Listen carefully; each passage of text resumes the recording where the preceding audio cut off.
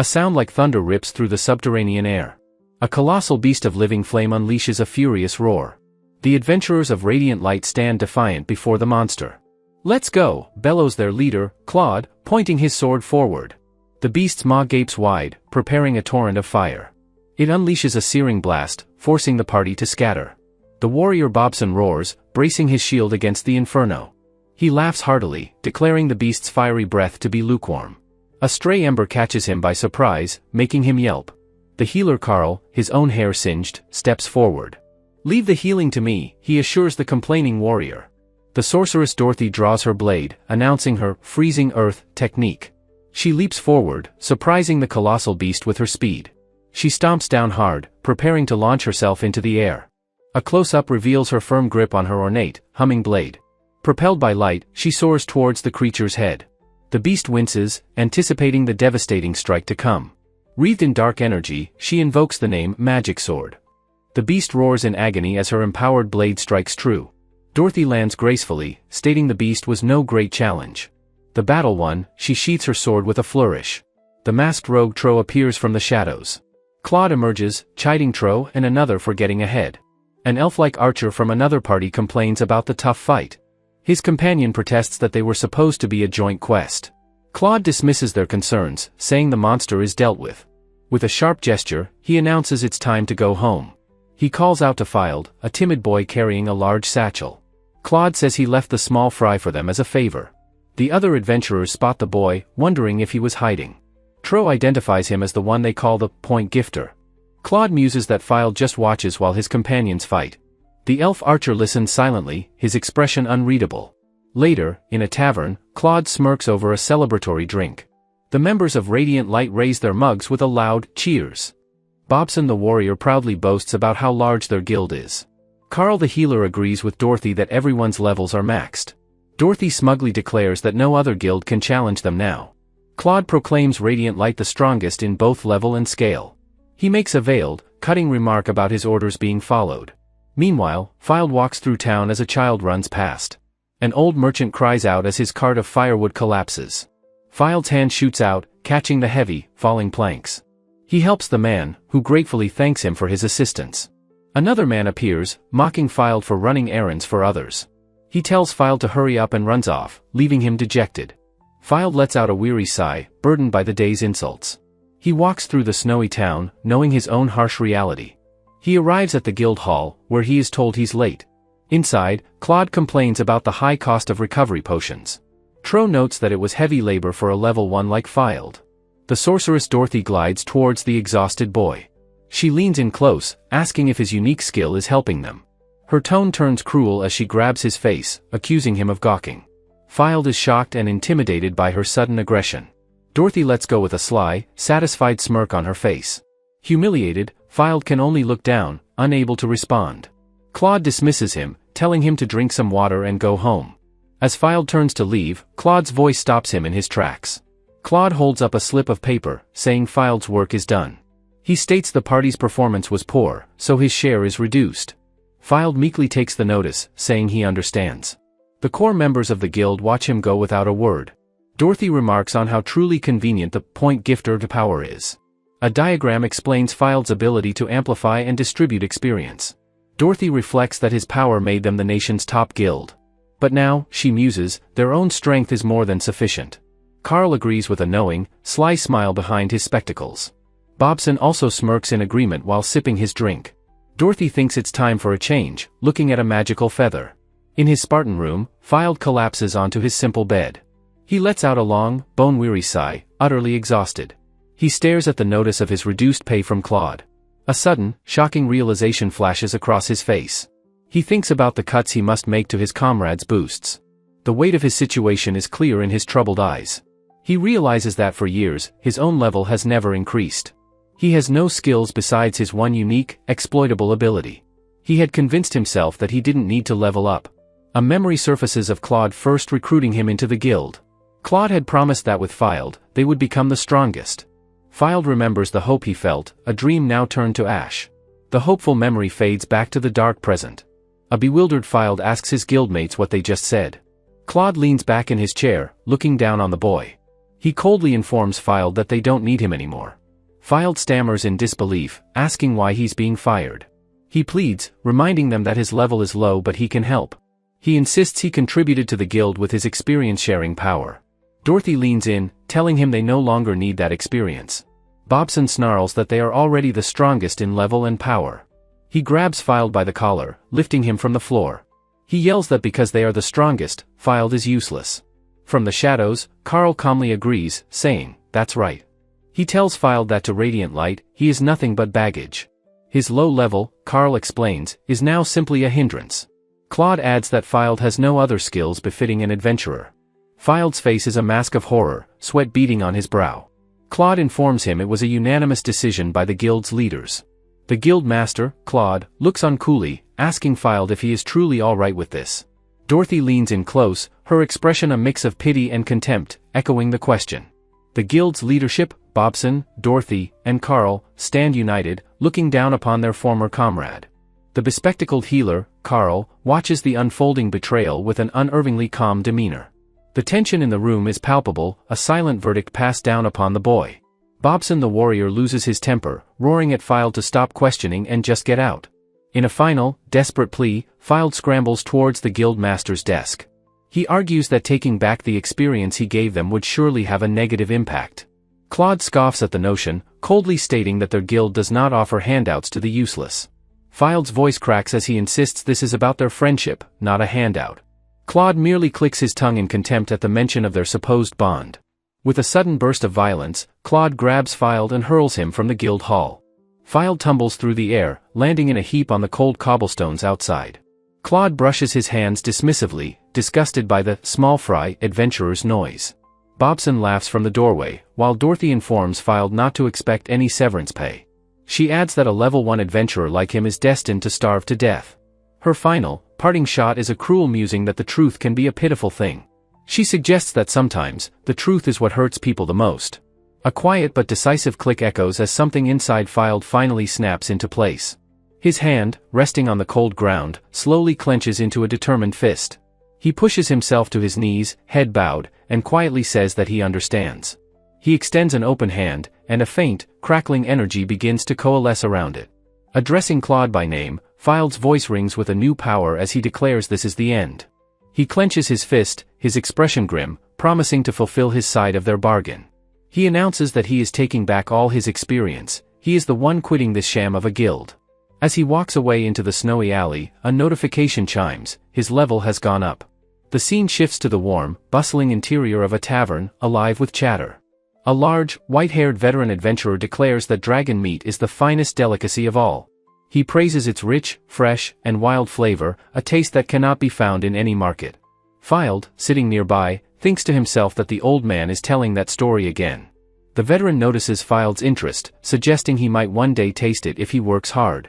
He offers a word of encouragement to the young man, telling him to do his best.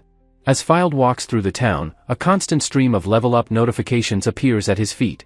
The relentless chiming overwhelms him, and he wonders aloud when it will ever stop. He realizes that all the experience he funneled into Radiant Light is flooding back into him. Wondering about the total, he summons his status plate to see the final numbers. He stares at the glowing, crystalline plate, his eyes widening in utter disbelief. He drops the plate in shock, exclaiming at the ridiculously high stats displayed on it. He understands now that this immense power is the sum of everything he was forced to give away. This incredible strength surpasses even that of the most elite knights in the kingdom. A new thought begins to crystallize in his mind: with this much power, he can do anything. He realizes with a jolt of excitement that he can now pursue all the dreams he had abandoned. He remembers his childhood fantasies of becoming a knight or a top-class adventurer. He had even dared to dream of one day being able to start his very own guild. With this newfound strength, he feels that he can finally do all the things he wanted to. A single, clear idea cuts through the overwhelming flood of power and possibility.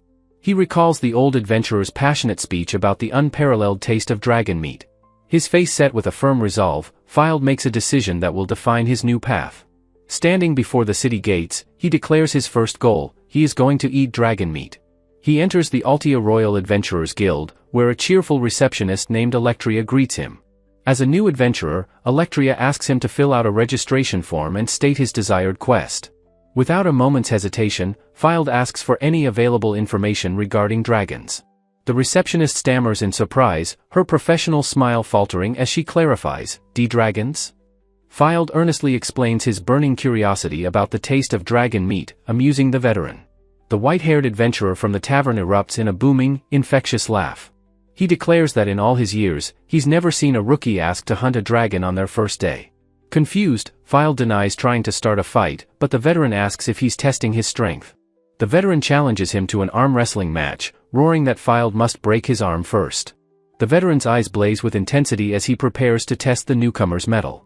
Filed places his much smaller hand into the veteran's massive, powerful grip, and the match begins. The entire guild hall cheers them on, while Electria nervously pleads for them to take it easy. The veteran grins, telling her not to interfere with this traditional test of a rookie's worth. He taunts Filed, warning him that a real fight against a dragon cannot be won by simply dodging. He roars that a dragon is thousands of times stronger, questioning if Filed can possibly defeat one.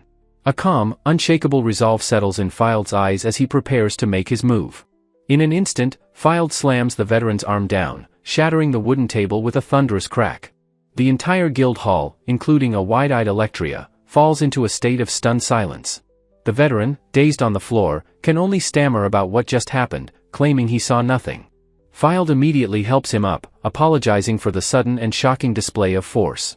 The veteran remains completely bewildered, unable to comprehend how he was so effortlessly defeated.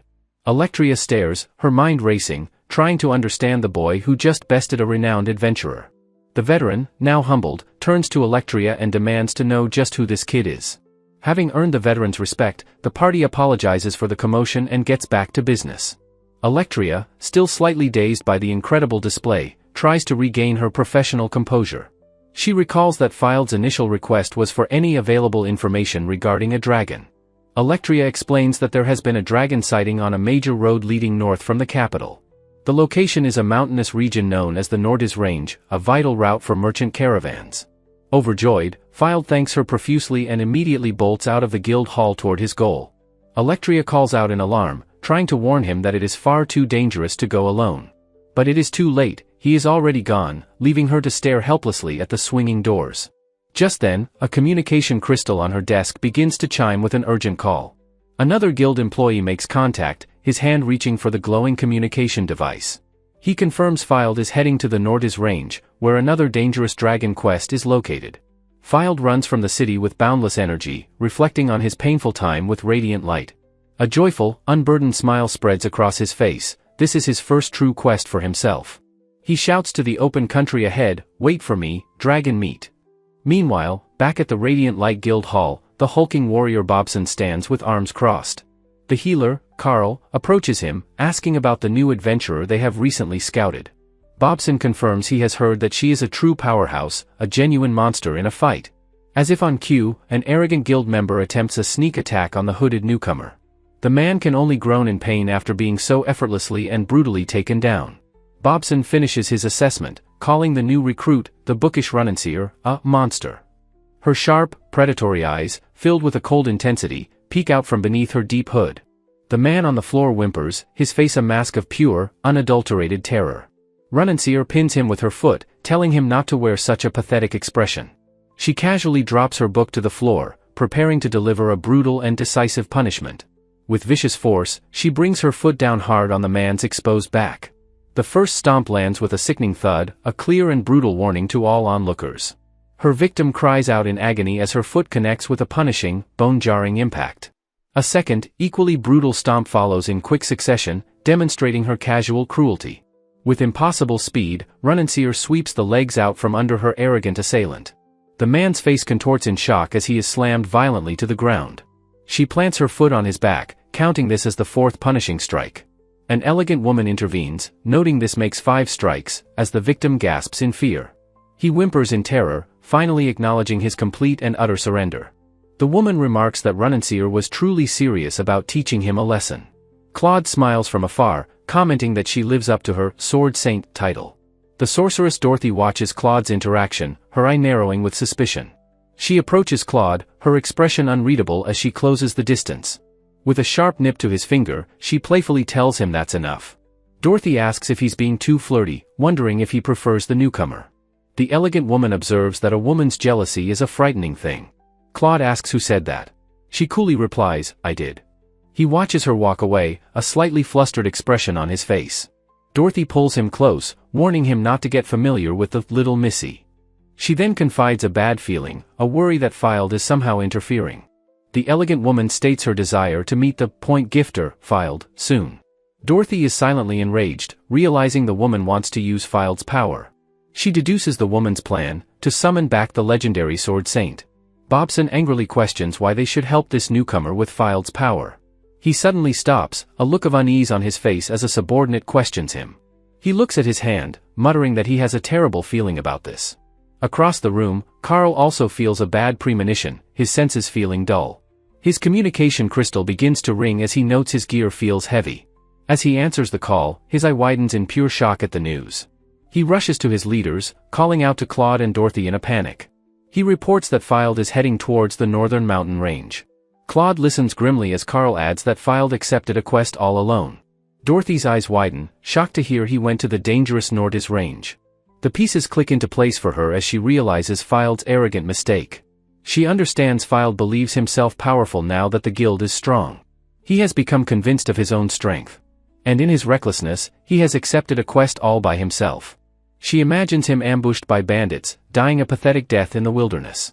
A wicked grin spreads across her face. This is the best possible scenario. Carl asks how they should kill him. Dorothy reminds him of their status. With a cruel smile, she declares they are Radiant Light, the top guild. Claude agrees, stating they can easily gather the forces to deal with the nuisance. His expression darkens, he will go himself to confirm the girl's death. Dorothy insists on going too, but Claude simply tells her to be careful. Carl assures Bobson that with their top members, Filed cannot possibly survive. Claude, the versatile magic swordsman, stands ready for the grim task ahead. Dorothy, the great sorceress, prepares her immense power for the kill.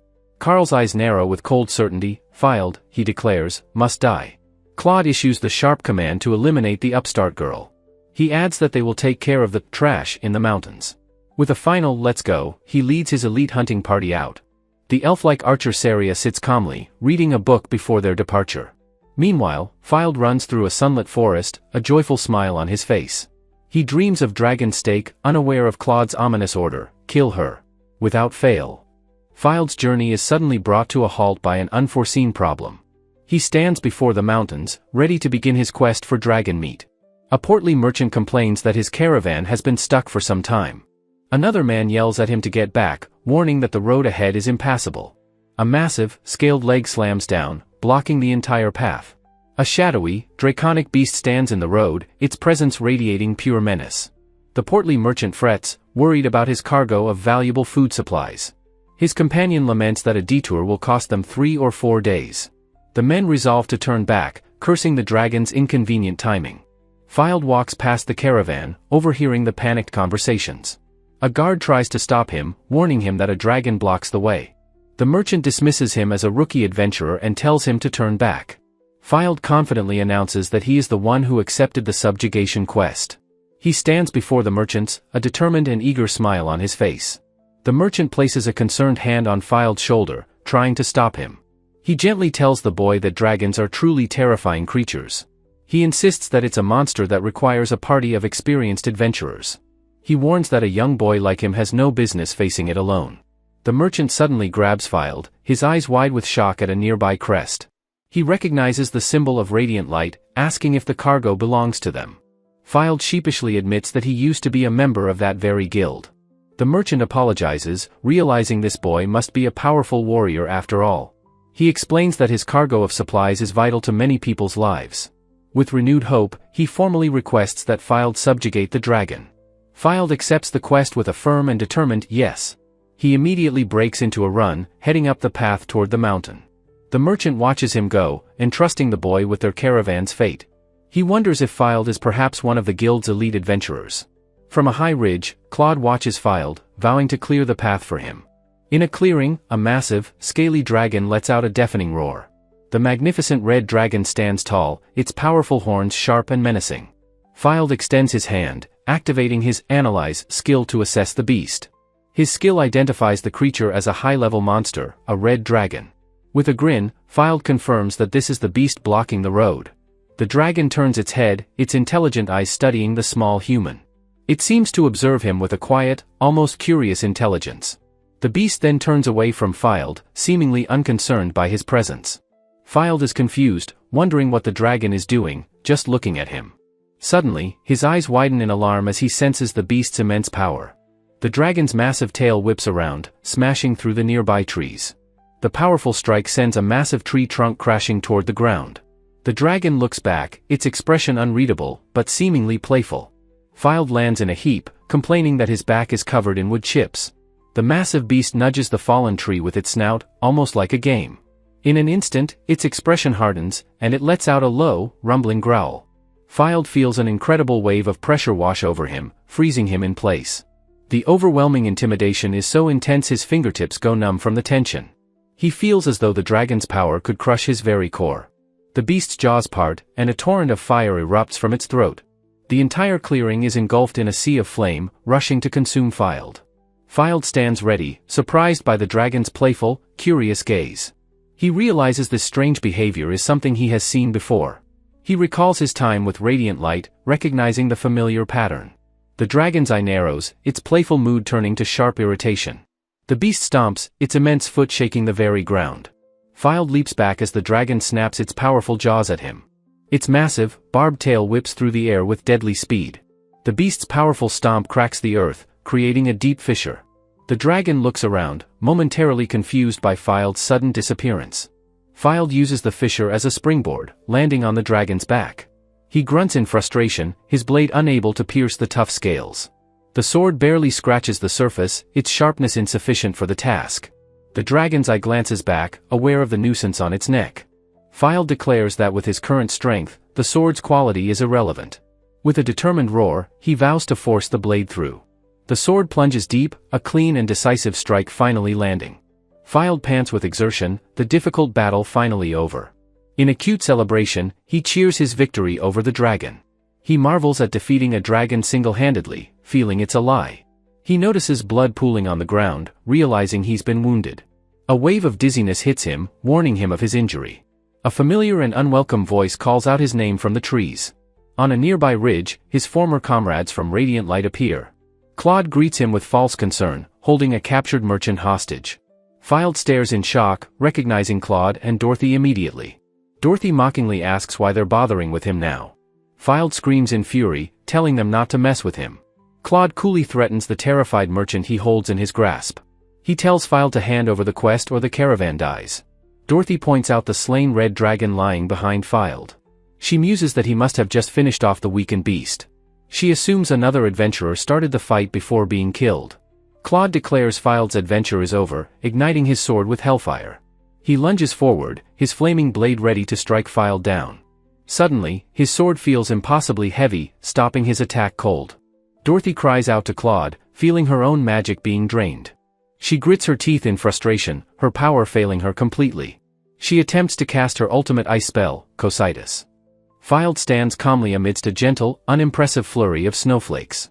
Dorothy stares in horror as her most powerful magic fizzles out. He taunts her, saying her magic is now as weak as a beginner's.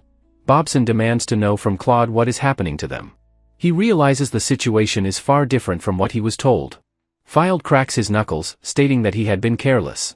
He looks at the incinerated merchant, accusing them of sacrificing their own. His eyes burn with cold fury as he asks what they want. Claude grits his teeth, enraged by this turn of events. He lets out a furious scream and charges recklessly at Filed. Filed stands his ground, his expression one of grim resolve. He meets the charge with a single, powerful punch to the gut. The blow sends both Claude and Dorothy flying backwards through the air. Filed tells Claude to stay out of his life from now on. Dorothy looks up from the ground in stunned disbelief and pain. He tells her that he is forgetting them, and her as well. She gasps his name, her face a mask of shock and terror. Suddenly, a thorny vine erupts from the ground, attacking Filed. Dorothy screams Claude's name, unleashing a desperate final spell. A massive cloud of steam erupts, obscuring the entire clearing. A small fragment of the action is visible through the steam. The steam billows, creating a thick, impenetrable magical fog. Filed shields his face, caught in the sudden magical smokescreen. He coughs, his vision completely obscured by the thick water vapor. When the steam clears, Radiant Light's members are gone. Filed wonders aloud if they manage to escape, coughing. A merchant asks if he is uninjured, and Filed reassures him. The merchant's subordinate thanks Filed for his courage. He explains that transporting the massive dragon corpse will be difficult. Filed listens, a new, generous idea forming in his mind. The man details the dragon's value: horns, claws, and precious meat. Filed offers them the materials if they help him butcher it. The subordinate readily agrees, suggesting a celebratory feast on the spot. He presents Filed with a massive, sizzling skewer of spiced dragon meat. Filed's eyes sparkle with joy at the sight of his reward. He takes a huge bite, the delicious aroma wafting from the meat. The firm, satisfying texture is the first thing he notices. Sweet juices and a stimulating spice fill his mouth with flavor. The merchant's subordinate asks him how the dragon meat tastes. Filed declares with a blissful grin that it is the absolute best. He raises a mug of ale, celebrating with his new companions. In a stark contrast, a defeated Claude seethes with hatred for Filed. The scene shifts to the grand, imposing royal palace. An ancient king sits on his throne, summoning the Radiant Light Guild. Claude and Dorothy kneel before him, their heads bowed low. The king informs them that he has something to ask them. He mentions the dragon subjugation and a complaint from the merchants. The elf archer, Saria, looks on, her expression serious and concerned. Claude smoothly denies any wrongdoing, claiming it was a great shame. He boasts that his guild is the strongest in the entire nation. He claims someone is trying to deceive them and slander their guild. He asserts this is not a guild matter, but treason against the crown. The king listens, his ancient hands clasped, considering the words. He agrees that it is a serious matter when people misuse their name. He then reveals he has heard of their guild's recent failures. He reminds Claude that a guild master's duty is to nurture talent. He warns him not to forget his responsibilities in his pride. He orders a swift resolution and tells them to await his judgment. He dismisses them, and they bow in acknowledgement. As they leave, Claude vows on their name to settle this. He curses Filed's name, promising to make him pay for the humiliation. Saria mutters that a level 1 adventurer shouldn't be so powerful. In the quiet of a cafe, Filed enjoys a moment of peaceful solitude. He takes a slow, satisfying sip from a warm cup of tea. Letting out a soft sigh, he closes his eyes, savoring the tranquility. He marvels at the heavy sack of gold, 100 coins from the dragon. Sitting alone, he wonders what to do with his newfound freedom and wealth. He glances at a display of sparkling accessories, amazed by the shop's opulence. He never imagined the merchant he helped would own such a grand establishment. The shop sells everything, from potions and trinkets to gleaming, well-crafted weapons. Suddenly, the merchant Gonzalez appears, offering him a cupcake to go with his tea. Gonzalez offers to sponsor him, but Filed is more interested in the pastry. A towering, armored man appears, casting a shadow over Filed as he eats. The man asks if an adventurer named Filed Altria is present. With his mouth full, Filed confirms that he is the one they seek. The man introduces himself as a royal guard, sent to escort him to the king. Filed panics, but Gonzalez quickly covers his mouth to stop him from refusing. The guard explains the king wishes to reward him for defeating the dragon. Gonzalez frantically insists that refusing the king would be an incredible insult. The guard looks down at the flustered pair with a stern, unimpressed gaze. His expression then breaks into a wide, dark grin, urging Filed to accept. With a supportive push from Gonzalez, Filed is ushered towards his destiny. He is led to the royal palace, a magnificent and imposing structure. The small adventurer and the large guard approach the palace's massive main gates. Inside the throne room, the guard announces he has brought Filed Altria. The ancient, skeletal king sits impassively upon his grand throne, waiting. The king's eye is a reptilian slit of gold, just like the dragon's. Filed shivers, intimidated by the powerful aura of the monarch before him. The king smiles, asking if Filed is the one who defeated the dragon. Filed respectfully kneels, formally greeting the king for the first time. The king calls him a hero, but Filed humbly admits he just wanted dinner. Deciding to skip the long talk, the king summons his butler, Sebastian, with the reward. The butler presents the reward from the nation, much to Filed's confusion. He is offered a cloth overflowing with gold, his eyes widening in shock. He stammers, asking if it's all for him, insisting he cannot accept it. The king then offers him a territory, asking if he wishes to become a lord. The king watches him closely, gauging the young man's character. Filed, still on his knees, begins to formulate a careful response. He explains that while the offer is an immense honor, he must decline. He confesses that he has no experience whatsoever in managing land. He would rather walk the world and gain experience as an adventurer. The king seems to understand, though he admits it's a shame to let him go. He chuckles, conceding that a territory was perhaps too much to offer. Instead, the king proposes a pact of mutual aid between them. The king then dismisses him, telling the guard to see him to the gate. The king laughs, thinking he should have forced the point gifter to stay. Walking away, Fylde feels a strange chill, thinking the offer was a pity. He reflects that the king possessed an aura far beyond any normal ruler. He pats the heavy bag of gold, a sum he's never held before. In the city plaza, he considers all the things he can now buy.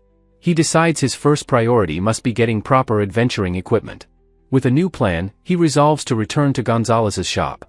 Unseen, a beautiful woman with flowing blonde hair watches him from a distance.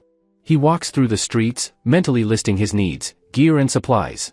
He suddenly stops, feeling a presence approaching rapidly from behind him. He turns quickly, hearing a faint voice calling out his name. He braces himself as a figure barrels towards him with incredible speed. His face flushes as he recognizes the approaching person. It is Runansir, her eyes wide and sparkling with pure excitement. She leaps towards him, her arms open wide in an enthusiastic greeting. She crashes into him, wrapping him in a sudden, powerful embrace. Fylde is completely shocked by the unexpected and intimate contact. She exclaims that it's really him, that she has wanted to meet him forever. She explains the guild would only say he was on a break, so she searched. She reveals she transferred to Radiant Light just to meet him, stunning Fylde. With tears of joy, she opens her arms, so happy to have finally found him. A blushing Fylde stammers, recognizing her as the famous Runansis-san. She says that while he might not know her, she knows him very well. She smiles charmingly, insisting he just call her Runansis. Leaning in close, she confesses her deep respect for his self-sacrifice. She calls his altruism something she could never hope to imitate. She declares that all of Radiant Light's success was truly his achievement. Fylde, completely flustered, tries to get a word in, calling her name. She continues her praise, her voice filled with admiration for Fylde-sama. He finally cuts in, telling her he already quit the guild, shocking her. He looks away, his expression darkening with the painful memory. He clarifies that he was fired for being useless, a harsh and cruel truth. In a separate scene, the sorceress Dorothy is shown with a dark expression. Another man is seen being thrown from a building. A close-up reveals a character's cold, determined eye. Fylde's own eyes are somber as he finishes his explanation. He scratches his head, adding that he's now a freelance adventurer. He explains he is enjoying the freedom of working solo for now. Runansis processes this, a new idea beginning to form in her mind. She confirms that this means he doesn't belong to any guild at all. She suddenly grabs his hand with a powerful grip, confirming his answer. Her face lights up as she declares that this is wonderful news. Her eyes narrow with resolve, a guild without him is meaningless to her. She kneels before him, asking him to form a party with her. She looks up at him, her gaze earnest and full of hope. Fylde can only stare back, completely baffled by the sudden proposal. At the Radiant Light Guild Hall, Claude learns that Runansis is quitting. Runansis states a guild without Fylde holds no interest for her. She announces she is returning her contract money and bids him farewell. Claude slams his fist down on his desk, his body shaking with rage. He screams, furious that a mere freeloader like Fylde is causing this mess. Carl bursts in, yelling that they have a serious problem. Dorothy watches with a sly smile, asking if it's about the other members. Bobson complains to Claude, saying he can no longer handle simple quests. Other guild members murmur in agreement, sharing their own struggles. A member angrily confronts Claude, reminding him of his promise of strength. Another shouts that they are failing quests and adventurers are now dying. Dorothy, her face etched with worry, considers that she may have to leave the guild. A group of injured adventurers complains about getting so hurt for such little reward. Dorothy, recalling the Sword Saint's departure, realizes the truth and confronts the guild master. She declares that ever since Fylde left, strange and terrible things have been happening. Bobson laments that they all mistakenly believed they were gaining true strength in the guild. Dorothy accuses Claude of always including Fylde on difficult quests despite calling him a hindrance. Her eyes widen in horror as she demands to know what Claude forced the boy to do. In another guild hall, a large adventurer and his party wonder about the land of the elves. Electria, the receptionist, smiles sweetly, confirming that such legends are indeed real. The large adventurer remembers his grandmother telling him a confusing story about a goblin. Two children nearby scoff at the idea, asking if adults really believe in such things. An old man laughs knowingly, saying of course he knows, mentioning yesterday's mushroom stew. Fylde's eyes are wide and unblinking, completely absorbed in his new personal quest. He stands in a grand library, frustrated that information on elves is so hard to find. A flashback shows a younger Filed, completely engrossed in reading a book. He reads of a mystical race, the elves, who rarely ever show themselves to people. Saria appears behind him, suggesting that clues can be found in old texts and fairy tales. Suddenly, Runansis pops up beside him, asking if he has an interest in elves. Filed is startled, putting a finger to his lips to shush her in the quiet library. He whispers that they are in a library and that she needs to be quiet. Runansis leans in, reminding him that she came back to form a party with him. Filed immediately rejects her, telling her not to say such impossible things. Saria watches from a distance, wondering if Runansis is neglecting her guild duties. Runansis casually informs her she has already quit, which leaves Filed utterly shocked. The librarian glares from afar as Filed and Runansis continue their hushed, intense conversation. Runansis explains she left her guild to find him, asking why he's reading that book. Blushing, Filed admits he's searching for the elven land, though he knows it's a dream. In a flashback, two people argue, one insisting that Filed must form a party. Runansis leans in close, a sly smile on her face as she whispers her secret. Her words, that she knows the way, cause Filed to let out a massive, echoing shout. The librarian promptly throws the disruptive pair out of the grand library doors. Outside, Filed notes they were kicked out, while Runansis says it can't be helped. From behind the closing door, the librarian complains about Filed's sudden outburst. Filed grabs Runansis by her shoulders, desperately asking if the elven land is real. His eyes are wide with a mixture of disbelief and incredible hope. Runansis, blushing under his intense gaze, confirms that it is. Filed clenches his jaw, his mind racing as he weighs the monumental proposition. Runansis teases him, saying if he forms a party, she might guide him there. He agonizes over the decision, clutching his head in a comical display of turmoil. Runansis waits patiently for his answer, her expression calm and confident. Filed, blushing but determined, agrees to party with her until they reach the elven land.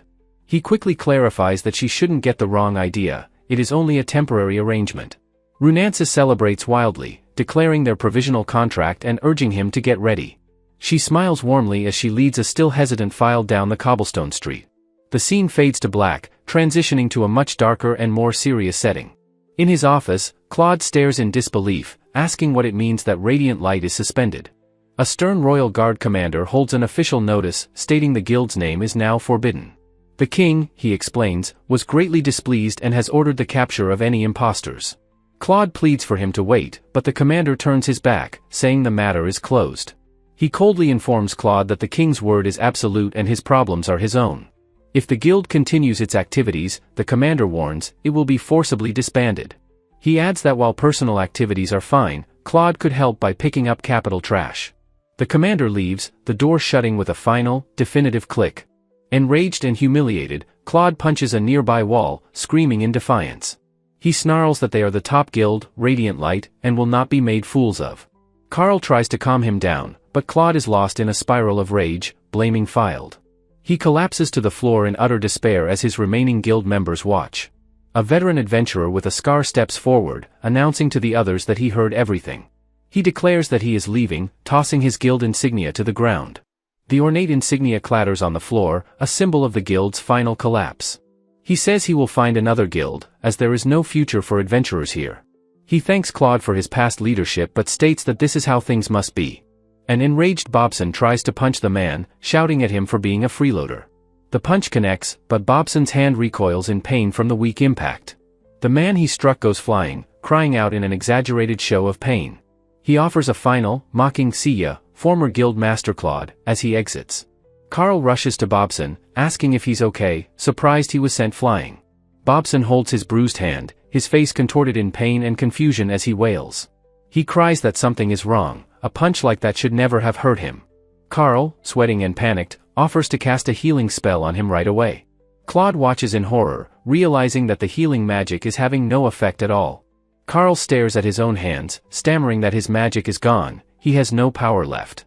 The name, Radiant Light, is shown being violently scribbled out, their glory utterly destroyed. The scene shifts to a dense forest, focusing on Filed's determined eye.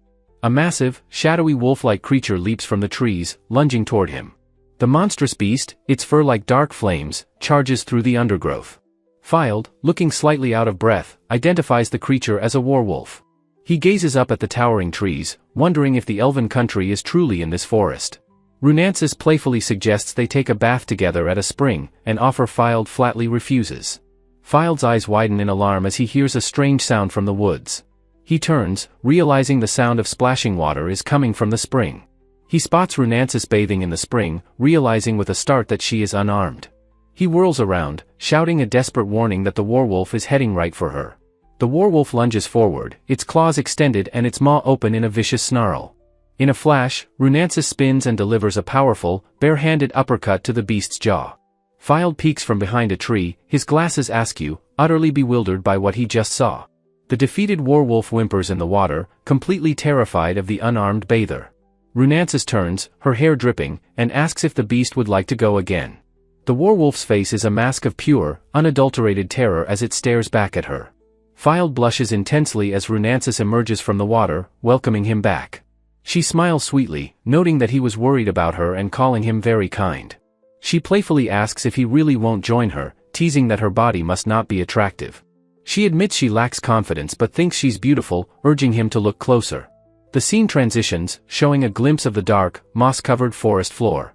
Another transition panel focuses on the imposing, ancient trees of the deep woods. Runansis steps onto the ground, announcing that they will soon reach the misty labyrinth. She explains to Fylde that ordinary humans can't even find the entrance to this place. Fylde looks nervous as she adds that even if one could enter, they could never leave. She reveals that beyond the perilous labyrinth lies the hidden country of the elves. Fylde quietly says her name, watching as she leads them deeper into the forest. As they travel, Fylde asks Runansis why she knows so much about the elven lands. He continues, noting her exceptional kindness to him ever since they first met. He finds it strange, doubting she is the type to fall for him at first sight.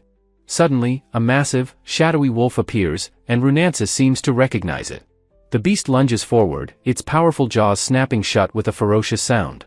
The creature is identified as a big werewolf as it crashes through the woods. Another, smaller werewolf is part of the pack, its name trailing off in the chaos. A wolf leaps at Runansis, who stands her ground, ready to counter its attack. Fylde rushes forward, determined to fight alongside her and offer his help. Runansis quickly steps in front of him, telling him to stay back, dismissing the threat.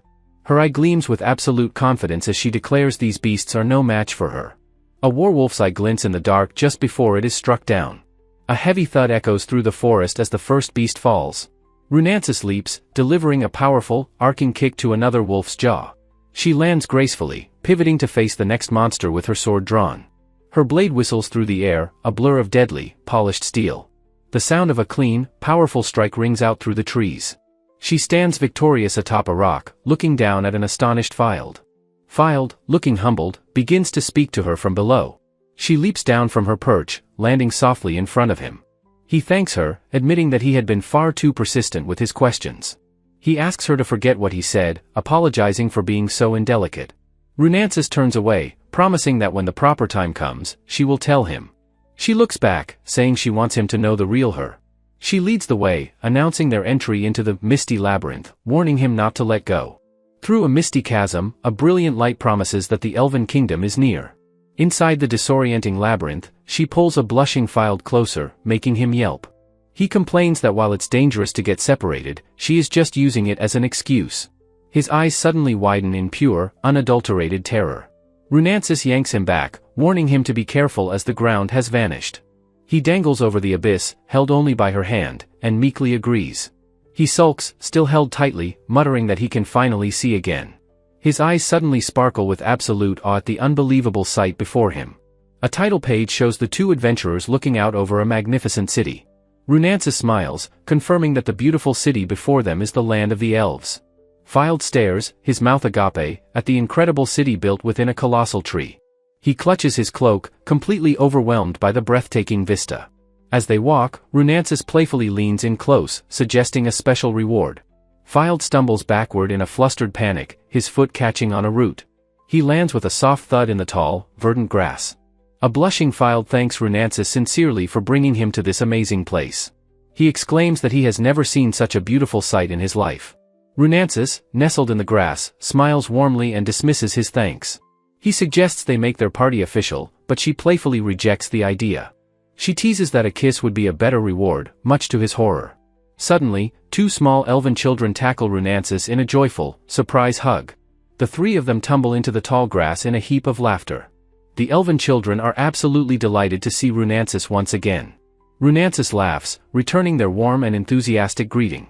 She holds them close, asking if they have been doing well since she left. A cute doodle shows the children happily confirming that they are indeed well. A child asks if Filed is her lover, and he frantically denies any such relationship. The children giggle knowingly, sensing he is more than just an acquaintance. Runansis tells Filed that he may have already noticed something about her. He gently reaches out and pulls back her hair, revealing a pointed ear. The delicate motion confirms the suspicion that has been growing in his mind. With a serene smile, Runansis confirms that she, too, is an elf. Filed looks around at the city, a wave of understanding washing over him. He sees the beautiful architecture and the graceful inhabitants with new eyes. They walk through the city, one of the children now perched happily on his shoulders. Filed marvels at the sights, his gaze taking in every detail. He realizes that everyone here, truly everyone, has the same elegant, pointed ears. A handsome elf with curly hair sparkles with an otherworldly beauty. Two elegant elven women also possess the same stunning, ethereal features. Filed suddenly feels self-conscious, noting how incredibly well-proportioned everyone's faces are. The child on his shoulders realizes he's feeling insecure about his own face. She leans down close to his ear and asks him what is wrong. The other child tugs on his cloak, looking up with innocent concern. Filed finally understands, it's no wonder Runansis herself is so beautiful. As they continue their walk through the city, he suddenly remembers something important. He tells Runansis that he thinks her level may have risen slightly. She is amazed he can tell, and he explains it's because they're in a party. She thanks him profusely, but he insists she is already a powerful sword saint. He tells her that she is more than strong enough as she is. She looks ahead with fierce determination, stating that she is not there yet. Filed's expression becomes serious as he notices the mood in the city has shifted. He sees elves in the street whispering worriedly, some coughing violently. Their faces are etched with concern, their quiet conversations hushed and sad. In a window, a sick elf lies in bed, a sign of the kingdom's plight. A young elf explains that something is wrong, that the atmosphere has become strange. She says the forest guardian is acting erratically, causing the adults to panic. She reveals that just before this, the princess, Illumina, fell gravely ill. Runansis quietly explains to Filed that Illumina is her younger sister. She clutches her cloak, her voice trembling as she calls Illumina her greatest pride. Filed looks toward the city, asking where her sister is now. A regal elf appears, asking if Filed intends to come, questioning his concern. Filed explains that he feels indebted to Runansis for bringing him here. Runansis is shocked, worried he'll be left alone in such a difficult situation. The elf, Onassis, asks if Filed is truly not her lover, and he again denies it. Onassis sighs with disappointment, finding the entire situation regrettable. He steps uncomfortably close to Filed, his gaze intense and scrutinizing. His sharp, ancient elven eye seems to pierce right through the young human. He lets out a soft sigh, murmuring that this is truly a shame. An attendant in a veil rushes out from a grand doorway in the palace. The attendant is shocked, asking, "Princess, you have returned?" She questions the human's presence, but Onassis dismisses Filed as his lover's acquaintance. Runansis apologizes to Filed, warning him that he might see an unseemly side of her family. They enter a vast hall, where Onassis greets the king, who lies on a bier. A guard's voice echoes, formally announcing the arrival of Runansis Arclight. The announcement shocks two nearby scribes, who whisper in disbelief that she has returned. Filed looks on with wide-eyed apprehension at the scene unfolding before him. The Elven King holds a strange, glowing vial, its contents swirling with energy. A hand rests upon an ornate book, its cover decorated with silver filigree. The regal elf is announced as Onassis, and Filed recognizes him with trepidation.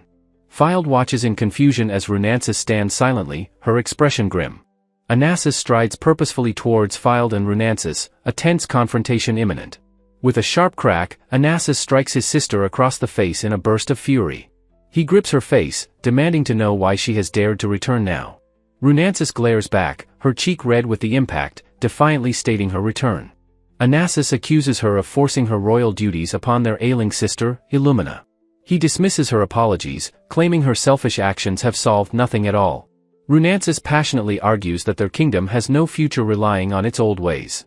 Onassis scoffs, remarking that she must surely already know this to be true. He challenges her, asking if she has actually found a solution with all her talk. Runansis hesitates, unable to answer as her brother waits for her response. Onassis dismisses her, asking what she could possibly accomplish all by herself. He accuses her of endangering their people by bringing an outsider into their lands. He demands to know who the human is, sarcastically wondering if he's a prince. Runansis steps protectively before Fylde, declaring that he is her dear friend. She sternly tells Onassis to stop speaking about him in such a manner. The Elven king intervenes, commanding his son to be silent with a quiet gesture. The king explains that their people are suffering from a severe lack of magic. He asks Fylde what he thought of their land. Fylde admits it seemed beautiful. The king reveals the intimate connection between their magic and the great forest. He illustrates how elves gain life force from the forest and return magic to it. However, the dwindling number of elves has disrupted this vital, ancient cycle. A dark, static-filled panel shows the consequence: the forest's magic began to wither. As the forest's power faded, so did the life force returned by the elves. The king explains that now, only a few powerful individuals maintain the forest. He reveals this burden fell to Illumina after the first princess, Runansis, left. Runansis stands silently as the king asks her to answer his question once more. He looks down from his throne, demanding to know why she abandoned her country. The king's advisors watch in silence as the family's painful history is revealed. The king addresses Fylde directly, his ancient voice calling him human. He thanks Fylde for bringing his daughter back to their kingdom. He states that he can forgive his daughter for her long, unexplained absence. But he cannot forgive the duties she shirked being forced upon Illumina. Onassis reveals Runansis's secret plan to a shocked and bewildered Fylde. Fylde turns to Runansis, sincerely thanking her for bringing him this far. Runansis finally confesses that she had intended to use Fylde's power. She knew he was hurt by his guild and was searching for the elven lands. Her face obscured by shadow, she admits she saw his misfortune as her lucky chance. Tears welling in her eyes, she looks down in shame, calling herself the worst. She clenches her fist, believing that all she did was cause trouble for everyone. She laments that she wanted to show Fylde the wonderful parts of her country. Her hand drops in defeat, feeling she failed to show him her home properly. Fylde suddenly grabs her hand, his expression one of fierce, unwavering determination. Runansis looks up at him, her eyes wide with surprise and a faint blush. She stares, completely taken aback by his sudden and decisive action. The king and queen watch from their thrones, equally surprised by the human's boldness. Fylde tells her with gritted teeth that she does not have to be a sacrifice. He turns to the royals, pulling her with him, declaring he has a solution. Runansis gazes at him, hope dawning in her eyes as she sees his profile. The king and his son exchange a shocked and bewildered glance at his words. Fylde clenches his fist, his voice ringing with power as he vows to save the country. A diagram explains Fylde's ability to amplify and distribute experience points at will. Fylde states the country's core problem is a lack of magic to sustain the forest. He proposes using his power to forcibly lower the levels of all the elves. The king understands this would restore the forest's life force but finds it unbelievable. He marvels that Fylde can control not just amplification but also individual distribution. Fylde bows his head, acknowledging that it is difficult for them to trust him. But the king realizes this radical idea could be the very thing that saves their nation. Fylde stands resolute, asking them to let him use his ability for their country. A long, silent hallway in the castle stretches into darkness, hinting at the future. In a grand bedchamber, Runansis sits at the edge of a large, curtained bed. Her sister, Illumina, lies within, breathing heavily, her face twisted in pain. Runansis looks at her ailing sister, whispering her name with profound sorrow. She stands by the bedside, keeping a silent, worried vigil over the sleeping Illumina. Fylde peeks into the room from the doorway, asking for Runansis-sama. Later, Fylde and Runansis stand on a balcony overlooking the magnificent elven city. Fylde asks if it is truly okay for him to remain within the castle walls. He points out a tall, beautiful elf woman, whom Runansis identifies as her mother. Fylde remarks that he cannot tell the age of elves, flustered by the encounter. Runansis calls his name, getting his attention for a serious conversation. She apologizes sincerely for all the trouble she has caused him. She explains she left home to find a solution beyond the elves' own knowledge. A montage shows her searching through dusty towns and forgotten libraries for answers. She consulted with wizened sages, her quest tireless and all-consuming. She pored over ancient texts, searching endlessly for a glimmer of hope. She confesses that she had grown weary and desperate from her long search. To her, Fylde's incredibly attractive and useful ability seemed like a godsend. Leaning on the balcony, she sighs, admitting she did a truly foolish thing. Fylde listens quietly, his expression thoughtful and completely understanding. He turns to her, asking why she would go to such incredible lengths for her country. He states he has no special reason, just that she was the one who brought him here. He blushes, admitting he couldn't bear for such a beautiful country to simply vanish. Runansis tells him that she knows how important family and home truly are. She smiles warmly, saying helping a party member in need is an adventurer's way. Fylde is flustered by her profound words, telling her she's being used. She playfully grabs his arm, her body glowing with a faint, warm light. Onassis appears suddenly, calling out to the human with a commanding tone. He tells Fylde he has something to discuss and orders him to come along. Fylde is led down a long, ornate corridor deep within the castle's sanctum. Onassis asks why Fylde was brought into the castle's deepest chambers. He notes that Fylde's simple sword appears to have reached its absolute limit. Fylde thinks that fighting dragons and werewolves would be too much for it. Onassis commands a massive, ornate clock in the chamber to come to a halt. He gestures with his hand, using magic to stop the clock's giant gears. The clock's mechanism grinds to a stop with a final, shuddering groan. A hidden door opens as Onassis gestures for Fylde to enter the treasure vault. The great clock's gears tick with a heavy, rhythmic thud. Its massive inner gears grind and clank with immense power. Fylde and Onassis stand before a colossal, clock-faced door.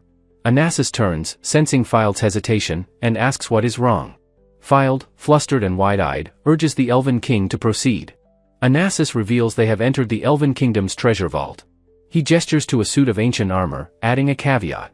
He laments that no elf remains who can wield these treasures.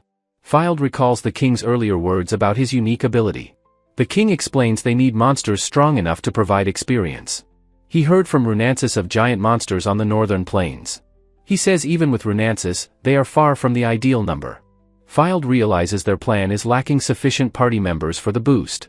And the other thing they lack, Onassis declares, is a weapon. He reveals a secret treasure passed down through elven generations. He offers Fylde the legendary holy sword, Excalibur, telling him to take it. With sudden force, the king pushes the legendary blade into his hands. The king's hand covers Fylde's, securing his grip on the hilt. He entrusts 100 of his soldiers to Fylde's command.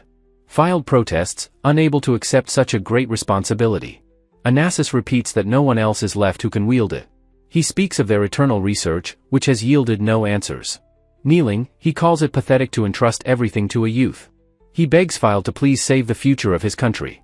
He remembers his daughter Illumina's faint plea for him to save her. A memory of her small, frail hand reaching out to him. He confesses his own weakness, calling himself a powerless king. Fylde's gloved hand tightens around the hilt of the sacred sword. With grim resolve, Fylde formally accepts the king's heavy charge. He dons the new set of elven armor gifted to him. He fastens a final clasp, preparing himself for the battle ahead. His armored boots step forward with a new, solid weight. Emerging from the vault, he finds Runansis waiting for him. A full company of elven knights stands assembled before him. Their masked commander, Agate, steps forward to address the group. Fylde looks upon the assembled elven warriors, feeling the pressure. Agate introduces himself as the captain, already briefed on the situation. Fylde admits he is an outsider and won't ask for their trust. The king's hearty laugh suddenly cuts through Fylde's earnest speech. Agate states they will obey, as they have no other future. The king muses that to elves, other races seem like children. Agate declares that what matters now are results, not race or age. The commander looks to Fylde, asking if he agrees with him. Runansis stands by his side, affirming Fylde is their leader. Fylde announces he has words to share before the operation begins. He acknowledges that an outsider leading them could be a blunder. But he has seen their beautiful country and met its people. He declares with passion that he truly wants to protect their land. He tells the knights that he is counting on their valor. The king commands them to march, for the future of their nation. They march out, their destination set for the northern plains. Runansis confidently leads the company through the rugged terrain. For days they travel, resting only when absolutely necessary. Fylde studies a map, planning their route with his companions. As they march through the forest, a voice calls out to Fylde. He turns his head, acknowledging the call from his elven companion. A panting Agate suggests a rest, as the soldiers are exhausted. Agate marvels at Fylde, who calmly drinks from his water skin. He notes Fylde hasn't been out of breath despite days of marching. The other elves agree his stamina far surpasses their own. Runansis asks Fylde if they have much farther to the plains. She suggests he try analyzing the area for any large monsters. Fylde looks around, confused by what his senses are telling him. He says it's strange, as he can definitely sense a monster. But his analysis points directly to the ground beneath their feet. Drawing his sword, Fylde decides he will try to strike it. He asks Runansis if she could perhaps create a small landslide. Agate is horrified at using a national treasure for such a task. He protests that his own arm would only damage the precious sword. Filed, with stars in his eyes, eagerly pleads with Runansis. Runansis agrees, taking a firm stance with the legendary blade. She strikes the earth, but reports that nothing seems to be happening. Suddenly, the entire forest floor begins to tremble and shake. The elves cry out in panic as the ground beneath them lurches. Runansis shouts Filed's name, realizing the horrifying truth. Filed orders everyone to spread out and retreat to lower ground. He realizes with dawning horror that this is no ordinary ground. He screams that this entire mountain path is the monster itself. A colossal beast of earth and stone begins to rise up. It reveals a monstrous head, a terrifying fusion of rock and trees. Filed stares in awe and terror at its colossal, craggy form. Runansis confirms that it looks like a dragon, but isn't. She identifies the impossible creature as a species of dinosaur. Agate is stunned, having only heard of such beasts in legends. The elven soldiers are thrown into a state of utter panic. Filed knows this is not a monster they can defeat with numbers. He understands that charging headfirst toward it would be reckless. Filed takes command, ordering his troops to disperse and distract it. Runansis acknowledges his command, her gaze fixed on the enemy. The beast remains still, seemingly unaware of their presence. Runansis unleashes a powerful charge, a blur of motion and steel. Her blade cuts a deep gash across the creature's rocky hide. The powerful impact sends a shower of stone shards flying. The massive creature's stony spines twitch with a slight shudder. The beast falls still, and the elves believe it has stopped. But the crystalline spines along its back begin to glow ominously. Filed suddenly cries out, clutching his head in excruciating pain. He screams that its senses are too dull for it to feel pain instantly. The colossal creature finally turns its head toward the heroes. Filed stares in horror, realizing the beast is now fully aware of them. A colossal red dragon appears in the sky, its intelligent eye surveying the chaos below. An elven soldier cries out in fear, wondering about the source of the dreadful sound. Commander Agate orders his troops to assemble, but Filed confidently steps forward to intervene. A massive, deafening explosion rocks the forest, shaking the very trees around them. Filed declares that he will take care of the approaching, small fry himself. He charges forward alone, a blur of motion heading into the dangerous clearing. His determined eye reflects the image of a colossal, living mountain of earth and rock. Filed clutches his sword, remembering it is Excalibur, the great treasure of the elves. He recalls the king's words, that only he could unleash its true, immense power. Agate's voice echoes in his memory, telling him to focus his will into the blade. The company of elven knights bravely charges forward to engage the red dragon. A brilliant explosion of holy light erupts, striking the side of the earth dinosaur. The monster's rocky hide is scorched black, ichor dripping from the terrible wound. Filed stands ready as the massive creature staggers back from the powerful blast. The elven soldiers watch from a safe distance, stunned by the incredible power. The commander, Agate, stares in utter disbelief, murmuring that it is impossible. Runansis watches the wounded beast, her face a mask of shocked horror and awe. Filed shouts that he will draw the creature's attention to protect his allies. He leaps away, entrusting the command and safety of the soldiers to Runansis. He unleashes another blinding blast of radiant energy from the tip of Excalibur. He knows this is Excalibur's light, but fears the aftershock will harm his friends. He resolves that he must act now, knowing he cannot afford to delay. Another powerful slash of pure light carves through the air toward the beast.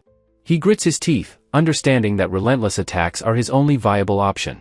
The beast's massive eye glares as the holy attack streaks toward its head. The energy impacts its scales with a deafening, explosive sound of destruction.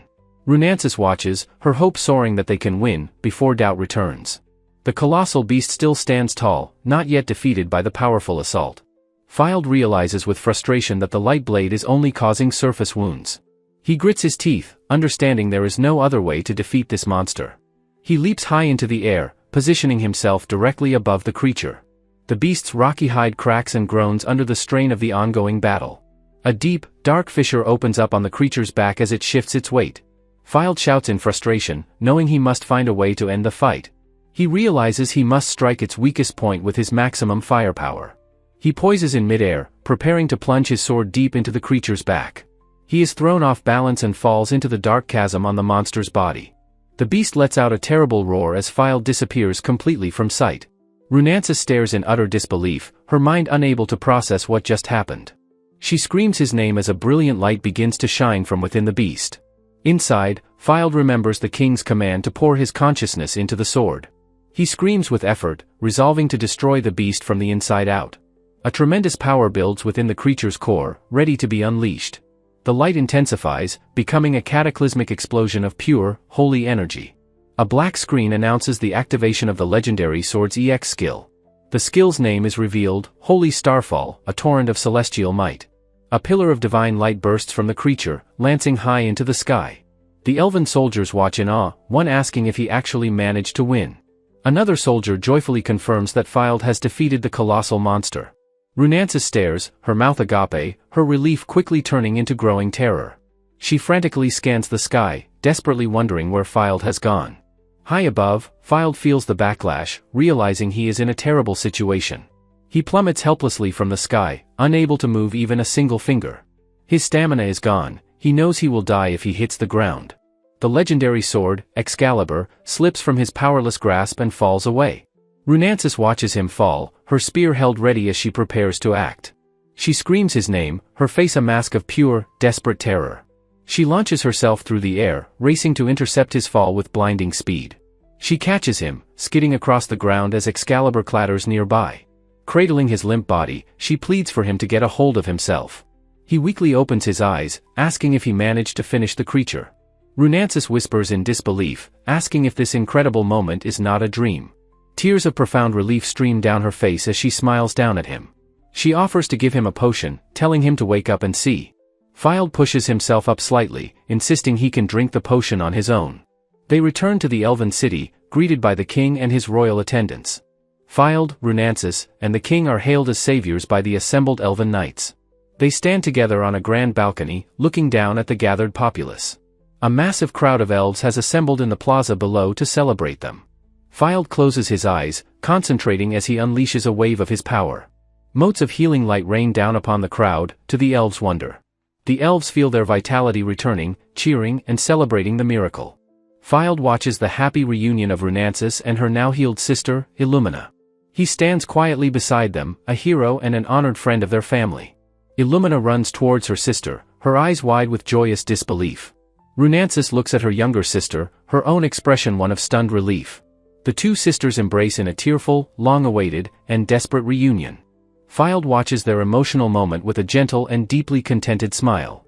Runansis holds her crying sister close, her own eyes filling with tears. Illumina cries freely, the pain and fear of her ordeal finally being released. Runansis is overcome with emotion, tears of joy streaming down her own face. A single, happy tear escapes her eye as she holds her sister tight.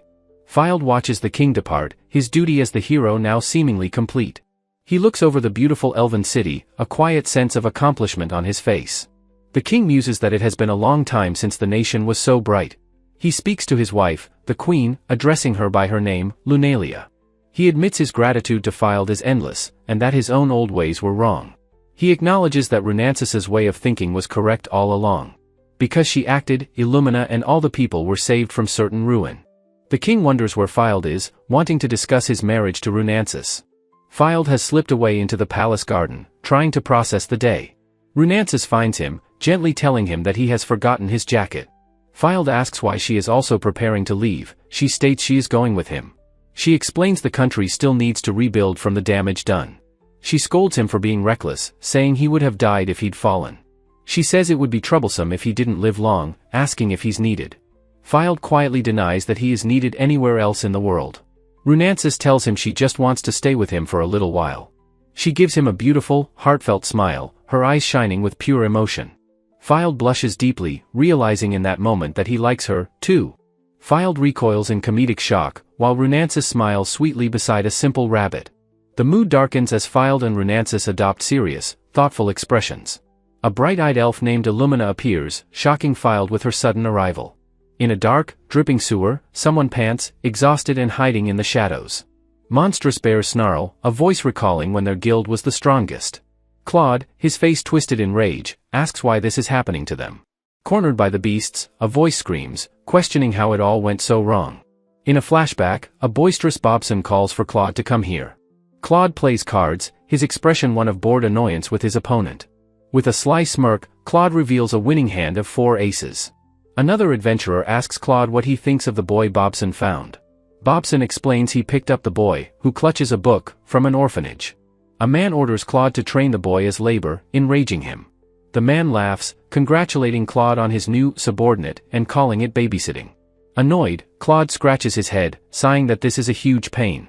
Lying on the floor, the boy looks up as Claude asks for his name. He quietly introduces himself as Filed, still looking up from the ground. In the sewer, a voice cries that Claude is awake, urging him to run. Dorothy clutches her bleeding arm, screaming they must run or they'll be caught. Feverish and terrified, Dorothy screams, asking if he doesn't remember what happened. She remembers being attacked by giant rats during a sewer subjugation quest. She laments taking the quest, realizing they might have died without soldiers' help. Claude yells at her to stop fighting and taking on quests by herself. The dejected group walks away, having failed to complete their quest. An adventurer swings open a door, calling out a greeting to the executives. In a tavern, a man complains they're only getting paid, not earning. The man raises his mug in a toast as Bobson and the others walk away. Dorothy watches with disdain, muttering that the other members are just parasites. She thinks of them, planning to leech off Radiant Light's funds until they're gone. Carl gently tells a wounded Claude to sit, preparing to cast a healing spell. His hands glow with a weak magic, but the spell fizzles out, doing nothing. Dorothy admits her spells don't work, now that their borrowed power is gone. They are simply reverting back to their true, original level of strength.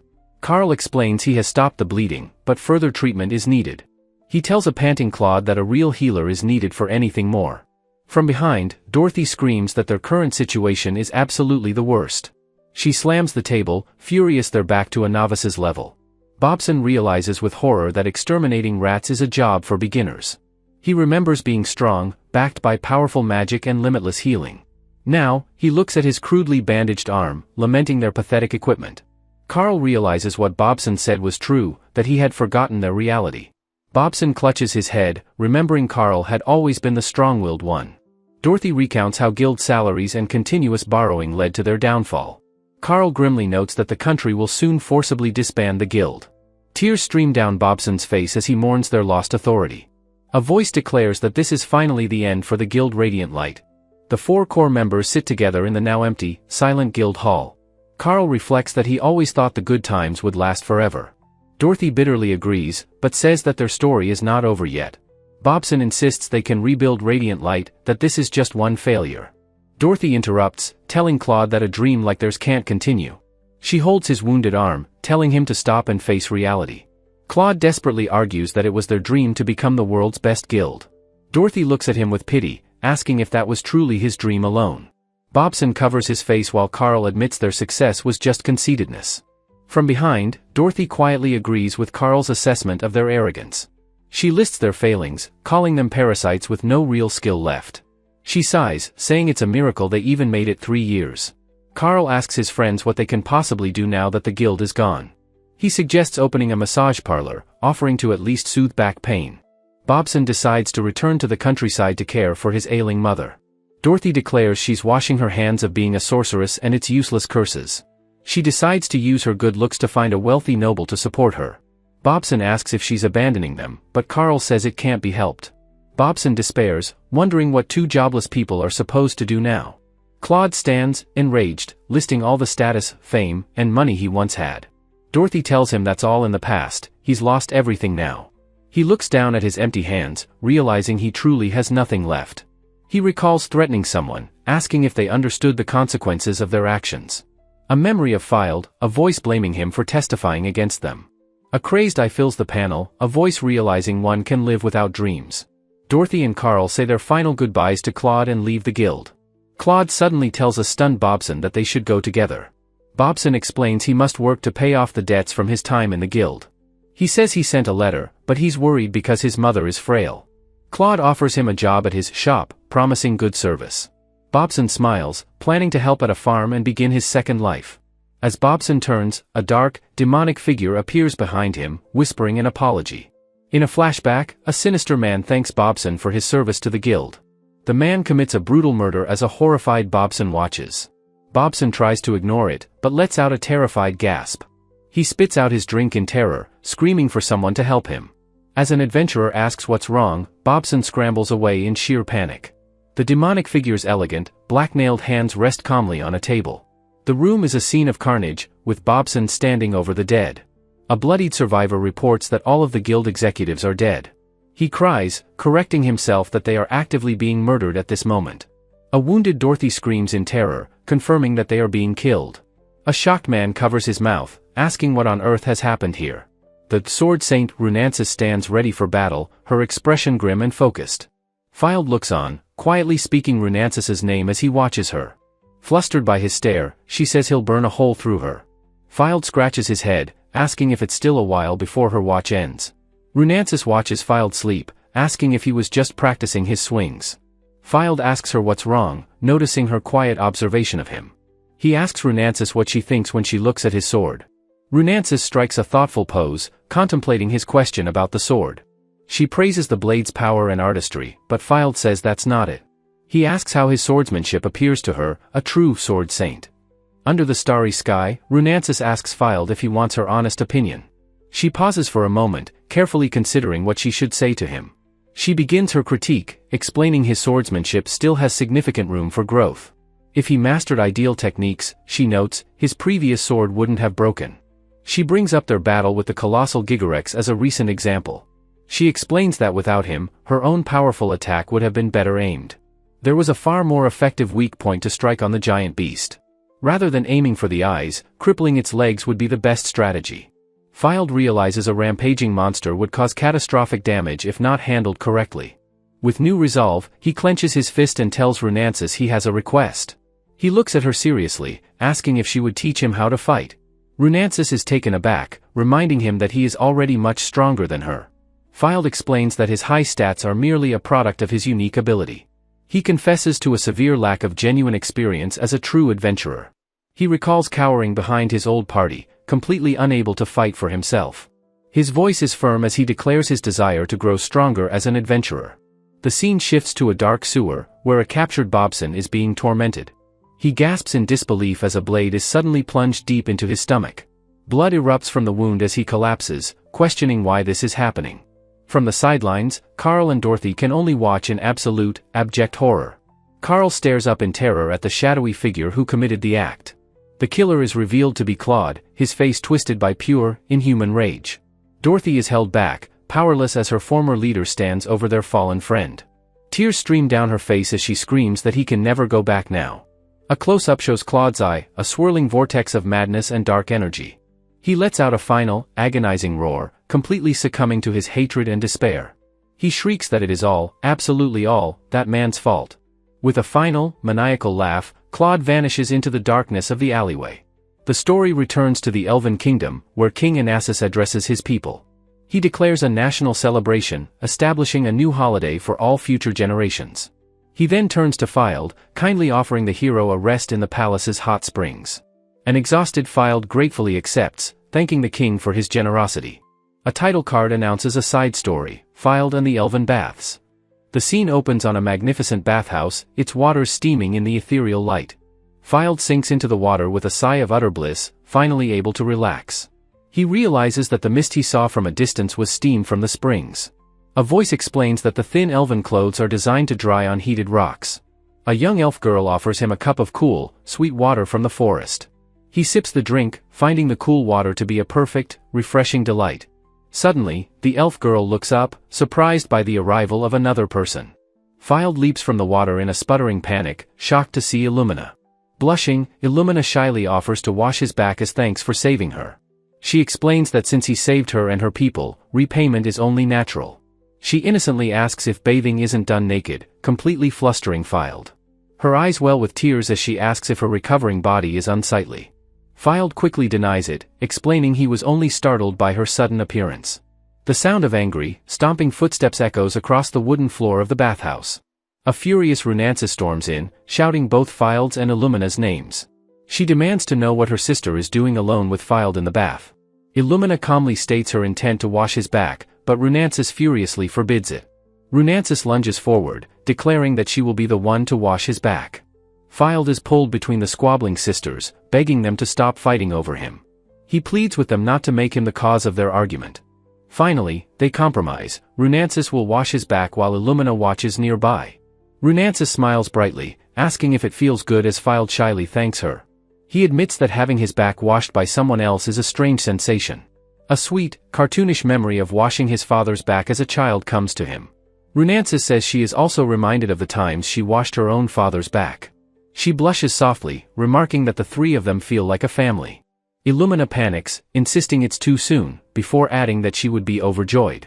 Fylde is completely overwhelmed by the conversation, blushing and sweating profusely. He seems to short-circuit from the awkwardness as the two sisters look on. Runances and Illumina exchange a knowing and slightly mischievous glance with one another. They then share a warm and happy smile, content with the peaceful moment. The three sit together on the edge of the bath, relaxed after a good soak. Later, at the feast, an attendant offers Fylde fine robes, calling him their savior. Fylde, still in simple pajamas, awkwardly asks if he must wear the fancy clothes. The attendant claps cheerfully, calling for everyone to come and help him dress. A group of eager elves quickly surrounds the hero, ready to assist him. Now dressed in elegant attire, Fylde nervously adjusts the elaborate tie at his neck. He stands uncomfortably among flowers, wondering what all the fuss is about. He looks out at the grand hall, filled with elves celebrating the grand festival. Nibbling a pastry, he complains to himself about the awkward clothes and stares.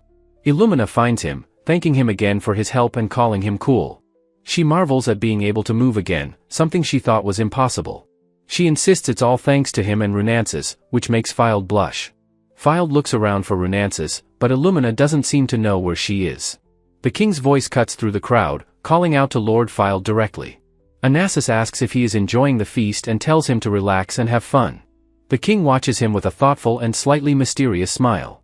He offers Fylde a gift, but the flustered hero insists he has received enough. The king reassures him that it is just a small token of his gratitude. He opens his hand, revealing a beautiful, ornate brooch shaped like a silver flower. Fylde and Illumina both gasp, recognizing the powerful magic artifact. The king steps forward, his regal presence commanding the space before the hero. He explains that this brooch is passed from the current king to the next. Pinning it on Fylde, he declares him the nation's savior, whose tale will be eternal. The king gazes at the brooch, wondering if it will now guide their country. Fylde realizes the terrifying implication of the gift, thinking this is a bad situation. He tries to pull away in a panic as the king fastens the sharp pin. Runances saves him, sweeping him onto the dance floor as the guest of honor. Fylde looks at his rescuer with a shy and deeply grateful expression. He later confesses to her that he was uncomfortable being the only human there. Runances comforts him, wrapping her arms around him in a warm embrace. Fylde is surprised by the sudden, intimate gesture, his hand clenching slightly. His eyes widen in shock as his mind races to process her closeness. From his throne, the king asks Lunalia what has happened with Lord Fylde. She explains that he was simply tired from being mobbed by the adoring crowd. She then asks her father to please stop with his tasteless jokes about Fylde. The king just chuckles, musing that all that's left is the announcement. King Onassis observes that his daughter, Runances, likely intended to get close to Fylde from the start. Runances declares that ensuring Fylde's freedom is how she can repay her debt to him. Seeing her resolve, Onassis agrees that she will back away from the matter for now. The king muses that Fylde is far too kind and will struggle under such pressure. He encourages his daughter to do her best to forge a strong bond with the boy. He adds that whether for gratitude or love, the kingdom would welcome such a union. As they walk away, Runances sighs that she and her father will never see eye to eye. In a flashback, a triumphant knight named Uar is celebrated by a cheering crowd. A younger Claude watches from the sidelines, annoyed by the attention the knight commander is receiving. A small, younger Fylde is also present, weighed down by a massive adventurer's pack. Fylde innocently asks Claude if the knight commander is truly that amazing. Fylde realizes this must be why the commander's level is so high, startling Claude. Claude looks back at the boy, who returns his gaze with a questioning innocence. In Claude's eye, a status screen is reflected. He wonders how Fylde can see levels. The archer, Uar, smiles brightly, realizing Fylde possesses some kind of analyze skill. Uar ruffles Fylde's hair, exclaiming that his skill will be a huge asset to their guild. Later at camp, Uar asks Fylde what the commander's level was. Fylde guesses around 68. Uar laughs, impressed, then asks about Claude's level, which is a measly 6, annoying him. Claude angrily grabs Uar's face, but the good-natured archer simply laughs it off. Fylde reveals he can share his experience with them, making them stronger with a touch. Claude and Uar are stunned, wondering if this too is part of his analysis ability. Later that night, while one of their companions sleeps, Uar stands watch over the camp.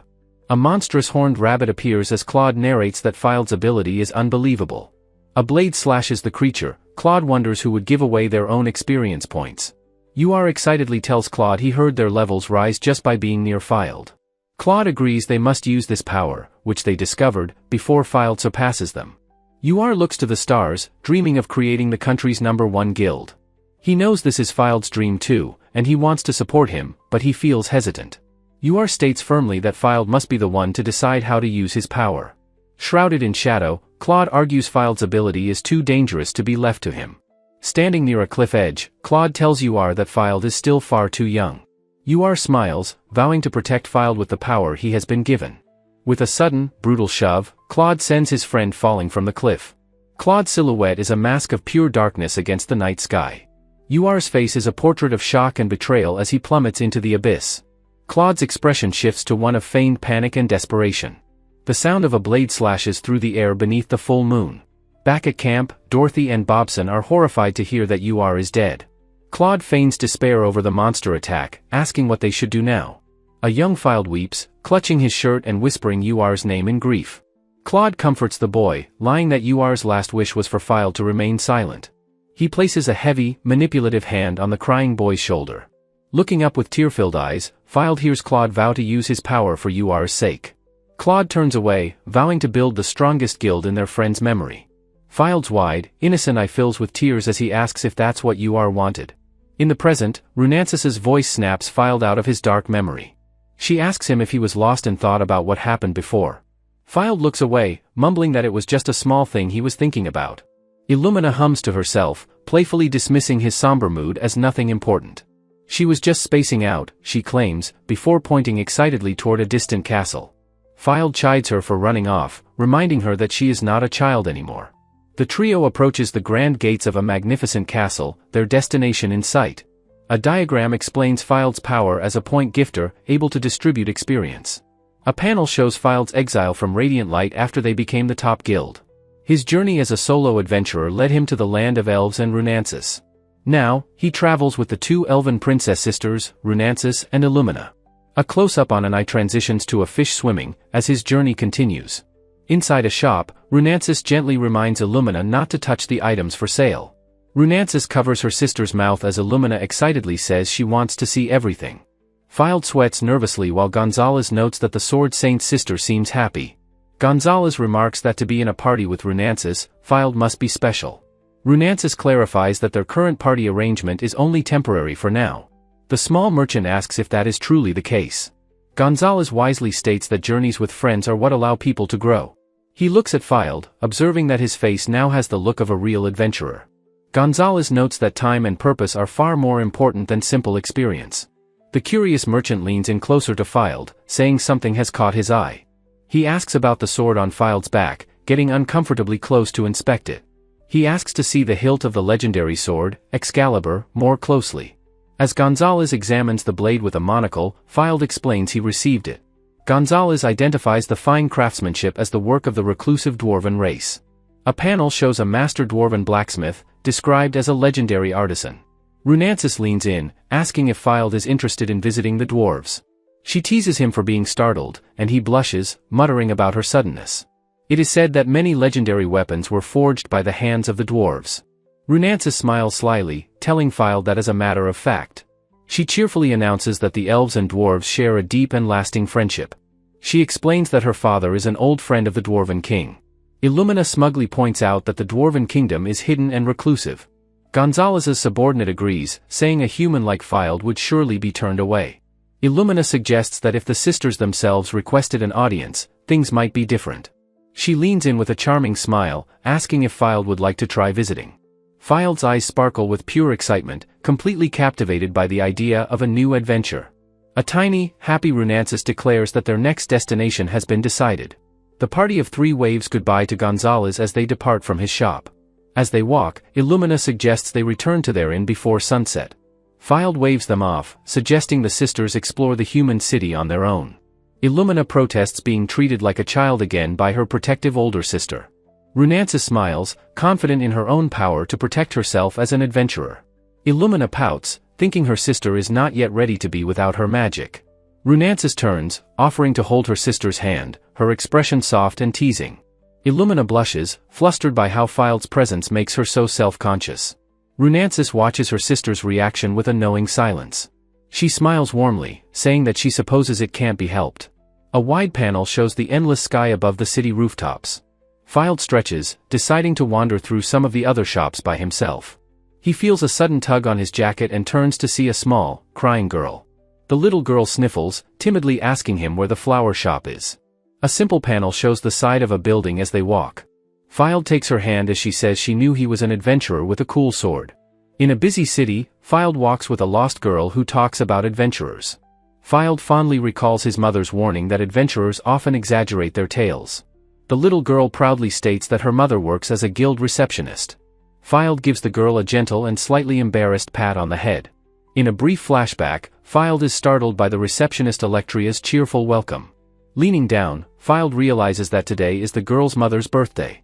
The girl sadly admits that she was afraid to go to the flower shop alone. With tears in her eyes, she worries her mother will be angry she left. Filed crouches down, reassuring her with a warm smile that she won't be angry. She asks if he is certain, and he looks at her worn shoes, confirming it. He promises to defend her if her mother is angry, so she shouldn't worry. With a bouquet secured, Filed decides it's best to contact the guards. He glances around the street, trying to locate the nearest station.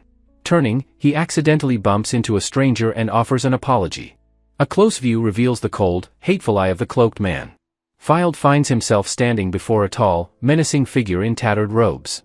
His eyes widen in utter disbelief as he recognizes the man's face. He stammers out the name of his former guild master, Claude. A low, sinister laugh escapes from beneath Claude's hood. Claude sneers at Filed's appearance and pulls the frightened girl behind him. He venomously mocks Filed's new life, surrounded by beautiful women. Claude furiously explains the guild was suspended by the king and then disbanded. His dark declaration is followed by a moment of heavy silence. Filed asks about the fate of the others, specifically mentioning Dorothy. Claude begins to answer, his voice dropping to a chilling whisper. He states simply and finally that they are all gone now. Filed quietly takes in the news that Radiant Light is no more. Claude snarls that they were nuisances, and he has no more business with them. A wary Filed asks what Claude could possibly want with him then. In a blur of motion, Claude lunges forward, a dagger suddenly in his hand. He screams that his business with Filed should be perfectly obvious. He roars that this is his revenge for being treated like an insect. Filed plants his feet, bracing himself for the violent, sudden attack. Claude continues his mad rant about being forced to crawl on the ground. He screams that it is all Filed's fault for daring to be happy. Filed parries the dagger with his forearm, the blade drawing blood. He successfully blocks the vicious strike, their arms locked in a struggle. Filed grunts, straining against the force of Claude's desperate assault. Pushing Claude back, Filed furiously yells that he has had enough. Claude just laughs manically, taunting that Filed isn't even worth killing. He claims his true goal is just a bit of harassment against Filed's existence. Holding up an empty vial, he calls his vile act a simple prank. Filed declares he won't let Claude harm the child, then realizes the knife. His eyes widen in horror as the little girl calls out to him. A second knife flies through the air, aimed directly at the girl's heart. Filed reaches out, knowing he is too far to intercept the blade in time. He throws his own body in front of the child, taking the knife for her. The blade sinks into his shoulder as he shields the girl completely. He grits his teeth in pain, realizing Claude was merely a decoy. As Claude flees into an alley, a bystander shouts that he is escaping. Another citizen wisely yells not to chase him and to call the guards instead. Filed screams Claude's name, his face a mask of agony and rage. The world begins to spin and blur as he loses his balance. He collapses to the ground as a portly man rushes to his side. The girl's mother tries to calm her daughter, saying Filed is just dizzy.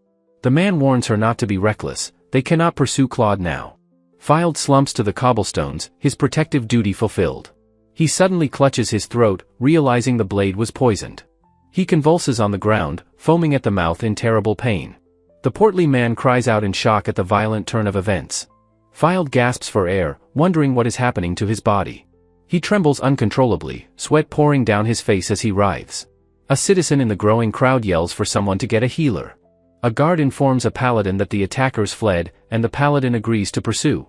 The paladin pushes through the crowd, asking people to let him pass. The little girl sobs over Filed's body, relieved to see he is still breathing. The paladin kneels, shouting to see if Filed can hear his voice. He instantly recognizes the deadly poison and knows Fylde is about to die. He pulls out a glowing pendant, telling Fylde to hold it and not let go. The teardrop amulet floats, bathing the alley in a brilliant, holy light. A wave of pure, divine energy washes over Fylde's poisoned body. Fylde's foot twitches as the powerful healing magic courses through him. The paladin presses the amulet to Fylde's chest, purging the deadly toxin. Fylde sweats profusely, enduring the agonizing but life-saving purification. The paladin cradles the boy, relieved that the healing has worked. Fylde's eyes flutter open, and he weakly asks who his savior is. A brief flashback shows Dorothy screaming Claude's name in abject terror. The monstrous, shadowy form of Claude is seen fleeing into the darkness. Fylde's eyes are wide with the lingering horror of the attack. He awakens in a clean, sunlit room, tucked safely into a bed. A cheerful voice calls out to him from the side of the room. A handsome, blonde-haired man smiles brightly, glad to see he is finally awake. He leans over Fylde, apologizing for changing his clothes without asking. Fylde asks who he is, and the man laughs, admitting he forgot to introduce himself. The man mentions they have met before, though Fylde might not recall it. Fylde has a flash of memory, recognizing the man as the Silver Blades Guild Master. The man introduces himself as Leonard, happy to finally speak with Fylde. Leonard explains they are in his guild's rest area and offers Fylde a drink. Fylde, drawn simply, thanks him and sips from the cup. Leonard reveals that Fylde has been unconscious for 3 full days, shocking him. He says the poison is gone, but it strained his body, worrying his friends. Fylde immediately thinks about the poison and getting in touch with his companions. Leonard looks on, a bit surprised by Fylde's sudden and intense panic. Fylde grabs Leonard, frantically asking if the little girl is okay. He worries that she might have been injured while standing so close to him. He asks in a panic if the poison could have spread through his blood. Leonard bursts into laughter, amused by Fylde's completely selfless concern. He pats Fylde's head reassuringly, telling him the girl is perfectly fine. Leaning back with a sly look, Leonard asks Fylde what his plans are now. Fylde thanks Leonard but asks why he is being cared for like this. Leonard begins to explain the deadly poison Fylde was struck with. It paralyzes the respiratory system and is only used for monster subjugation. He states that an ordinary person would have died on the spot. Fylde's exceptional vitality was the only reason the antidote worked in time. Fylde nervously admits he is an experience point gifter. Leonard leans in, his eyes sharp, expressing his deep interest in Fylde's power. Fylde asks how he knew, and Leonard says news of rival guilds travels. He had been pondering Radiant Light's rapid ascent to the top. With a predatory smile, he says he would never have let Fylde go. Fylde looks on, sweating, as he processes the guild master's intense words. Leonard then asks Fylde if he has heard any news about Claude. He reveals that Fylde's former guild master is now a wanted man. Fylde asks if it's about what happened, but Leonard clarifies it's worse. Claude is wanted for the murder of 3 former guild executives. A wanted poster is shown as Leonard explains Claude fled to the capital. Leonard warns that Claude is now dangerous, with an abnormal obsession with Fylde. He is certain that the disgraced guild master will try to make contact. Leonard then formally proposes that Fylde join his guild, the Silver Blade. Fylde is shocked, asking if joining is a countermeasure against Claude's revenge. Leonard boasts his guild is famous and there is no better place for Fylde. He admits, however, that this is just his official reason for the offer. His eyes glint, thinking of the power that built a guild in years. Leonard reaches out his hand, declaring that he absolutely wants Fylde. He presses Fylde for an answer, leaving the young adventurer stammering. Before Fylde can reply, Leonard grabs him, enthusiastically shouting, "Of course." He overwhelms Fylde with promises of money, positions, and great benefits. Outside, a guild member tells others to be careful around their important guest. Suddenly, the sound of frantic footsteps echoes down the hallway. A female member bursts in, asking if Fylde has truly awakened. Another tries to stop the group, saying the guild master is talking. Runansis and a warrior rush in, desperately asking if Fylde is okay. Their imposing shadows fall across the room as they enter. They find Leonard holding a cup to a startled Fylde's lips. The warrior with Runansis covers his face in exasperation.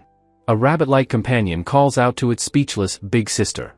Illumina blushes furiously, gasping Fylde's name in surprise. Runansis places her hand on her sword, demanding to know what's happening. Her face contorts with rage, her eyes glowing with a dark, protective fury. With a sharp cry, she lunges forward to attack Leonard. Leonard calmly calls her an inferior man as he prepares to defend himself. He kicks a table in her path, noting her intense bloodlust. He lands gracefully back in his chair, completely unfazed by the assault. Runances's eyes glow with power as she poises for another strike. She swings her massive blade in a powerful, sweeping arc. Her eye is filled with grim determination as she presses the attack.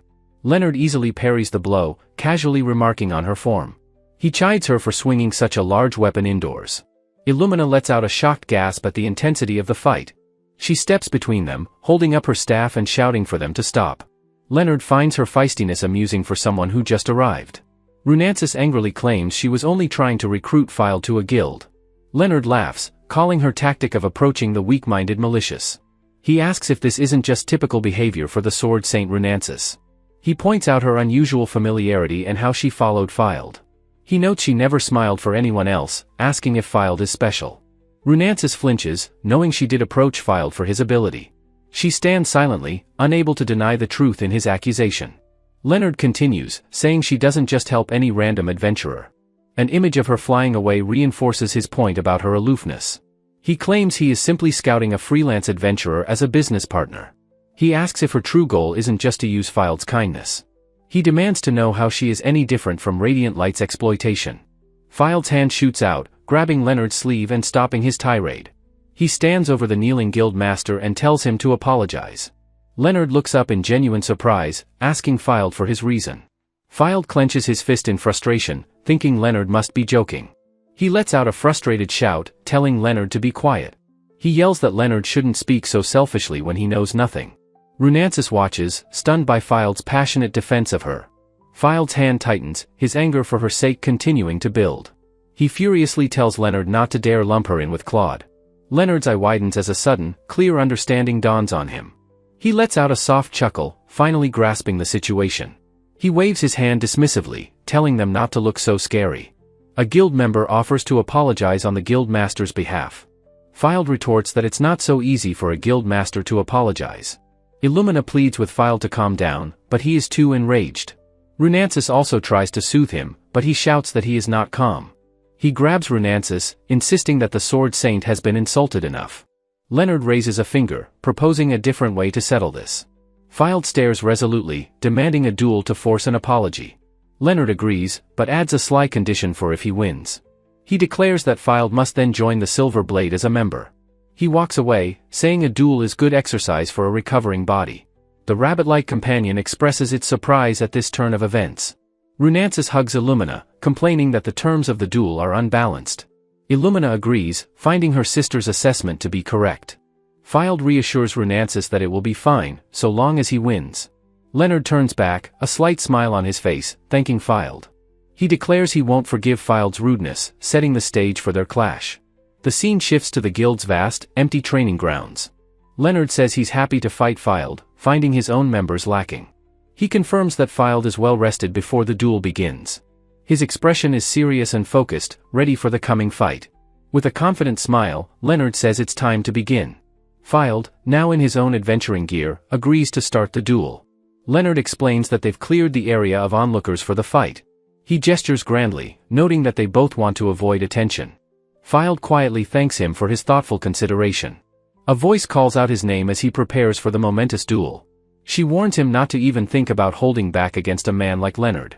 She turns to face him, her expression hardening as she admits that's not all she means. Filed's eyes widen in shock. She wants him to fight with the intent to completely crush him. On the sidelines, Illumina asks her sister if she saw Filed's level, which Runances confirms. She thinks to herself that Filed is strong, a truly top-class warrior in every sense. Her eye narrows with concern. He is one of the strongest fighters in the entire country. She mentally warns Filed that no matter his level, he cannot afford to be careless. Her thoughts turn to his opponent, the Silver Blade's guild master, the strongest paladin. On the training grounds, Leonard flashes a charming smile, his status showing him as level 96. He asks Illumina to give the signal, and she responds with a startled but firm yes. Raising her staff, Illumina cries out to the sky, flame, explode, unleashing her magic. A flare bomb erupts high above, a magical firework signaling the start of the duel. Filed immediately explodes forward, his foot digging into the earth with incredible power. Leonard's casual demeanor vanishes. He realizes he cannot afford to be sloppy in this fight. Filed closes the distance instantly, shouting, "Swift attack," as he swings his wooden sword. The paladin's eyes widen in surprise as he brings his own practice sword up to block. The impact sends Leonard flying backward, a powerful shockwave erupting from the clash. He digs his heels into the dirt, skidding to a halt against Fild's relentless charge. Fild maintains his intense focus, his eyes locked on his opponent during the exchange. The two warriors become a blur of motion, their wooden swords clashing in a rapid rally. Their high-speed exchange continues, a testament to their incredible and evenly matched agility.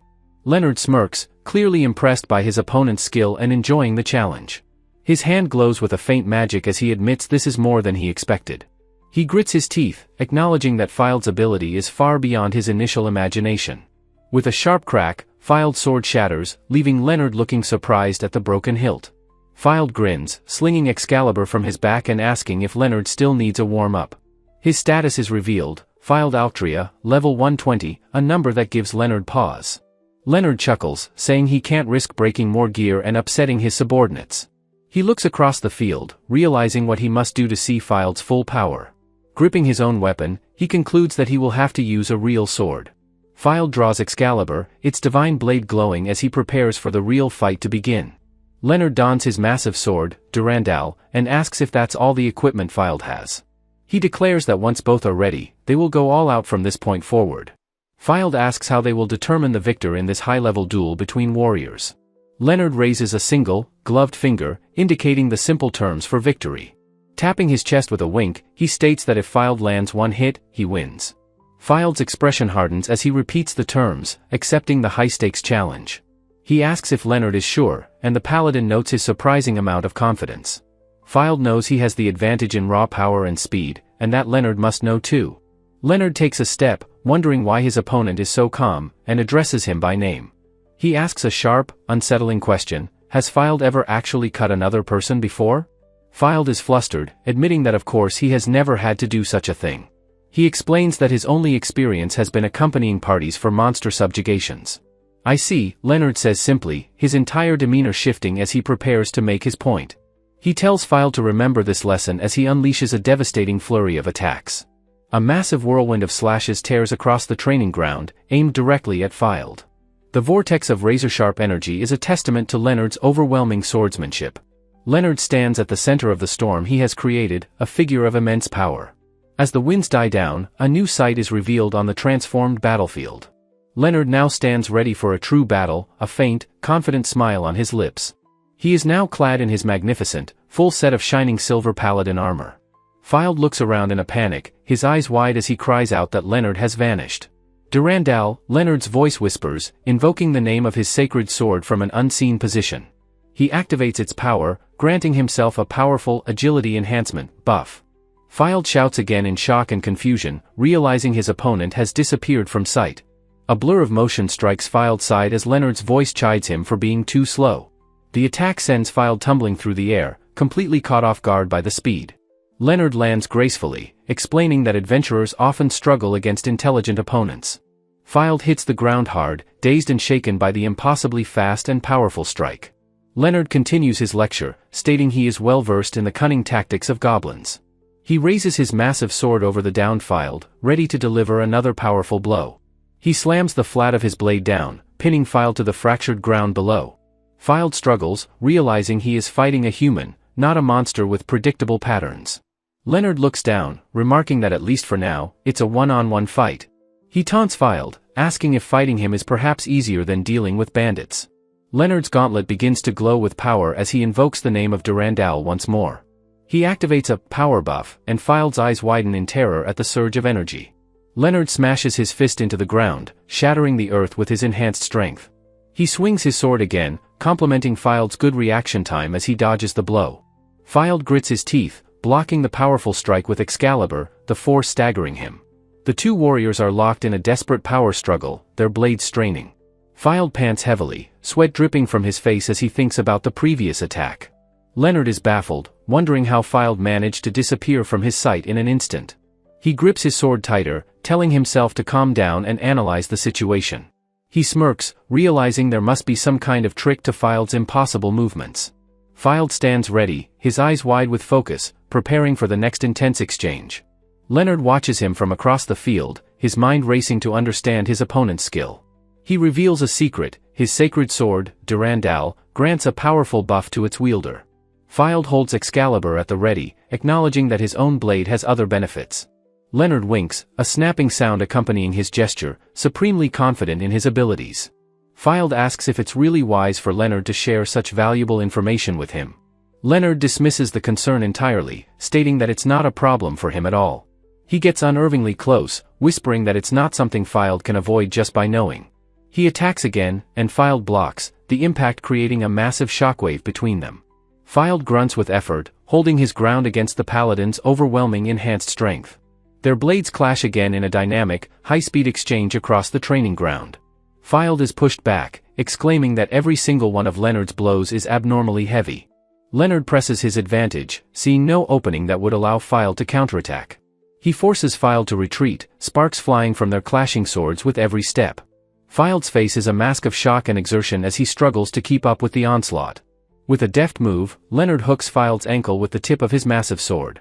Filed is sent stumbling, his balance completely broken by the unexpected and clever trip. Leonard pivots, his expression one of focused intensity as he prepares to follow up. He smirks, noting that his opponent's footwork is sloppy, leaving him wide open. Filed lets out a raw scream, exclaiming that this fight is incredibly difficult. On the sidelines, Illumina and Runansis watch in horror, calling out Filed's name in unison. Runansis shouts Illumina's name, grabbing her as the shockwave from the fight nears. Illumina lets out a small yelp as the powerful wave of force blasts past them. In a surprising move, Filed grapples Leonard, apologizing for getting a bit carried away. Illumina, concerned, suggests they move to higher ground as the fight is becoming a nuisance. Illumina watches the duel, a single bead of sweat on her anxious face. Her eyes wide with worry, she thrusts a hand forward, shouting a spell, Whirlwind. A massive vortex of wind erupts, violently pushing the two combatants apart. Runansis appears beside her, wondering aloud why Filed is having such a difficult time. Illumina explains that a real battle is far different from a simple contest of swords. She illustrates how Leonard focuses his power to momentarily surpass Filed's own. Runansis adds that Leonard's entire fighting style is specialized for close-quarters combat. A gleam on his armor highlights his greatest strength, his incredible adaptability in a fight. Illumina concludes he is a truly formidable opponent, as Runansis worries Filed might lose. Filed realizes he cannot predict a human opponent's movements like he can a monster's. Runansis looks down, pained by the thought that her friend could actually be defeated. In a flashback, a skeletal king addresses the guild master of the Silver Blade, Leonard. From his high throne, the king officially entrusts the matter of Filed to the paladin. Leonard kneels and accepts the royal command, revealing his mission from the crown. The scene shifts to an exterior shot of the impressive Silver Blade Guild Hall. Inside, Leonard stands beside the bed where Filed lies recovering from the intense duel. Filed awakens, weakly saying Leonard's name as he takes in the unfamiliar room. Leonard informs Runansis that her sister is resting safely in a nearby inn. Illumina looks exhausted as Runansis notes that Leonard clearly pestered her relentlessly. Filed, pushing himself up in bed, worriedly asks what he should do now. Leonard gives a wry smile, telling him that, really, it's nothing to worry about. Filed apologizes, feeling he has dragged Leonard into a troublesome situation. Leonard opens the door to leave, remarking that the king also says troublesome things. In the hall, two men discuss their predicament, deciding to surround the Silver Blade. Leonard pauses, listening, sensing a chance to nip a budding problem before it grows. One man recalls how surprisingly serious Claude was about managing his guild. He tells his companion he couldn't believe it when he heard Filed was expelled. Leonard quietly agrees that Filed's expulsion seemed very strange and out of character. In his sleep, Filed murmurs that his withdrawal procedures were never even completed. The men are baffled, wondering if Claude simply forgot to file the paperwork. Leonard knows better, Claude was never the type to be so careless or forgetful. His eyes widen as a dark and horrifying possibility begins to dawn on him. He lets out a sudden gasp, startling the two men in the hallway. Clutching his head with a pained smile, he apologizes for his sudden outburst. The men, intrigued by his terrible realization, ask him to share his thoughts. Leonard leans in close, whispering his sinister theory about Claude's true intentions. His words send a chill through his listeners, their faces masks of dawning horror. If his theory is true, he explains, then this is an incredibly terrible situation. Runansis realizes with dread that this kind of thinking makes them just like radiant light. Leonard decides to focus on Filed, a valuable talent he wishes to recruit. He asks the others to entrust the matter of Filed's recruitment entirely to him. He explains they cannot simply let someone with unknown abilities join their ranks. He proposes a match to test Fild's power and make him feel indebted. His inner thoughts reveal a darker plan to assess if Fild is a potential threat. A cruel smile plays on his lips as he resolves to eliminate any threat. Back in the duel, the former Radiant Light members watch the fight unfold. It is one thing to fight a monster with a higher level than your own. Runansis is asked for her perspective on Fild as a warrior. The masked man removes his plague mask, admitting that Fild is frankly terrifying. Leonard notes Fild's incredible abilities and his immense potential for future growth. As Fild clashes with Leonard, Runansis declares that he is a true monster. Fild manages to block a powerful strike, holding his ground against the paladin. His eye is alight with focus, analyzing every move his opponent makes. With a sudden burst of speed, Fild lunges forward, his eyes wide with intent. He unleashes a blinding flurry of attacks, forcing Leonard back across the ground. Leonard, however, remains calm, his expression unreadable as he parries the assault. Their swords meet in a shower of sparks, a testament to their incredible skill. Fild grits his teeth, pushing with all his might to break Leonard's defense. With a flick of his wrist, Leonard effortlessly deflects the blow, sending Fild wide. The powerful parry leaves Fild completely open and vulnerable to a counterattack. A look of shock and pain crosses Fild's face as he realizes his critical error. Leonard's counterstrike sends Fild hurtling backward through the air. He tumbles and rolls across the dusty ground, thrown by the force of the blow. Leonard pauses, thinking to himself that he may have just made a mistake. He wonders aloud if perhaps he hit Fild a little too hard. "Hey, Fild Kuin," he calls out, peering into the bushes where his opponent landed. Fild bursts from the foliage with a furious scream, confirming he is unharmed. Leonard looks on, slightly taken aback, thinking Fild has definitely been roughed up. Fild yells at him, demanding to know what he is so stubborn about. Leonard calmly asks if he is implying something by complaining about being sent flying. Fild readies his sword, admitting he had hoped to land at least a few hits. "No," Leonard says, turning his back. More importantly than that. Fild's eyes widen in shock, he realizes Leonard is now able to track his movements. A bead of sweat forms on Leonard's brow as he admits this won't be easy. Fild curses, frustrated by Leonard's taunts, but he is beginning to understand. He grits his teeth, muttering another curse at his frustratingly skilled opponent. He realizes Leonard is shifting his power, focusing on either speed or agility. The switch is instantaneous, a display of incredible and precise control. Fild's eye narrows as he finally grasps the key to this fight. A spark of insight flashes in his pupil as a new strategy forms. He knows that as long as he doesn't lose sight of his target, an opening will appear the very instant Leonard switches his focus. He attacks. Leonard's eye widens in genuine surprise as Fild's blade closes in. Fild panics, realizing Leonard still managed to catch his surprise attack. With a powerful, arcing slash, Leonard unleashes a devastating countermove. His gaze is cold and sharp, his movements brutally efficient and decisive. Fild strains against the overwhelming force, sweating under the immense pressure. The duel concludes with Leonard's blade stopped just shy of Fild's throat. Leonard smiles, remarking that Fild truly is a good-natured person to a fault. His expression hardens as his eyes turn cold, ready to impart a harsh lesson. He kicks Fild back, telling him not to be so naive in a real fight.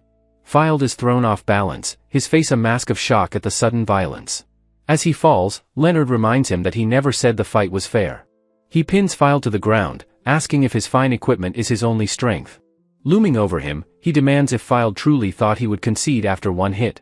Fild's wide, terrified eye reflects the brutal reality of Leonard's lesson. Leonard explains that in a real battle, a hesitant opponent shows no mercy. He warns that such softness will only bring ruin to Fild and his comrades. He raises his sword for the final, symbolic strike, a lesson in cold reality. Fild can only brace himself, powerless against the paladin's overwhelming strength. Leonard grits his teeth, calling Fild far too irresponsible with his immense power. He could never concede victory to such a person, his grip tightening. The paladin declares he will not simply give up this win. Fired up, Fild rises to his feet, ready to continue their duel. Leonard confidently states he has plenty of stamina to continue the fight. Fild grits his teeth, agreeing to fight until a true winner is decided. He scrambles through the undergrowth, attempting to create some much-needed distance. Leonard watches coolly, noting that Fild's attempt to fall back is a good idea. But the paladin declares that such meager speed is simply not enough. Leonard's blow sends him splashing into the water, his vision still impaired.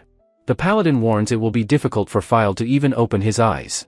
He mockingly suggests Fild surrender before he is turned into a meatball.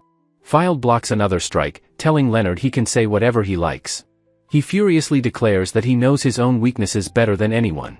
Tears stream down his face as he screams that he understands this best. He knows he cannot use his most destructive skills in the town. He realizes Leonard would have made such a difficult decision in an instant. As they face off, Fylde truly feels the gap between their abilities. The paladin's presence is overwhelming, a testament to his immense experience. It is a difference that raw stats and numbers simply cannot measure. He recognizes that Leonard is a man who is fighting him with sincerity. Runansis realizes joining this man's guild might not be a bad choice. He accepts Leonard's words, knowing he lacks more than just raw power. Even so, he has a selfish desire that he is determined to see through. Tears of frustration and resolve fall from his eyes as he finds his focus. Leonard observes Fylde's stance, admitting that it is at least admirable. But he knows a good stance alone is not enough to defeat him. He unleashes a powerful blast of force, churning the water into a torrent. Fylde grits his teeth, telling himself to ignore the feints and distractions. He knows his one chance will come in the moment just before he attacks. He hears the heavy stomp of Leonard's boot, signaling the final charge. The paladin closes the distance in an instant, a blur of silver armor. Fylde meets the blow, unleashing his second EX skill in a brilliant counter. In a painful memory, a young Fylde cries out, desperately invoking an absolute holy barrier. The crystalline shield of light cracks and shatters under the force of a brutal attack. His guild master, Claude, assaults him from above, slamming him into the ground. Bobson, a fellow adventurer, can only look on in stunned silence at the overwhelming display. The memory shifts to Fylde's bleak reality, a small, miserable room with only a desk. He would sit on his bed, a tool waiting to be called for the next job. Clutching a small jar, the lonely child dreamt of the heroic legends he read about. He could only endure, surviving on the scraps and leftovers of other people's adventures. Inside the jar was a single feather, a symbol of the day his ordeal would end. In the present, the paladin Leonard fights, his face a mask of intense concentration. Fylde unleashes a primal scream, declaring his desperate desire to live as a person. Hearing his raw conviction, Leonard closes his eyes, a small, knowing smile forming. The paladin lowers his massive greatsword, Durandal, to the ground, ceasing his attack. He lightly declares that Fylde's passionate display has earned him a passing grade. Fylde freezes mid-swing, his sword raised, his expression one of utter bewilderment. Their blades remain crossed, the air still humming with the power of Fylde's will. The grand, stately building of the Silver Blade Guild stands under a calm sky. The young girl Fylde saved arrives, calling out for her big brother Fylde. She pushes open a door, peeking into a long, sunlit, and empty hallway. Wondering where he is, she steps inside, finding the vast hall completely deserted. The empty space stretches out before her, filled with an expectant silence. The masked rogue Tro recognizes her, asking if she came to offer her thanks. He and other guild members kindly direct her, explaining Fylde is at the training grounds. A man with sunglasses confirms his orders, telling his companion they are heading south. Tro advises the girl to follow the main street and get an escort home afterward. She looks back, confused, certain she'd heard that her hero was in this building. A hand clenches, its fingers contorted in unimaginable, agonizing pain. A small, bespectacled figure is startled by a bouncing ball in a moment of levity. The girl continues her search, peering around a corner down another long corridor. Peeking over a high counter, she timidly excuses herself as she enters the room. She discovers a man sprawled on the floor, his body covered in blood and dark stains. His face is a mask of pure torment, his mouth locked open in a silent scream. A pool of dark, viscous liquid spreads across the floor, a sign of his horrific suffering. Excalibur plunges into the river, sending a great spray of water high. Fylde kneels in the current, leaning on the blade, panting with exhaustion. Sweat-drenched and worried, he wonders aloud if he actually managed to win. He remembers feeling the solid resistance of Leonard's blade against his own. A sharp pain lances through his side, causing him to cry out.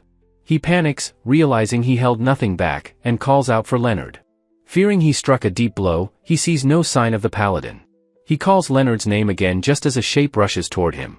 Leonard tackles him from behind in a hug, exclaiming that Fylde is amazing. Fylde is completely stunned as Leonard praises their long-awaited, excellent fight. Stumbling away, Leonard marvels that Fylde possessed such a powerful trump card. He tells Fylde to rest, offering him a potion for his efforts. Later, Leonard asks Fylde why he strategically moved to the river's center. Fylde is asked to explain the reasoning behind his final tactical choice. He details how the water helped him predict Leonard's movements by sound. Leonard admits Fylde's counterattack was his greatest fear, calling it a good move. The paladin then asks what Fylde's plan would be without the river. Leonard correctly deduces Fild's self-sacrificial plan to take a direct hit. From the forest, Runansis stares in wide-eyed shock at this brutal strategy. Blushing with shame, Fild admits that was exactly what he had intended. Leonard erupts in laughter, asking if he really planned to stop his sword. Flustered, Fild stammers that he just wanted to see if it would work. The fight's intensity has left him utterly drained, and he sighs in exhaustion. Leonard wipes away a tear of mirth, the tension finally breaking between them. Fild's mood sobers as he recalls the harsh words he spoke earlier. He acknowledges that his angry outburst was not the only problem. Leonard's expression grows serious, remembering the conditions of their duel. He clenches his fist, admitting he knew Fild would use him correctly. Fild states that his unique ability exists for that very purpose. The paladin seems surprised by Fild's sudden, cold acceptance of his role. Fild's face twists in pain, still tormented by his past traumas. Leonard reaches out, placing a gentle, comforting hand on Fild's head. Startled by the kind gesture, Fild looks up in confusion. Runansis pinches Fild's cheeks, telling him not to worry about her safety now. Leonard stands before Fild, explaining he will not force him to join the guild. He apologizes, knowing Fild was only defending the honor of his precious companion. Tears stream down Fild's face as he begs Leonard not to look so pained. He clenches his fist, his thoughts consumed by his fierce loyalty to Runansis. From a distance, Runansis quietly ponders the word used to describe their bond. She knows it is not something as simple as being mere companions. With a sudden, powerful lunge, Runansis charges forward to confront the paladin. She rushes in, spear ready, as Leonard notes the inconveniently placed entrance. Fild panics, asking what's wrong and offering Leonard a potion if he needs it. Illumina joins the fray, demanding to know how Leonard can appear so calm. Runansis glares, her anger simmering as she begins to explain her fury. Her face flushes with rage as she remembers the moment from their intense duel. Pressing her spear to his throat, she angrily accuses him of cutting her. A tiny Leonard cheekily praises her sharp eyes, telling her not to make light of it. With a mysterious smile, he offers to share a special secret about his sword. With a sickening crack, he reveals Durandal's other name, the Immortal Sword. Runansis and Illumina are frozen in place, their faces masks of utter shock. His fingers are shown grotesquely broken, the bones audibly crackling from the force. Steam rises as his digits impossibly twist and mend themselves back into place. A horrified Illumina points, stammering in disbelief at the sight of his healing fingers. He proudly displays his perfectly restored hand, proving any injury will heal instantly. Runansis and Illumina can only watch, aghast at his miraculous demonstration of power. He explains his abilities of self-resurrection and enhancement to a tiny, shocked Illumina. Playfully grabbing her, he boasts that no one is more suited for this job. Runansis voices her disappointment, admitting she didn't know he had defensive skills. Leonard then reveals a massive dinosaur-like beast was recently discovered on the plains. He speaks of adventurers who witnessed a great pillar of light during its rampage. Pointing at Fild, he declares he knew it was his work from one look at his sword. He recognized Excalibur at once, knowing it was the same type as his Durandal. A flustered Runansis admits that she had secretly been hoping to witness that power. Leonard freely confesses the entire confrontation was a calculated test to lure Fild in. He believes Fild is the key to making his guild an unshakable force for all adventurers. But watching him, he knows it is meaningless unless Fild makes the choice himself. Leonard clarifies that how Fild chooses to proceed is not his decision to make. With a bright smile, Fild replies that he'll wait, as he isn't ready yet. Runansis forces a smile, muttering that she should just buy her own potion then. Leonard laughs, admitting that he is often told he has a strangely good personality. Growing impatient, Runansis waves him off, urging him to just give Fild the potion.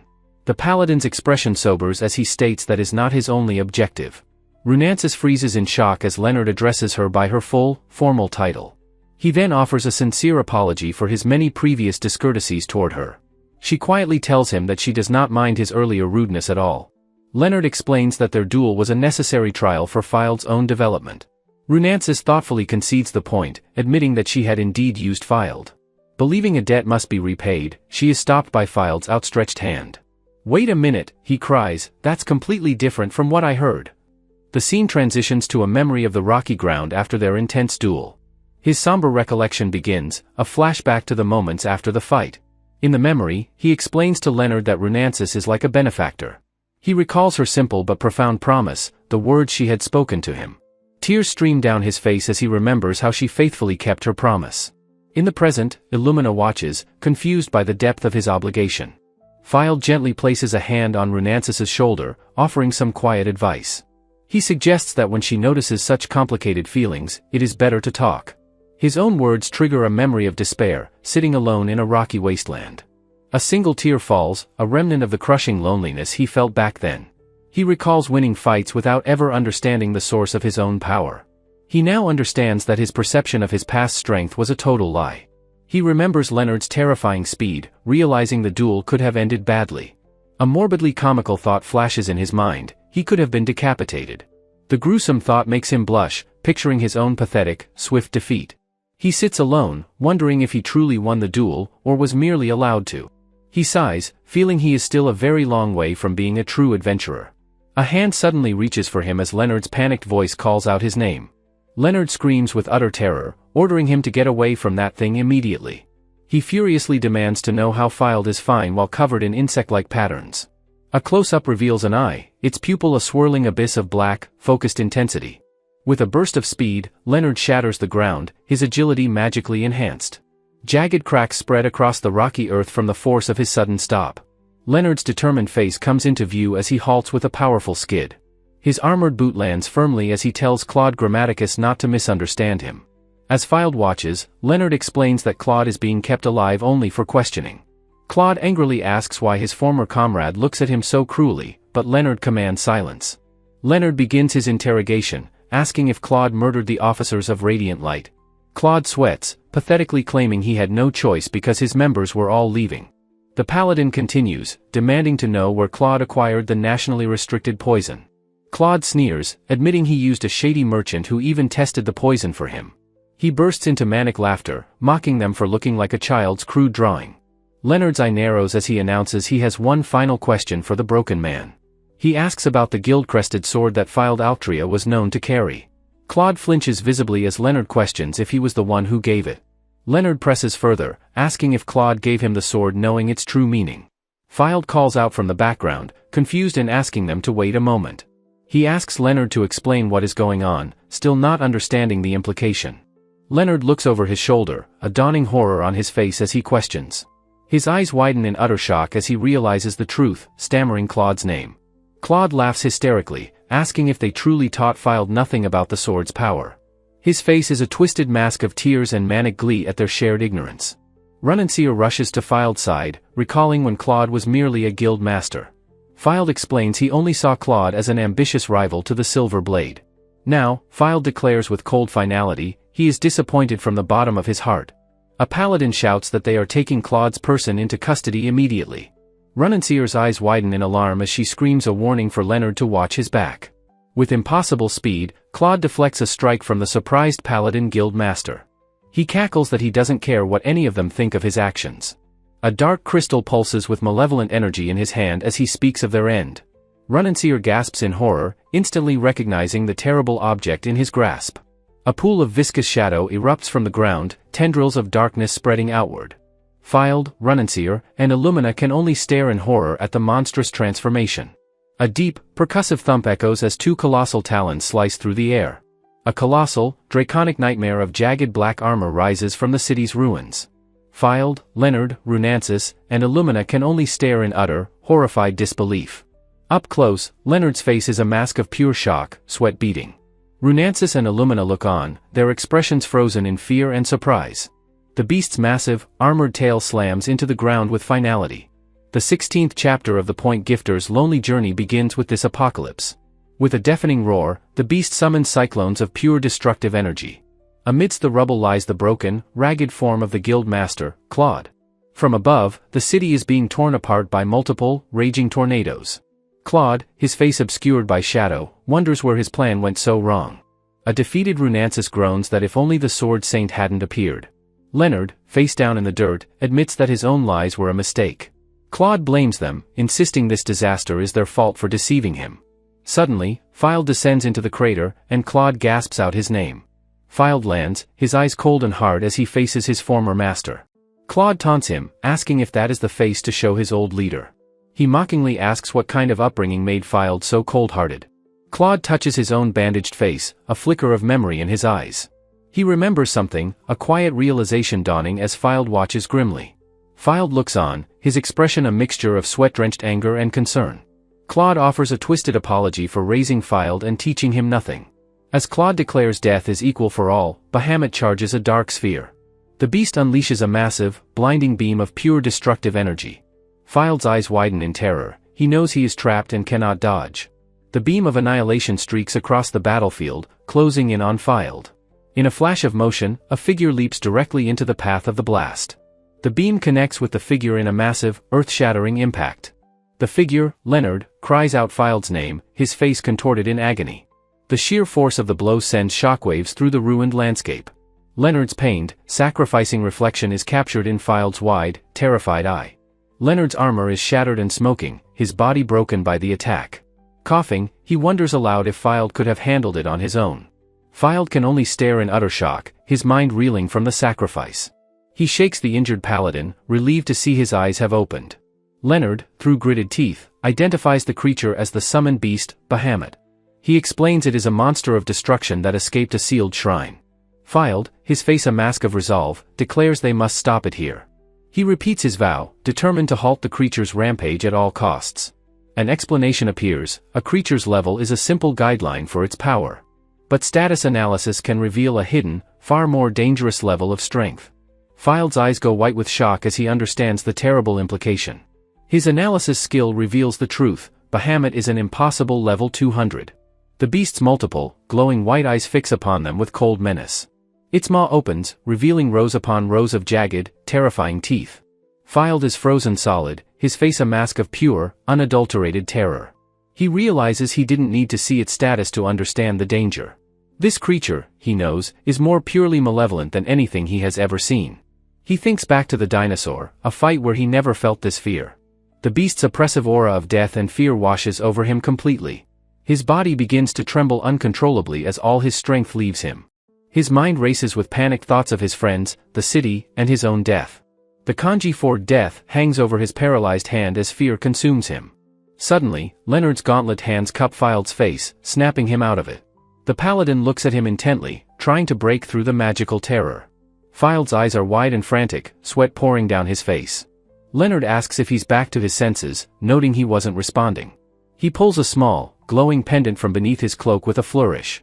He tosses the charm through the air, as a confused Bahamut looks on. He tells Filed the evacuation has been ordered, the others will handle it. He offers the pendant to Filed, telling him to take it. He instructs the still-dazed Filed to grip it tightly against his chest. Filed clutches the pendant, and a brilliant, warm light flares from his hand. He recognizes the artifact: it is a necklace of evil warding.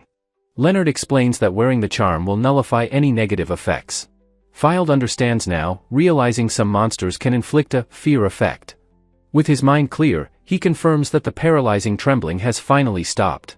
Leonard orders him to take the girls and flee, to help with the evacuation. Filed can only stare, calling Leonard's name as the paladin turns away. Leonard reminds him that he promised he would hold the creature off. With a grim smile, he declares that he will not let it escape. As Filed begins to retreat, Leonard prepares to face the apocalypse alone. From the rubble, the masked rogue Tro notes that Leonard is finally getting serious. Leonard smirks, saying he has to show everyone his heroic side. Bahamut unleashes another powerful blast of dark energy from its maw. The beam streaks across the landscape, erupting in a massive explosion. Leonard dodges with impossible speed, laughing as he avoids the blast.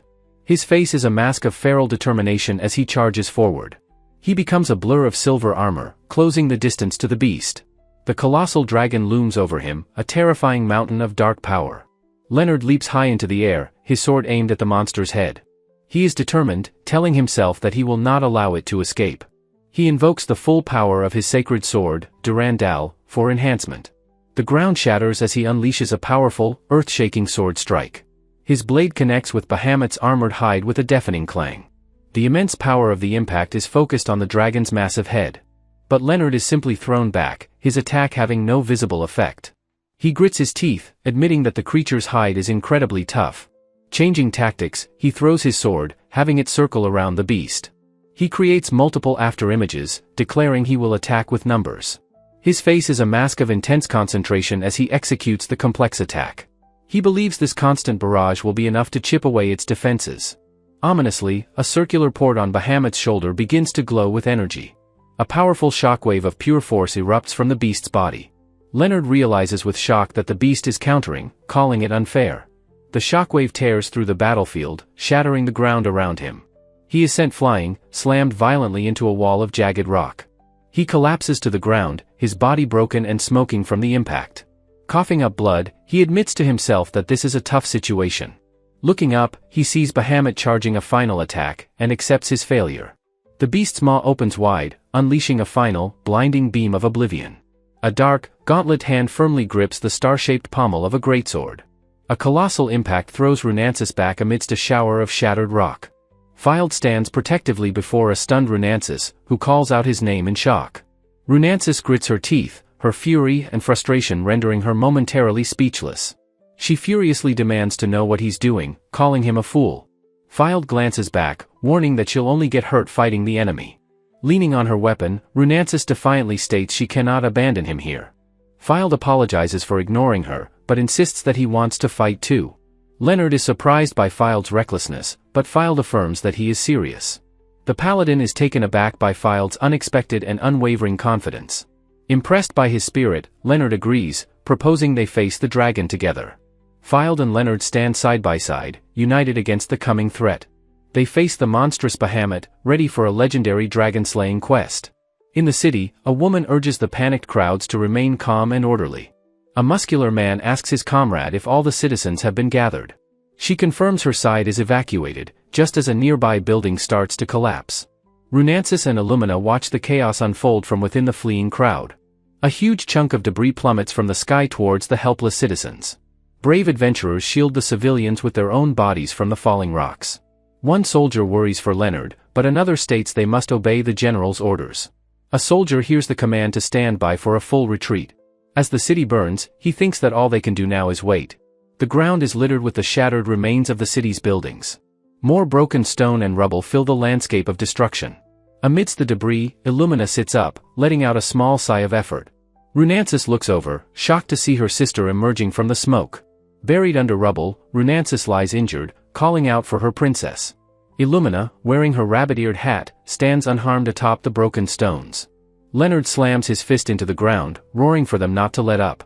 Runansis commands them to draw the beast's attention so the civilians can flee. Leonard soars through the air towards Bahamut, while Illumina remains on the ground. The paladin's eyes are narrowed with intense focus as he closes in on the dragon. Fylde grits his teeth, sweat beading on his face as he prepares to attack. The two heroes charge Bahamut from opposite sides, their blades drawn and ready. Their swords clash against the dragon's hide, sending a shower of bright sparks. Their blades grind uselessly against the beast's impossibly tough, dark scales. The colossal Bahamut seems completely unfazed by their powerful combined assault. Fylde complains that the beast heals instantly, while Leonard agrees it's a problem. Leonard pants from exertion but declares that Bahamut must have a weak point. Fylde listens intently, realizing they must find that weakness to win. He knows that if they fail, the destruction to the city will be catastrophic. Fylde tosses his last healing potion to Runansis, telling her to use it wisely. Leonard decides Fylde's attacks will be more effective, so he will flank the beast. Bahamut unleashes a devastating beam of pure destructive energy from its jaws. Fylde looks up in horror, sensing the immense danger of the incoming blast. He dives for cover, screaming Illumina's name as the beam tears up the ground. Fylde cries out for Illumina again, his face a mask of pure panic. Gripping her staff, Illumina braces herself against the terrifying onslaught. She invokes the goddess's divine protection, erecting a massive wall of ice. A beam of dark energy pierces straight through her formidable ice barrier. The protective wall shatters under the immense power of the dragon's attack. Illumina strains with all her might, gritting her teeth against the overwhelming force. With a final, deafening crack, her magical defense completely disintegrates. Fylde screams desperately for her to get down and take cover immediately.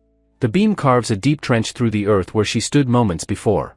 A small, insignificant piece of rubble lies in the newly formed canyon. The camera focuses on more of the shattered rock littering the battlefield. Leonard lands beside Fylde, asking if he's alright, but Fylde looks away worriedly. Fylde's gaze is fixed on the sky above, his eyes wide with alarm. High above them, Bahamut hovers ominously. Leonard notes its aerial position. Runansis observes that reaching the dragon at that altitude will be impossible. Illumina's eyes widen as a sudden, brilliant idea strikes her. Fylde frantically asks Illumina if she can perform her levitation magic again. Puzzled, she asks if he means the wind magic that allows them to fly. Her eyes widen as she realizes he wants to fly up to fight Bahamut. Looking up at the colossal beast, Illumina steals her resolve and agrees to try. As they ascend, a voice cries out in fear, while another urges them onward. A powerful updraft created by Illumina propels the heroes toward the flying dragon. Fylde and Leonard activate a power buff, their bodies enveloped in swirling energy. The two warriors charge forward in midair, their swords poised to strike. Fylde's attack connects, and he curses at the incredible toughness of the scales. Leonard knows every monster must have a weak point, a core to target. Illumina, in her rabbit form, scrapes her staff against the dragon's massive leg.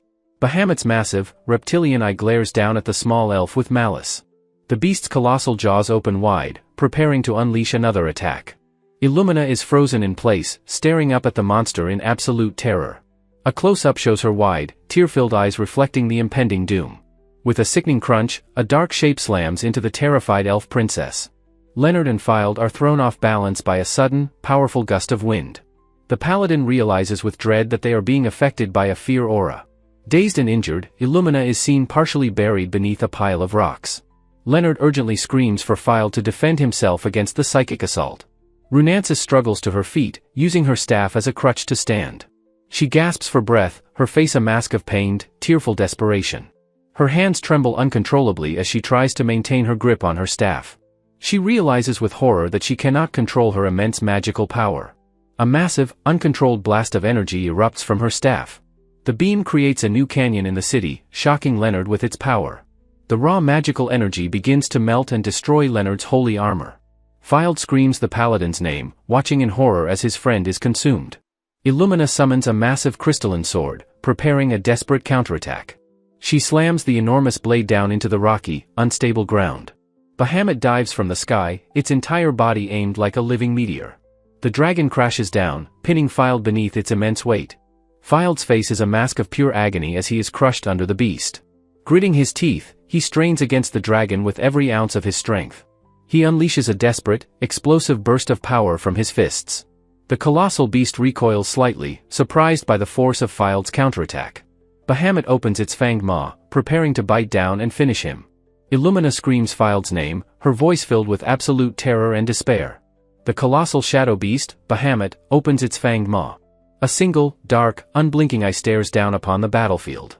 Fylde looks up from the rubble, his expression one of pure shock. A devastating beam of dark energy blasts downwards from the sky.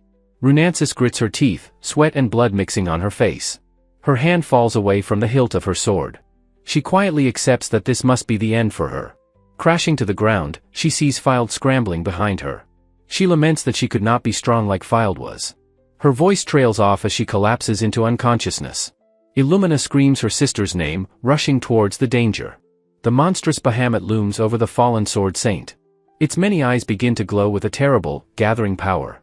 The shadowy beast swoops down with murderous intent. A close-up reveals its multiple, glowing, soulless eyes. Illumina cries out, recognizing the creature of nightmare. Energy erupts from the ground in a blinding explosion. The force of the blast sends Illumina hurtling through the air. She reaches out a desperate hand, crying for her sister. Bahamut hovers, watching its victim with cold indifference. Runansis lies still and broken amidst the shattered stones. A fanged maw opens, ready to snap Illumina from the sky. A figure blurs past in a streak of impossible speed. A gloved hand reaches out into the chaos. Fylde snatches Illumina from the air, saving her from certain death. He lands safely, holding the terrified girl in his arms. The ground where Illumina would have landed is utterly obliterated. A massive crater is all that remains from the beast strike. Runansis weakly calls out Fylde's name, her eyes fluttering open. He quickly presses a healing potion to her lips. He gently reassures her that she is not badly hurt. She tells him to use the potion on his own wounded arm. His arm sparks and disintegrates, the pain making him cry out. Runansis tearfully apologizes, feeling she was of no use. Fylde firmly tells her that is not true at all. He looks at Excalibur, a new resolve hardening his gaze. He grins, saying her sacrifice has shown him a path to victory. Illumina vows to nullify the creature's wicked power. She plants her staff, gathering the magic around her. She declares she must protect not only her sister, but Fylde too. She wonders desperately what she can possibly do to help. Fylde grabs her shoulder, shouting her name to break her trance. He tells her that Runansis has created an opening for them. She stammers, worried that he is pushing himself too hard. The beast roars, and Filed knows this is their only chance. He declares with absolute certainty that he will defeat it. He pleads for her to lend him her strength one last time. The title card for the 18th chapter appears. A powerful force smashes into the side of Bahamut's head. Filed charges across the broken ground with incredible speed. He leaps high into the air, closing the distance to the beast. The monster spews a torrent of dark, swirling flames. Filed lands, confirming his theory about the beast's attack pattern. He realizes its most powerful attacks require a long charge time. A voice suddenly calls out his name from across the field. Leonard the Paladin is sprinting towards him at full speed. He yells, asking if Filed has a plan as they run.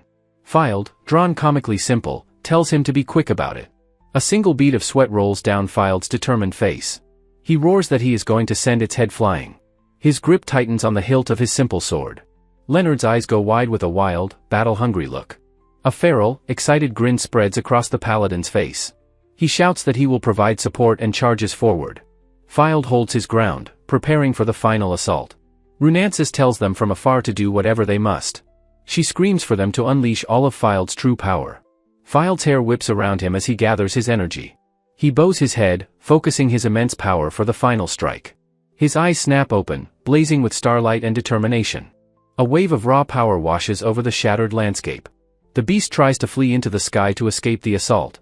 Illumina states they will not fall for the same trick twice. Runansis apologizes for having put her sister through this terror. She asks Illumina to unleash her wind magic just once more. A wild, untamed vortex of wind is summoned, needing no control. Illumina recalls the moment Filed shared his experience with her. She realizes with a gasp that her magical abilities have surged.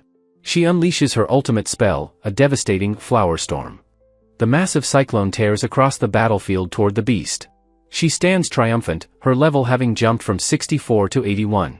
The vortex is a maelstrom of swirling rock and flower petals. Bahamut is caught completely off guard by the powerful magic. The raging cyclone engulfs the beast, trapping it within. The anti-fear charm around Illumina's neck glows brightly. She cries out with newfound courage that she is not afraid. The beast is stunned, caught in the unexpected magical assault. The storm batters its shadowy form from all sides. A silver-armored figure charges directly into the raging cyclone. Leonard slams his shield into Bahamut's massive, swiping claw. He braces himself, meeting the monster's power with his own. The two forces collide in a titanic, earth-shaking impact.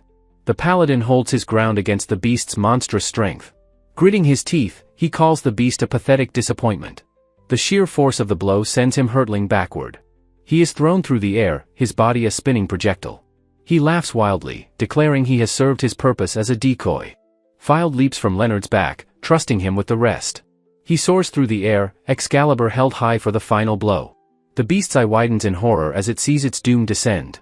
His face twisted in a furious snarl, Filed screams, having found his enemy's core. The ground cracks and explodes outward from the force of his sword strike. He plants his blade, bracing himself against the immense, overwhelming power before him. From a pile of rubble, the elf princess Runansis watches with a worried expression. Her sister Illumina stands beside her, her gaze fixed on the unfolding battle. Illumina wonders aloud, a sliver of hope in her voice, if he managed to succeed. The very ground beneath Filed's feet begins to splinter and crack under the strain. Filed struggles, his entire body trembling as he holds the massive sword aloft. The colossal shadow beast, Bahamut, lets out a wicked, cackling laugh of amusement.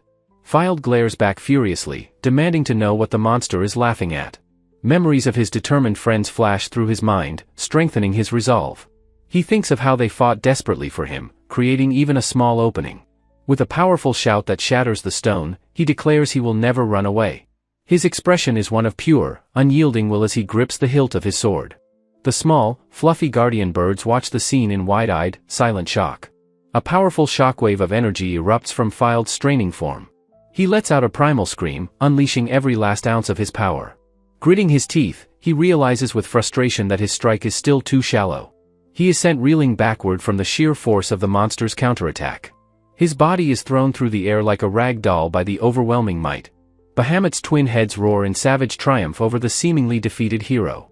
The beast lifts its massive, shadowy foot, preparing to crush him into the ground. Filed looks up, bracing himself for the inevitable, devastating impact. Runansis panics, screaming his name, while Illumina questions why he isn't using his skills. With dawning horror, Illumina realizes she is completely out of magical energy. She explains that her sister's powerful techniques require an immense amount of magic. Runansis cries, knowing it's too dangerous to attack before the beast is weakened. She reaches out a desperate hand, powerless to intervene in the fight. She knows they must weaken Bahamut first to land a finishing blow. File dodges the crushing foot just in time as Illumina screams a warning. Illumina desperately pleads for File to stop, telling him it's no use and he must flee. A blast of dark energy sends rocks and debris flying everywhere. Bahamut roars again, its power sending File tumbling helplessly through the air. He crashes hard into the rubble, his body finally pushed past its absolute limit. With sweat and determination on his face, he vows he will not let go. He curses as the sword is pushed back, though he is so close to victory. He thinks of his own full power, the unique ability he possesses. He reflects on how he has been tossed around and used by others. He decides he cannot bring himself to rely on that power any longer. Clenching his fist, he resolves to win without it if he possibly can. He steels himself, deciding that he truly did not want to use that power. A strange, new aura begins to flare up around his weary body. Leonard and Runansis stare in shock at the bizarre, rabbit-shaped energy. A wide view shows the golden energy spreading across the entire ruined city. Runansis looks up in awe, realizing this incredible phenomenon is raw experience value. The golden light flows like a river of power across the landscape. Countless motes of light rise, returning to their source and flooding into Filed. Filed watches the approaching wave of energy, calling it an early disaster. The dark form of Bahamut soars high above the destroyed city walls. Filed leaps into the air as his level flashes, skyrocketing from 120. The numbers continue to climb at an impossible rate, a blur of empowerment. His voice rings with authority as he declares his opponent's legend is over. His face is set in a mask of grim determination, his purpose clear. He readies Excalibur, proclaiming the end is here, putting everything into one strike. A lone guard on the city wall can only look up and whisper a prayer. Another guard cries out in despair, realizing his family is in the path of destruction. Leonard grabs a soldier, telling him to get a grip, for the Silver Blade Guild is here. He knows the beast won't stay put and that they must be the ones to stop it. He spots a figure on the wall, calling out to get their attention. A guard screams a warning that the monster is now heading their way. Bahamut crashes through the streets, sending buildings crumbling into dust. A soldier is thrown to the ground by the force of the devastating impact. The guards on the wall cry out in shock as the beast breaks through their defenses. One soldier notices with confusion that the creature isn't struggling at all. Another shouts a warning that the dangerous beast is coming around again. The commander screams at his men to retreat from the wall immediately. The monster slams into the fortifications with unstoppable, terrifying force. A guard notices with shock that there is a person riding on the beast's back.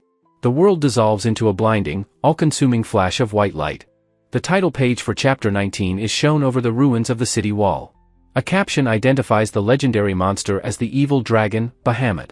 It is a demon that destroyed nations and reshaped the continent long ago. The ancient evil soars through the sky, signaling the final, desperate battle. The beast recalls its past, how it once feared a single human being. It believed it would never again meet someone for whom death was so close. It remembers the man who managed to seal away its own burning hatred. The memory of that man's piercing eyes floods its ancient consciousness. Filed screams the name of his legendary sword with all his might, Excalibur. A massive, brilliant pillar of divine light descends from the heavens. The holy light cuts a path through the dark and ominous clouds. The energy strikes Bahamut, creating a cataclysmic explosion on the ground. A huge cloud of white smoke and dust billows up from the point of impact. From within the smoke, Filed's battered form emerges, still standing. He stumbles and slips, his exhausted body finally giving out as he falls. Lying on his back, he grimly wonders if the beast's body cushioned his fall. He questions if the monster's corpse somehow acted as a cushion for him. His back screams in pain as he feels his consciousness begin to fade away. The wounded Bahamut rises from the smoke, looming over his helpless form. Its shadowy figure lets out a low, guttural growl of pure menace. It stalks slowly and deliberately towards the fallen and incapacitated Filed. Filed's body is racked with spasms as waves of intense pain wash over him. He gasps for air, unable to move as the monster closes in. The beast's massive, fanged maw opens wide above him. It moves to devour him whole, its sharp teeth dripping with dark saliva. Suddenly, a flash of movement intercepts the beast's deadly attack. The ground shatters as a new, powerful warrior enters the fray. The paladin Leonard appears in a blur, deflecting the monster's powerful strike. He stands over Filed, remarking that the legendary evil dragon is an impressive sight. With a confident smirk, he tells the beast it has come too far and is a nuisance. He coolly informs the monster that it is about time for it to leave. Leonard is awestruck, thinking the attack had the power to cleave the very sky. A bead of sweat runs down his temple, he is visibly shaken by the display. His mind flashes back to the blinding, shattered fragments of light from the attack. He realizes that what he witnessed was far more than just a powerful strike. He understands now that this is the true, legendary power of a point gifter. Runansis turns with furious eyes, her voice low as she deems it unforgivable. A dark figure emerges, its voice dripping with hatred for the power that struck it.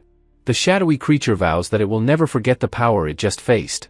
Its hand clenches as it identifies the power as belonging to a hero's bloodline. It lunges forward, screaming a curse upon the entire lineage of traitors.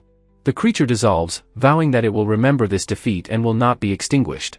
As the world shatters, Leonard falls to his knees, cradling the unconscious Fylde. He looks up in confusion, wondering about the meaning of the creature's final words. Illumina rushes forward, desperately crying out Fylde's name with urgency. She and Runansis arrive, Illumina asking in a panic if he has been injured. Fylde looks down at his blood-stained clothes, weakly noting that there is so much. The companions gather around their fallen friend as he lies in the grass. Fylde's vision blurs as he looks toward the sky, his consciousness fading away. The clouds swirl above him as he finally succumbs to his exhaustion and injuries. A quiet moment passes, the world still and silent after the intense battle. Runansis tells the disoriented Fylde that he must see a healer immediately. Illumina silently thinks that, to be honest, this outcome is still very fortunate. She continues her thought, admitting that it remains an incredibly vexing situation. Leonard smiles, offering to carry Fylde and remarking on the chaotic affair. Illumina is shocked, asking if he's a princess, while he warns her not to report this. Runansis steps forward, her voice firm as she tells Leonard to wait. She thanks him for his concern but politely states that it is not necessary. She informs him that they must leave this country with great haste. Runansis extends a hand, demanding that Leonard hand Fylde over to their care. Leonard's expression turns serious as he begins to explain the difficult situation. He says Fylde is now a hero famous throughout the land for slaying the dragon. But this fame also makes him a dangerous element whose actions will be restricted. Understanding this, Leonard bows his head, pleading with her to let him take Fylde. Illumina looks to her sister, asking her what their next move should be. Leonard issues a stark challenge, asking if they will truly try to stop him. He assesses his opponents, a skilled sword saint and a mage out of power. A confident smile crosses his face as he asks if Runansis will be his opponent. The two powerful warriors face off amidst the ruins, a tense standoff ensuing. Runansis grips her massive weapon tightly, her knuckles white as she prepares to fight. A sudden, sharp sound breaks the tension as Leonard makes his move. To Runansis's utter shock, he casually offers her his own sword, hilt first. She stammers, asking if he is serious, as he insists she take it. Leonard collapses from exhaustion, groaning about the mountain of reports he must now file. Runansis's anger fades, and she looks down at him, quietly thanking him. Leonard stops her, saying he has one last question about Fylde's power. He needs to confirm a theory he has about the point gifter's true ability. He asks if it includes not just distribution, but also the power of reclamation. He admits that if his wild guess is correct, the implications are absurd. He looks down, muttering the title, point gifter, under his breath. He imagines explaining to a crowd how this power could cripple an entire nation. He concludes that leaving someone with such an ability unattended is too dangerous. Illumina is left completely speechless by the weight of Leonard's theory. Leonard agrees that if his speculation is true, it's a terrifying reality. He quickly backtracks, saying it's just a guess and not to report it. He beams, saying it would be too much to bother the king with such a story. Runansis states that in that case, they will be on their way. Leonard tells her that Fylde, though immature, is one of them now. He confidently declares that Fylde will surely come to the Silver Blade Guild. Runansis begins to speak, her expression serious as she prepares to respond. She places a hand on his shoulder, saying she won't stop Fylde's decision. With a polite, "Excuse me," she turns and walks away, carrying Fylde. Leonard turns his head slightly, watching them depart into the distance. Illumina calls out to Leonard as he stands amidst the dust and rubble. She offers to return the anti-fear necklace he had lent to her. She exclaims in recognition as she remembers what the item is. She holds out the ornate, evil-warding necklace in her open palms. Leonard tells her to keep it, saying he planned to give it to her anyway. He asks her to get used to wearing the protective necklace as much as she can. He gestures toward Fylde, explaining that he is the one who will truly need it. Leonard sighs to himself, wondering how he will explain all this to the king. The small rabbit familiar, perched on Illumina's staff, asks her what is wrong. Illumina rushes off, a scroll in hand, saying she is on her way. An ancient scroll narrates that in year 1732, the evil dragon Bahamut appeared. Though there were deaths, the scroll continues, the damage was less than it seemed. The destruction was contained because Bahamut stayed near the theater district. The arches of a grand hall mark a transition to the royal court. A lone, hooded figure kneels before a king seated on a high throne. The official record states Leonard was greatly honored for his role in the subjugation. The serial murderer Claude, who supposedly released the beast, was searched for. The scroll concludes its report by stating that the fugitive was never found. A trail of blood leads into a forest. Claude was presumed dead in the attack. However, a mercenary testified that as Bahamut crossed the castle walls, they saw the distinct figure of a person riding upon the dragon's back. The truth of the matter remains uncertain, concluding the subjugation arc. In the Elven Kingdom, whispers spread about the princess's return from their journey. An elf asks if Fylde was with them, pondering if he is a prince consort candidate. The queen muses that this must be why her daughters were traveling incognito. An elf giggles, remarking that he is the human hero who saved their nation. The queen strides with purpose down a long, grand hallway, her mind made up. Her attendants bow respectfully as she passes, acknowledging her royal presence. The queen is overjoyed to see her daughters smiling and reconciled with the king. She clenches her fist, thinking that with a partner chosen, the country is secure. She enters a chamber, inviting someone in, while looking at an ancient text. The queen smiles, content and satisfied with the way her plans are unfolding. An elven attendant offers a resting Fylde a cup of tea, which he gratefully accepts. She explains the tea is made from mana tree herbs to aid his recovery. Fylde takes a sip from the cup, remarking on its slightly sweet flavor. The attendant agrees that sweetness is best for fatigue, which Fylde finds interesting. She notices the book on his table, realizing it was there as she brewed tea. She explains it is a collection of old heroic tales her mother used to read.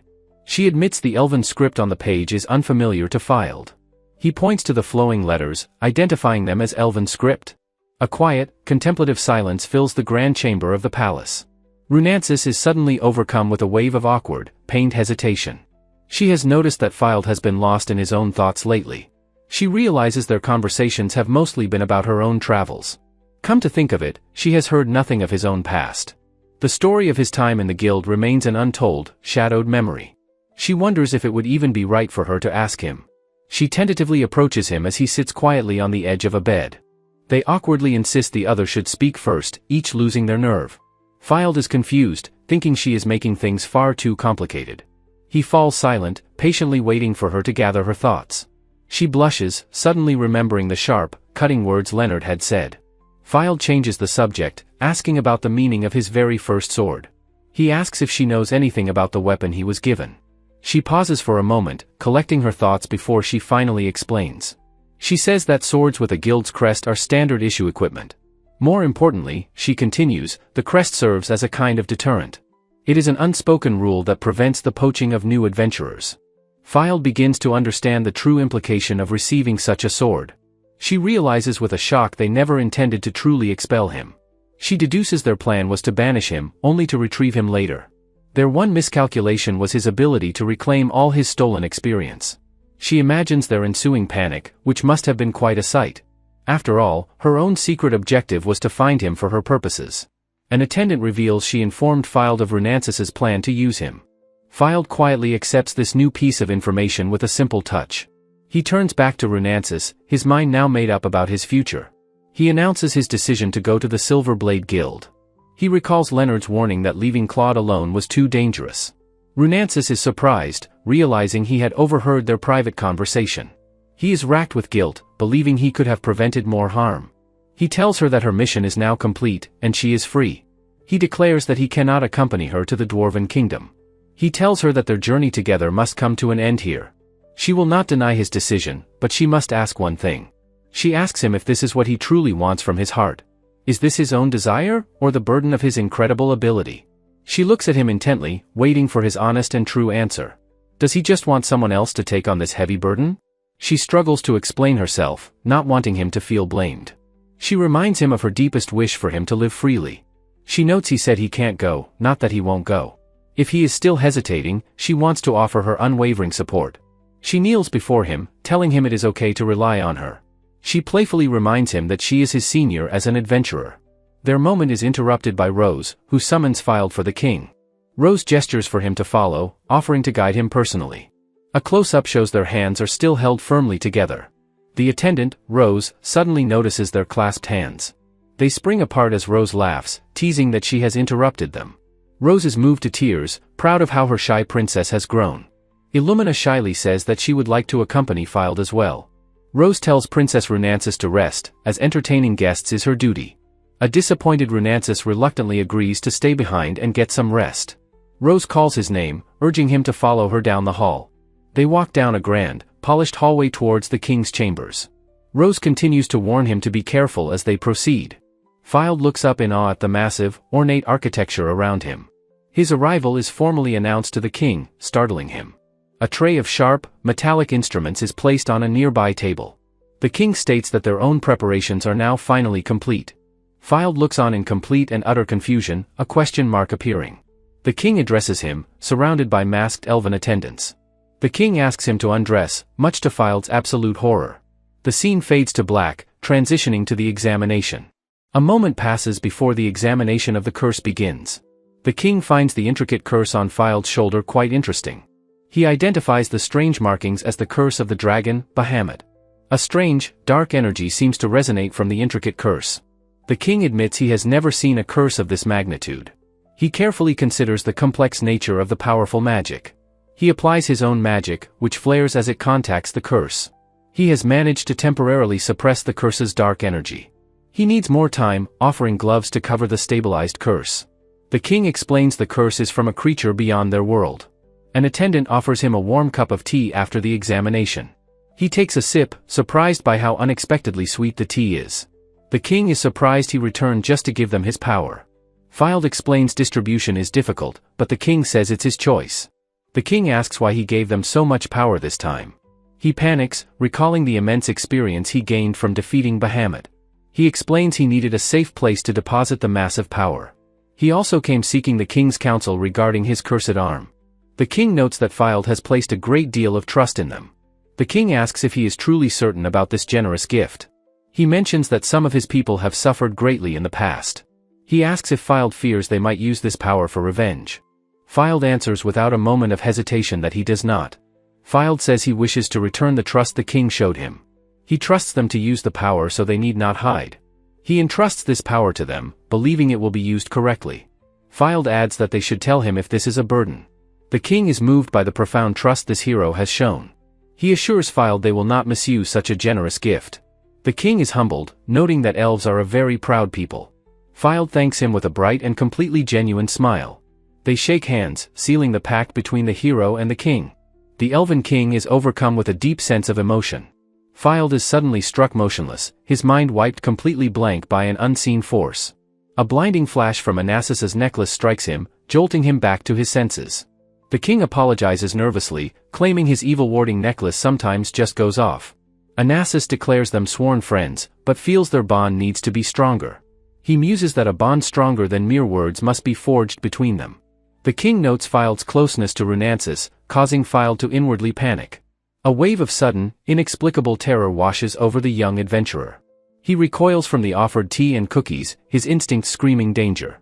Filed abruptly stands, a look of shock and horror on his face. He turns and flees the room, leaving a confused Illumina behind. His heart pounds with the certainty that he just escaped a terrible trap. Elsewhere in the grand halls of the elven castle, a new scene unfolds. The king warns that they will enter the country, and caution is needed. Anassis lectures Illumina on the cold, necessary calculus of effective royalty. He uses Filed as a chilling example for his political lesson. Anassis's words make Illumina blush, hinting at a personal, unspoken shame. Feeling suffocated, Filed asks to return to his room to rest. Anassis graciously offers him a private chamber and a personal caretaker. Filed gratefully accepts and hurries down the long, ornate corridor. As the door clicks shut, the king's trap is finally sprung. The king gives a quiet command, setting his sinister plan into motion. From the shadows of the corridor, countless pairs of eyes suddenly appear. Filed senses the danger too late, his cursed arm flaring with warning. From behind a pillar, a multitude of ghostly hands reach out for him. A horde of elven women swarms him, their hands grabbing at his clothes. He lets out a scream of pure, unadulterated, and slightly comical terror. Onassis calmly sips his drink, ordering the women to welcome their guest. The king's horrifying matchmaking ritual begins with a flash of determined movement. Fylde is chased down the hall, a prize to be captured. An elf woman deftly trips him, sending him sprawling to the floor. He looks up in disbelief at the sheer chaos unfolding around him. The mob, eyes glowing with heart shapes, descends upon their helpless target. Hands grab his cursed arm, and he cries out in agony. The king watches the chaotic scene unfold with cold, grim determination. They whisper of him being the hero's successor, the next royal line. The frenzied crowd of elves shouts for his immediate capture. Fylde is completely overwhelmed, desperately trying to fend off the mob. Onassis himself joins the chase, grabbing one of his own people. He callously throws the elf aside, complaining about her inconvenient shoes. He clears a path for himself, grabbing another woman to move her. The king tosses her aside without a second thought, focused on his goal. He carves a path through the crowd, his own people flying aside. Onassis shoves Fylde forward, sending the boy tumbling down the corridor. Fylde lands in a heap, completely dazed and disoriented from the fall. He desperately screams, demanding to know where the exit is. A crazed-looking elf girl sprints ahead, turning a corner just before him. She turns back to face him, her eyes spiraling as she whispers, "Found you." But just then, Runansis and Illumina appear at the end of the hall. The crazed elf asks if Fylde passed, but Runansis feigns ignorance. Confused, the girl glances at a grate on the floor, sensing something amiss. Fylde finds a hidden ladder, where another elf is already climbing to safety. Runansis looks down from the ladder, suggesting they split up to find him. Fylde watches, confused, as Runansis makes a strange sound while climbing. She disappears up the ladder, leaving Fylde utterly baffled by the situation. The other elf explains this is a secret passage, their only way out. She explains she fled in a panic when her own necklace began reacting. Fylde panics, realizing he left Excalibur, but Runansis already has it. Runansis correctly deduces that the tea and cookies were drugged. She shakes him, scolding him for his carelessness and lack of suspicion. Fylde laments that he only wanted a single bite of the cookies. He admits he's never tasted such fine sweets, so he couldn't tell. Runansis asks if he never ate such treats while with radiant light. He recalls his meager meals of soup and bread in his Spartan room. His existence was bleak, but he admits it was better than nothing. As Fylde speaks, Runansis watches him with a thoughtful, empathetic gaze. Later, a man with glasses asks Fylde about his time in Radiant Light. Fylde explains he was just an errand boy, bought by another guild. He reveals Claude was his instructor before that guild eventually disbanded. Claude, like a brother, invited him to join his new party's dream. But their ambition truly ignited the moment his unique power was discovered. He recalls Claude recruiting 3 down-on-their-luck adventurers into their party. Claude approaches the trio, asking why they were fired from their parties. The hulking knight admits a past injury has ruined his stamina. The young cleric, Layla, confesses she runs out of magic too quickly. The veteran swordsman, Gigi, bitterly remarks he's on the verge of retirement. Claude tells them their new guild needs help, believing they still have potential. He offers them a place, a chance to be adventurers once more. He offers a simple quest and an assistant to ensure they won't fail. On their first quest together, the new party faces a monstrous foe. Gigi, the old swordsman, fights with surprising vigor and renewed purpose. Layla unleashes a powerful magical spell, her energy seemingly limitless. The knight calls for a blessing, and the young cleric eagerly complies. Gigi expertly parries a massive claw, his movements sharp and precise. Layla warns Fylde to stay back, keeping him safe from the battle. As she fights, Layla's level suddenly increases, much to her surprise. The knight, Dean, is baffled by his newfound strength against a familiar foe. Layla feels unusually powerful, her magic flowing more freely than ever before. Even the veteran Gigi experiences a sudden and dramatic surge in power. Hidden behind a rock, Fylde covers his ears, overwhelmed by the notifications. A constant stream of level up windows floods his vision. Claude watches, a triumphant smile spreading across his face at the results. He offers them an official contract, and Layla joyfully calls out to Fylde. She excitedly tells Fylde of her dreams to explore ruins and uncharted lands. She speaks of legends, of seeing the real thing with her own eyes. She makes a heartfelt promise to Fylde, they will adventure together. Their friends tease them about their budding friendship, much to Layla's embarrassment. Claude watches their innocent exchange with a cold, calculating expression. He realizes that if Fylde levels up, he might leave, a dark idea forming. Fylde, unaware of the betrayal to come, is simply happy and hopeful. Gigi pulls him into a hug, celebrating the spirit of adventure. A memory begins with an adventurer's boast of hunting dragons for their meat. A young Filed's eyes shine brightly, recalling he was once truly happy. He remembers a party excited about receiving their first expedition permit. In his small room, he thought of the legends other adventurers spoke of. He watched them from afar, filled with a deep sense of admiration. Bundled in a winter cloak, he was determined to see it all himself. His finger traced a map, his thoughts trailing off into a silent ellipsis. Lying in bed, he saw his status plate. He had finally reached level 20. He burst from his room, shouting for Claude, ecstatic about leveling up. The young boy ran frantically through the cobblestone streets to share his news. Claude addressed another party, asking if they doubted the value of his word. Peeking from a doorway, a younger Filed thought to himself it couldn't be helped. A freckled cleric, surprised, called out Filed's name as he approached her. She explained to Filed that a high-rank monster subjugation quest had appeared. Her blonde companion shook her, congratulating Filed on reaching the required level. The adventurer was overjoyed, exclaiming that Filed had worked so hard for this. Filed stared in shock as the excited man shook the poor cleric. The cleric regained her composure and kindly asked Filed if he was okay. Claude was seen speaking quietly with other adventurers, his expression unreadable. As the cleric prepared to leave, she admitted to feeling a little anxious. She tried to reassure herself, saying this was just part of being an adventurer. An armored man bellowed to the group that it was time to depart.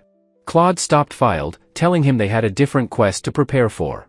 From the guild hall, Filed watched the cleric's party leave without him. He scratched his head, sweating with confusion and disappointment. Filed's bewilderment was met by Claude's cold, smug, and knowing smile. The boy's eye widened in dawning horror as he began to understand. A memory focuses on a simple wooden door with a dark ring handle. A glimpse of Claude's imposing, dark-cloaked figure fills the narrow frame. The wooden door appears again, a silent marker of a painful memory. A forgotten hero's voice echoes, saying he just didn't want them to die. Filed's very being seems to dissolve into pixels as his experience drains away. Shimmering, diamond-shaped motes of light drift through an inky black void. The cleric and her party's levels are shown soaring after their successful quest. A hand reaches out, as if trying to grasp the fading motes of light. Filed stares at his status plate as his level plummets from 20 to 1. A stone pillar in the guild hall stands as a silent, unmoving witness. An adventurer exclaims in shock, questioning how Filed could be level 1. The party leader coldly informs Filed he cannot join their expedition now. Filed grits his teeth, determined to climb back to level 20 once more. He and his new companion stare as a different, battered party returns. The guild members are amazed, asking if the adventurers made it back alive. The now bandaged cleric smiles, relieved to have survived the harrowing quest. Filed watches them, a bead of sweat on his face, feeling a quiet relief. A voice from a balcony calls his name, and Filed looks up, startled. Claude gestures for him to approach, his expression sharp and commanding. Alone in the vast hall, Claude orders Filed to hand over his experience. Filed apologizes as Claude scolds him for leveling up without consulting him first. Claude dismisses his concerns with a cruel smile, saying it is his duty. He hands Filed a slip of paper, stating he will designate the distribution. Filed remembers being told to just follow other parties and obey every command. A party leader thanks him dismissively before telling his own group to move on. Another adventurer shoves him, yelling for the useless small fry to stay back. A powerful female warrior greets him with a condescending, "Hello, Guide Kuan." A bandaged Filed weeps, overwhelmed that he managed to return alive from a quest. He realized far too late that something was fundamentally wrong with his situation. Claude coldly informed him that any leftover experience would be given to them. He reasoned that Radiant Light already had many powerful, established members. Dorothy readily agreed that it was more efficient to level them up than Filed. She shoved the boy, sneering that he should be grateful for food and shelter. She loomed over him, calling him thin-skinned for prioritizing his own feelings. A man offered him a discolored feather, calling it a good luck charm. A group of adventurers laughed as they mockingly told him to level up soon. The feather, a symbol of their contempt, is held tightly in a hand. Dorothy points an accusing finger, wondering if he has been slacking off. She shouts for him to wait as he tries to hurry away from her. She turns to a companion, confirming that Filed is still just level 1. She mused that a spoiled kid like him would surely starve or run away. Claude watched him go, smirking that Filed was too cornered to ever escape. The guild leaders laughed together as they watched him retreat up the stairs. Filed trudged up the long, lonely staircase, the laughter echoing behind him. The hallway at the top of the stairs was dark and empty.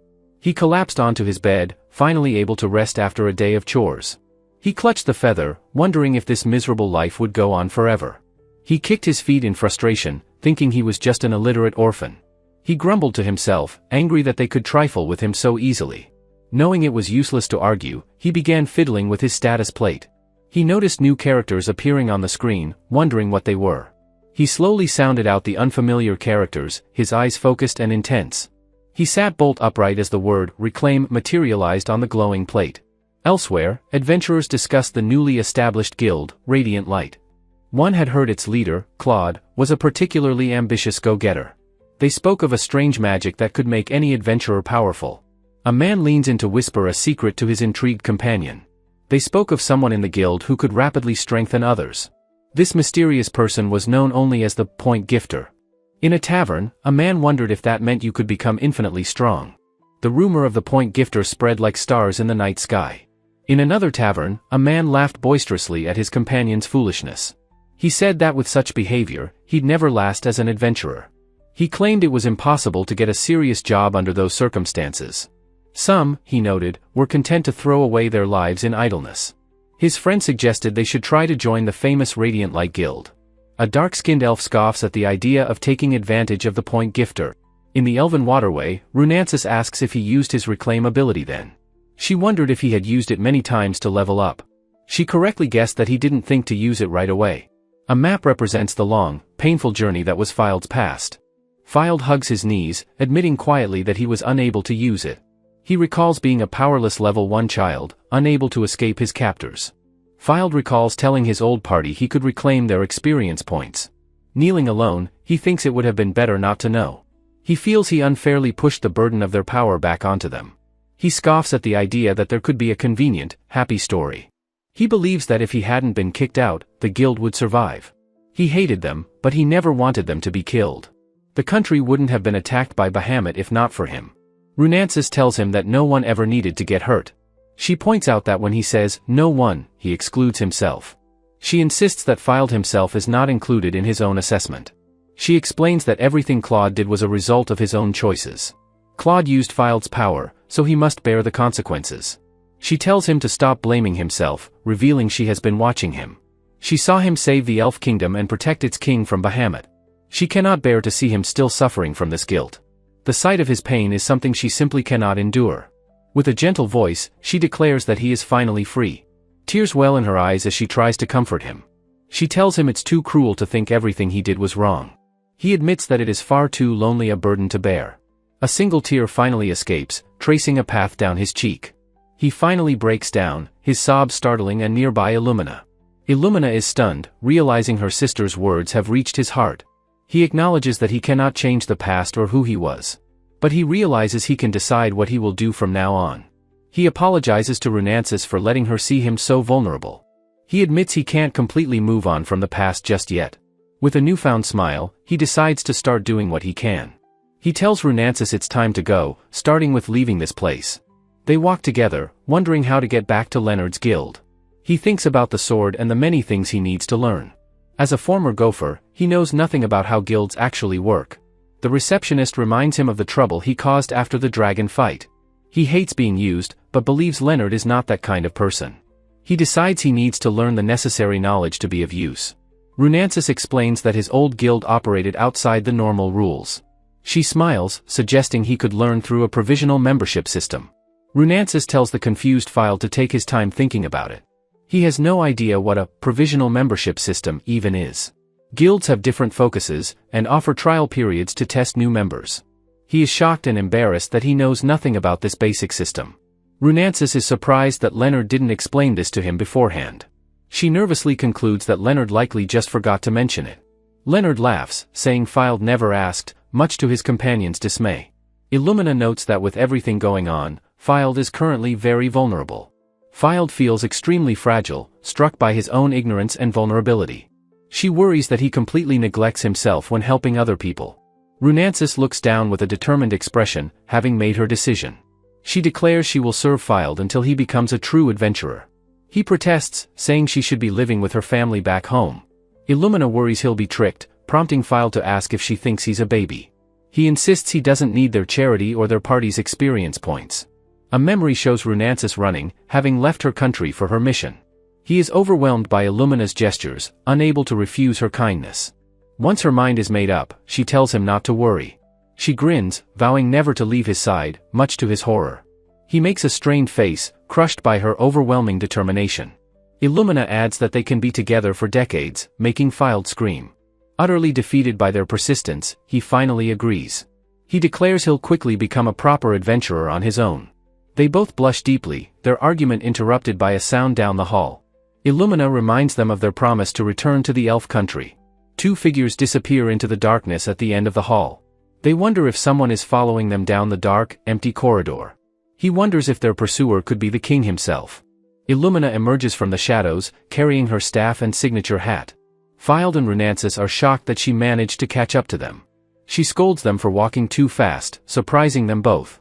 She explains that while resting, the entire castle suddenly erupted into chaos. From a balcony, the queen saw everyone frantically searching for Fylde. The elves were in such a state of confusion, she couldn't reason with them. They chanted his name, calling him a bringer of happiness. Realizing conversation was impossible, she was left with no other choice. She walks past sleeping elves, having put them all to sleep with magic. The queen finds them sleeping and demands to know what is happening. The enraged queen screams for her husband, King Gaius. The castle itself trembles from the force of the king's lecture. The king scolds everyone, including the queen, who accepts her lecture. She explains that she slipped away while everyone was preoccupied with the lecture. She presents the recovered Excalibur to a very grateful Fylde. She then announces she has a personal message for him from the king. The king's message explains the country is in chaos due to his presence. He is officially banned from the elf country until things calm down. He collapses in despair, believing he has only caused more trouble. Runansis nervously asks if their father had a message for her too. She is also banned for returning unannounced after her long absence. Illumina cheerfully suggests their father might forgive them in about 30 years. A memory shows the queen surveying her slumbering, magically induced court. Prince Onassis, arms crossed, demands to know the reason for the chaos. The king tells his son that if he's going to lecture, he shouldn't be so long-winded. The king explains Fylde's curse affected elves with low magical resistance. He admits he used Fylde to gather everyone for a medical examination. The queen is furious that he would use the country's great hero. Onassis states plainly that his duty is to protect the elven people. He declares that compared to that duty, all other matters are trivial. He seems to have a sudden, startling realization. He looks down, reconsidering his thoughts, and reaffirms his decision. The king reminds him that he was the one who unified their country. He has always been the one to fight for his people's sake. The queen tells him not to call her sister-in-law in public.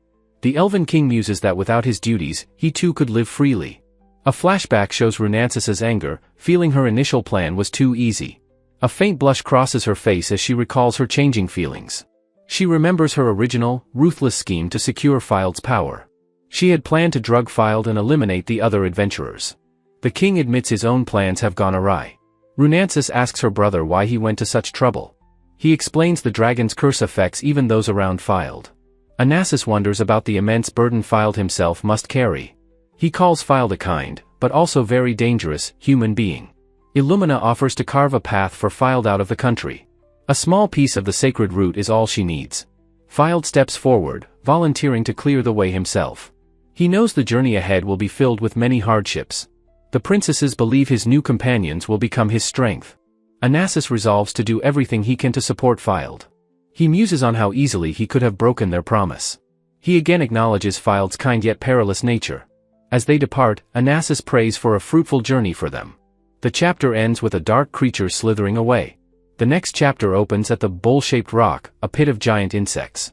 Here, monsters fight a yearly battle for survival and evolution. An adventurer remembers being thrown into this pit as cruel training. Bobson's voice echoes, saying the big bugs are easy to knock away. A giant beetle sends the poor adventurer flying into the air. He screams they should have warned him before throwing him in. Fylde's face is a mask of intense, focused determination. He leaps gracefully between two colossal, flower-mouthed rhino beetles. His sword comes down in a powerful, sweeping arc of steel. He kicks off the side of one of the massive insects. The monster recoils from the surprising force of his attack. He uses a giant centipede as a springboard, launching himself high. He lands perfectly on the creature's segmented, armored back. He sprints along the length of a massive dragonfly's body. He leaps from its tail to begin his next devastating attack. A watching adventurer remarks on his astonishing rate of growth. Another notes his excellent spatial awareness and control of his landings. A third agrees he already possesses more than enough power. Filed carves a path of destruction through the swarming insects. He wonders if he has finally graduated from being a mere runner. He grits his teeth, disturbed by the twitching, dismembered bodies. The adventurers on the cliff see the swarms are finally thinning. Filed moves in a blur, dispatching another monstrous bug. He tries his best not to look down at the carnage. He forces himself to keep his eyes forward, away from the horror. The rustling sound of dying creatures fills him with dread. He gasps in terror, the psychological toll becoming too much. The adventurers above sense the danger and decide to retreat. Filed raises Excalibur high, his face a mask of grim resolve. A single, brilliant beam of light descends from the heavens. He invokes the sword's power, calling out the name Rebirth. The beam intensifies, striking the center of the insect pit. He roars, unleashing the ultimate attack, Starfall. The world is consumed in a blinding, cleansing white light. The adventurers on the cliff shield their eyes from the blast. They look down into the crater, seeing everything has vanished. Leonard holds up an exhausted Filed, confirming he is safe. His companions begin to salvage what little monster material remains. Filed looks completely drained after unleashing such immense power. Leonard congratulates him, telling him it was a good fight. He helps the weary Filed to his feet, offering support. He warns that such an ultimate move is reckless for a solo adventurer. Leonard laughs, realizing Filed still has a lot to learn. His companions agree that Filed could use some proper training. Filed is flustered, insisting he doesn't need to be taught. The quest is complete, and they finally depart from the elven lands. A year later, Filed travels by wagon with the silver blade. Leonard is now a familiar companion, taking on ordinary requests. He fondly recalls Filed's probationary period with a bright smile. They discuss their daily lives, helping with repairs and taking jobs. A full year has passed since the devastating battle with Bahamut. Filed and a companion turn in materials at a guild counter. His friend notes that their hall is smaller than usual. They leave the guild hall and walk through the city streets. Electria notes that the massive insect outbreak is always a struggle. Leonard appears, glad they finished early thanks to Filed's hard work. Filed grumbles, knowing Leonard is just avoiding his own paperwork. Leonard laughs, saying that's no way to talk to him. Filed notes that Leonard has become much more casual with him. Leonard insists he's only being serious when his voice gets deeper. A diagram explains the different types of guilds and clans. Leonard dismisses the stability of state-run clans as uninteresting. The Silver Blade, he says, is for those seeking new discoveries. He would never trade his freedom for the prestige of a high position.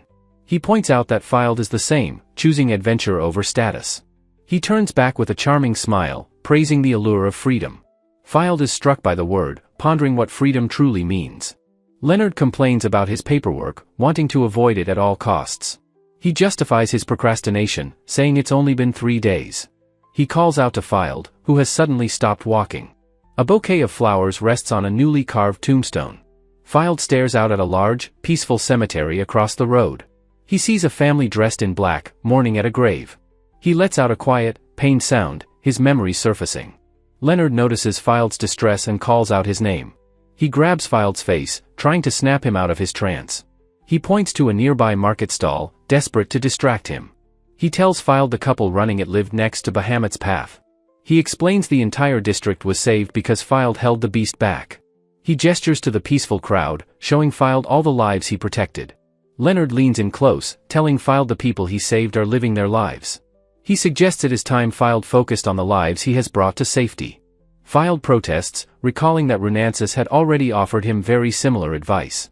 Leonard playfully chides him for his worried expression before his date with Runansis. Elsewhere, Runansis decides to go home, knowing it is unwise to forget the basics. Leonard asks about Illumina, revealing that she is at the royal castle again today. A flashback shows Filed's pact with the king, a favor he has yet to use. Filed looks deeply troubled, as Leonard wonders if something is wrong. Filed muses on his training with the Sword Saint, preparing to match her level. He takes his stance, his level adjusted from 250 to 150 for the spar. Runansis readies her sword, her own level boosted from 95 to 150. The duel begins in a blur of motion, a testament to their incredible speed. The two warriors clash in a dynamic, high-speed exchange of powerful sword strikes. Filed's face is a mask of intense concentration as he presses his furious attack. Their blades lock in a fierce struggle, their faces mere inches apart. Runansis knows she can overpower him with sheer strength, but she hesitates. Suddenly, Fild's eyes widen in shock as she puts her full force behind her blade. He is driven back, struggling to defend against her powerful downward slash. With incredible control, Fild halts the tip of his sword just before Runansis's eye. A symbol for skill reflects in her eye, showing the difference in their proficiency. Runansis thinks how she barely parried, calling Fild's ability convenient. Leonard intervenes, impressed that Fild could follow a sword saint's blade with his eyes. A chibi Fild puzzles over the exchange, wondering why Runansis had been so flustered. Leonard tells Fild his eyes are exceptional, questioning if it is an observation skill. He notes special training is needed to react so quickly, but Fild denies having any. Leonard reminds Fild of his past, always watching others fight from level 1. He praises this constant observation as a fine and compatible form of training. Fild is stunned as Leonard calls this a unique talent he cultivated himself. Leonard smiles proudly, saying he would certainly like to believe that is the case. As they walk, Leonard asks Fild if he truly knows what experience points are. Fild freezes, his mind drawing a complete blank at the simple, profound question. He begins to stammer and sweat, completely unable to form an answer. Leonard bursts into laughter, absolutely delighted that Fild has no idea. Leonard begins a story, explaining that some things are simply not known. He gestures to a mural of a petrified beast from the Demon King's era. This creature accumulated a strange, unknown energy by taking the lives of others. No one knows the full details of this power called experience points. He illustrates how a level 20 child easily overpowers a level 3 warrior. He tells Fild that a trained adult is weaker, questioning its strange logic. Walking through the city, Leonard notes Fild is already applying this power to training. Fild stares at his hand, pondering the vast, untapped potential of his ability. He suddenly thanks Leonard for all he learned, surprising the guild master. Leonard is taken aback, asking why he is suddenly being so formal. Standing on a balcony, Fild asks if their departure is set for tomorrow. Leonard admits Fild's experience-sharing power remains a mystery he couldn't solve. Fild asks what power he means, feigning ignorance with a slight smile. Leonard grins, dismissing his own role as simply training a probationary rookie. As they walk, Fild asks him to convey his thanks to the guild. Leonard leans in close, offering an invitation for Fild to return anytime. He says that if Fild ever becomes interested, the Silver Blade is waiting. With a charming wink, he promises they will always welcome him back. Fild, flustered by the genuine warmth, stammers that he will consider it. Leonard laughs, pleased that Fild has learned to handle such situations better. That night, Anin stands silently under a starry sky, a temporary home. A knight knocks on Fild's door, which creaks open to a familiar voice. The dwarf princess, Celis, greets Fild, marking the beginning of their night. Fild, blushing, asks her if she can help him with the usual request. She agrees, and the door slams shut as she offers to go together. Another door creaks open as Celis whispers Fild's name in the darkness. She takes his hand, telling him he must get closer to see properly. He sits down heavily, the rabbit-eared hat of Illumina visible on the bed. Celis asks if it's too tight, Fild insists he's fine, so she begins. A scratching sound fills the air as Celis points out a specific spot. The comical scene is revealed, they are writing lessons at a small desk. Fild cries out in frustration, having made a mistake with his quill. Celis calmly asks if he has misspelled a word in his practice. Illumina prepares to draw Fild's blood, ignoring his pained protests about her firm grip. A moment later, Fild's dramatic scream of pain echoes through the quiet room. Fild blames himself for the elves' troubles, but Illumina insists the evil dragon is responsible. She reveals his power actually protected the elves by boosting their magical resistance. It was fortunate, she muses, that they didn't pass through any villages on their way. However, she still wonders why she and her sister were affected by the curse's power. To demonstrate a point, she gently blows a breath of magic onto a piece of paper. The paper folds itself into an intricate bird, springing to life with elven magic. The magical creation gracefully soars out the window and into the vast night sky. Fild wonders how the magic works, recalling a previous, more muscular paper messenger. Fild eagerly asks if he can use magic, but Illumina warns it requires knowledge. She clarifies that his aptitude for magic is actually far higher than a normal person's. She uses an analogy, asking him to imagine an airship filled to its absolute limit. If handled carelessly, she warns, the result would be a catastrophic, messy rupture. Staring into the night, Fild admits that he is once again terrified by his own power. Illumina encourages him, noting that Excalibur's most powerful attacks depend on his magic. She then begins to explain the current state of Fild's body and its unique properties. His entire being, she reveals, is densely packed with an incredible concentration of magic. This innate power acted as a shield, allowing him to survive Bahamut's magical assault. During their studies, she explains his aura is naturally contained, a fact noted by the king. Fylde wonders if he could simply repel magic with his bare hands, but she is uncertain. Illumina calls his name, her expression turning serious as she prepares to share her plans. He thanks her for handling the delicate royal negotiations, downplaying his own role in it. He expresses his hope for the restoration of elven diplomacy, and she eagerly agrees. This is her royal mission, she declares, a duty given to her by her father. She dreams of a day when elves can once again join hands with all other races. She vows to succeed, proudly proclaiming her Arclight heritage as Fylde looks on fondly. However, she admits there is one small problem with her grand diplomatic mission. She will be joining their journey, she explains, in order to find a cure for his arm. She laments having to chaperone their future honeymoon, leaving Fylde utterly confused. Fylde consults a dictionary he was studying earlier to understand the unfamiliar word. The book defines the word mitsuki as honeymoon, a period right after marriage. The realization dawns, and a horrified, blushing Fylde shrieks that it can't be true. One person calmly notes they've been together, while another angrily reminds them of their destination. Runansis is distraught, believing she can't abandon the country exiled because of her. Illumina explains her sister, now free, had journeyed solely to save their country. A shocked Fylde asks if he has somehow mistreated the princess. He presses her, asking what he could have said to cause such a reaction. Illumina reveals that her sister is strangely hesitant whenever she wields a sword. She secretly practices her swordsmanship when she believes no one is watching her. Fylde worries that he has somehow become a burden to the elder princess. He smiles, saying he could never dislike her for that, as he requested her training.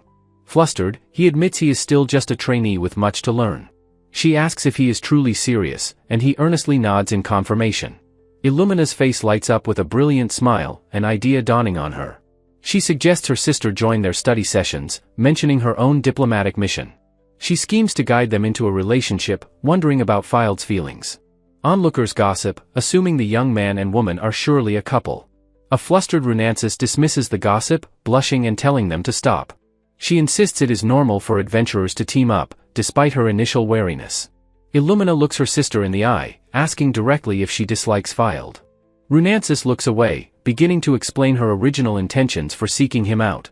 She confesses that she first approached Fylde with the sole intention of using him. Now, she feels an immeasurable debt for her past rudeness and manipulation. She knows that his position in the world remains dangerously unstable and uncertain.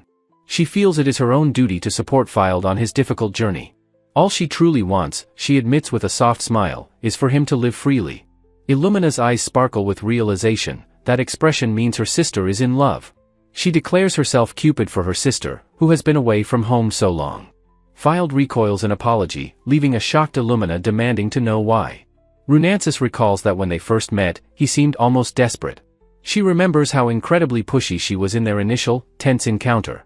Fylde recalls the moment she brought him to the breathtaking elven kingdom. He also remembers the time she spent patiently teaching him swordsmanship.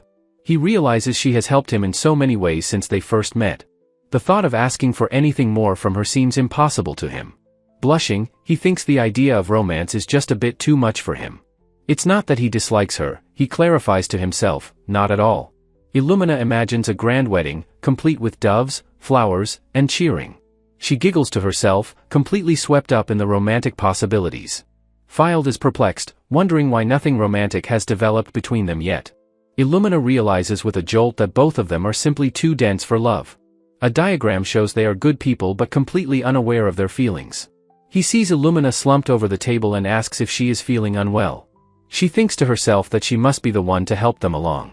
Fylde smiles warmly, promising to keep her struggles a complete secret between them. Runansis stands nearby, a silent but keenly observant witness to their exchange. The scene shifts, transitioning to a different time and a darker memory.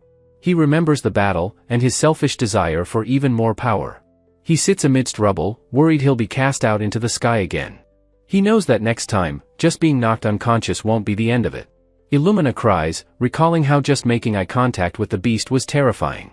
With resolve, she puts on her hat, deciding she cannot go on this way. Fylde's armored hand gently places the glowing anti-fear necklace around her neck. He presents the shining amulet to her, a promise of protection from fear. He gently pats her head, telling her the charm will keep her safe now. He gives her a confident grin, telling her this will be their secret. He leaps away into the rocky landscape, calling back that he is going. As he grips his weapon, he feels a surge of new power within him. He realizes she shared her precious experience just to give him more courage. He tightens his grip, knowing that even with this, his power may not be enough. Crying, Illumina vows to repay his kindness as her level increases to 81. A quiet moment over a cup of tea begins with a thoughtful suggestion. She tells him he must study hard, and he agrees to do his best. She thinks an apology isn't enough, she should be supporting her sister's efforts. Filed reads intently, a bead of sweat on his brow, pondering her words. Suddenly, Illumina is struck by a dizzying, frantic realization about them. Her eyes well with tears of panic as she whispers, "That's it." On a city street, a voice asks if it is alright to let them go. Gonzalez assures them it is fine, as their caravan is heading the same way. He warns Filed that bandits have become a problem near the dwarven lands. He tells a guard he feels safe, as a hero of the country is escorting him.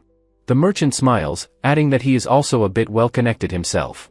Gonzalez cheerfully urges Filed to get moving, much to his surprise. Filed learns the dwarves are known for skill and liquor, sparking his interest. He peeks out of the wagon, excitedly wondering what the place will be like. Gonzalez asks if Filed drinks, warning him not to overdo it there. Deep within the earth, a lone dwarf works tirelessly in a mine shaft. The chapter concludes with a view of a dwarf's flowing, braided hair. The Dwarven Kingdom, Velt, is a mine where each tunnel is a workshop. Runansis notes that outsiders are strictly forbidden from their armament workshops. She wonders if they can enter, recalling her father's meeting with the Dwarf King. She recalls the Dwarven King as a hearty, cheerful, and pleasant man. A young boy points ahead, announcing that they can now see Velt. A confused Filed asks Runansis if she didn't just say it was a mine. The caravan approaches a massive, carved mountain, an unknown sight before them. Illumina gasps in awe at the sheer, overwhelming scale of the mountain. Filed and Illumina peek out, their expressions a mixture of shock and awe. The caravan approaches the strangely shaped mountain, a peculiar landmark. Runansis confirms this is not the shape she remembers from her last visit. A sharp command to halt rings out, stopping their advance completely. Armored dwarven guards block the path, declaring this their sacred workshop. Gonzalez announces his delivery, but is told to wait at the entrance lodge. The guards raise their axes, insisting there is no way they can be allowed entry. From the wagon, a flustered Gonzalez quickly introduces himself and his guild. A guard questions the cloaked figure, who apologizes for her late greeting. She smiles confidently, announcing she has arrived as an envoy from her country. She reveals her full royal title, Runansis Arclight, stunning the dwarven guards. Filed is completely starstruck, thinking how incredibly royal she seems now. One of the guards stares in disbelief, stammering at the mention of royalty. The dwarven guard trembles slightly under the weight of her regal presence. The lead guard recovers, demanding to see some form of proof of her identity. He explains the country is under restriction, words alone are not enough to pass. Filed whispers to a worried Runansis that they are being watched very closely. Runansis, with a confident air, tells the dwarf guard to prove his authority. The imposing guard captain yells at her to stop her tricks and leave immediately. Mortified, Runansis hides, realizing she can't reveal her identity to the merchants. Filed tries to explain that communication with the elves has been severed. He asks how long it's been, but Runansis looks away, remaining silent. The elven princesses sweat nervously, feeling the tense pressure of the situation. The guard captain glares menacingly, ordering them to wait patiently at the entrance. Illumina steps forward with a smile, presenting a scroll as their letter of introduction. The guard unrolls the parchment, his eyes widening as he recognizes the royal seal. The captain frantically orders his subordinate to go inform the king at once. Two chibi figures wonder if the princess truly needed to be so formal. Illumina winks, explaining she had her father write the letter just in case. Her companions praise her foresight, celebrating that her plan worked perfectly. The dwarven guard bows deeply, offering a loud and sincere apology for his rudeness. He gestures grandly, welcoming the party into the great dwarven workshop. Back in the caravan, Gonzalez whispers in shock, realizing they transported royalty. Illumina gazes with wide-eyed wonder as she is guided into the dwarven city. The entire party is stunned by the breathtaking sight of the subterranean metropolis. A wide view reveals the city carved into the cavern walls, lit by sunbeams. A dwarf blacksmith works diligently, his powerful hammer striking an anvil. A dwarven man and woman share a hearty laugh while working at their forge. Filed looks around in amazement as a young, dark-skinned dwarf girl walks by. One of the guards asks Filed if their appearance is strange to him. He laughs it off, saying not to worry since it's Filed's first time seeing dwarves. Filed asks a dwarven woman if the women in their kingdom are also blacksmiths. She confirms that every dwarf possesses the skills and workshop of a smith. Gonzalez mentions that he recently heard rumors of bandits attacking merchants. Filed listens to the news with a serious and concerned expression. He is suddenly struck by a vision of a figure with a wild mane of hair. The bizarre image sends his mind reeling, his eyes spiraling in confusion. Runansis looks over, her own eyes widening in alarm at Filed's sudden distress. Filed frantically grabs her, asking what just happened in a state of panic. He points shakily, insisting that he saw a strange and unsettling person there. The party looks around the dwarven settlement but sees nothing out of the ordinary. Runansis looks at him with concern, gently saying his name. She suggests the long journey has left him tired and unable to sleep well. Filed insists it was no hallucination, but something that looked like a hairy ghost. Illumina shivers, admitting that the dwarves' magnificent beards had scared her, too. Filed retorts with frustration that this is an entirely different matter. The guard informs them the king will arrive soon and asks them to wait. The party feels the intense heat, realizing the forges make the country sweltering. Filed looks up in awe, surprised that plants can grow in the mountain heat. Runansis points to a branch, encouraging him to see for himself.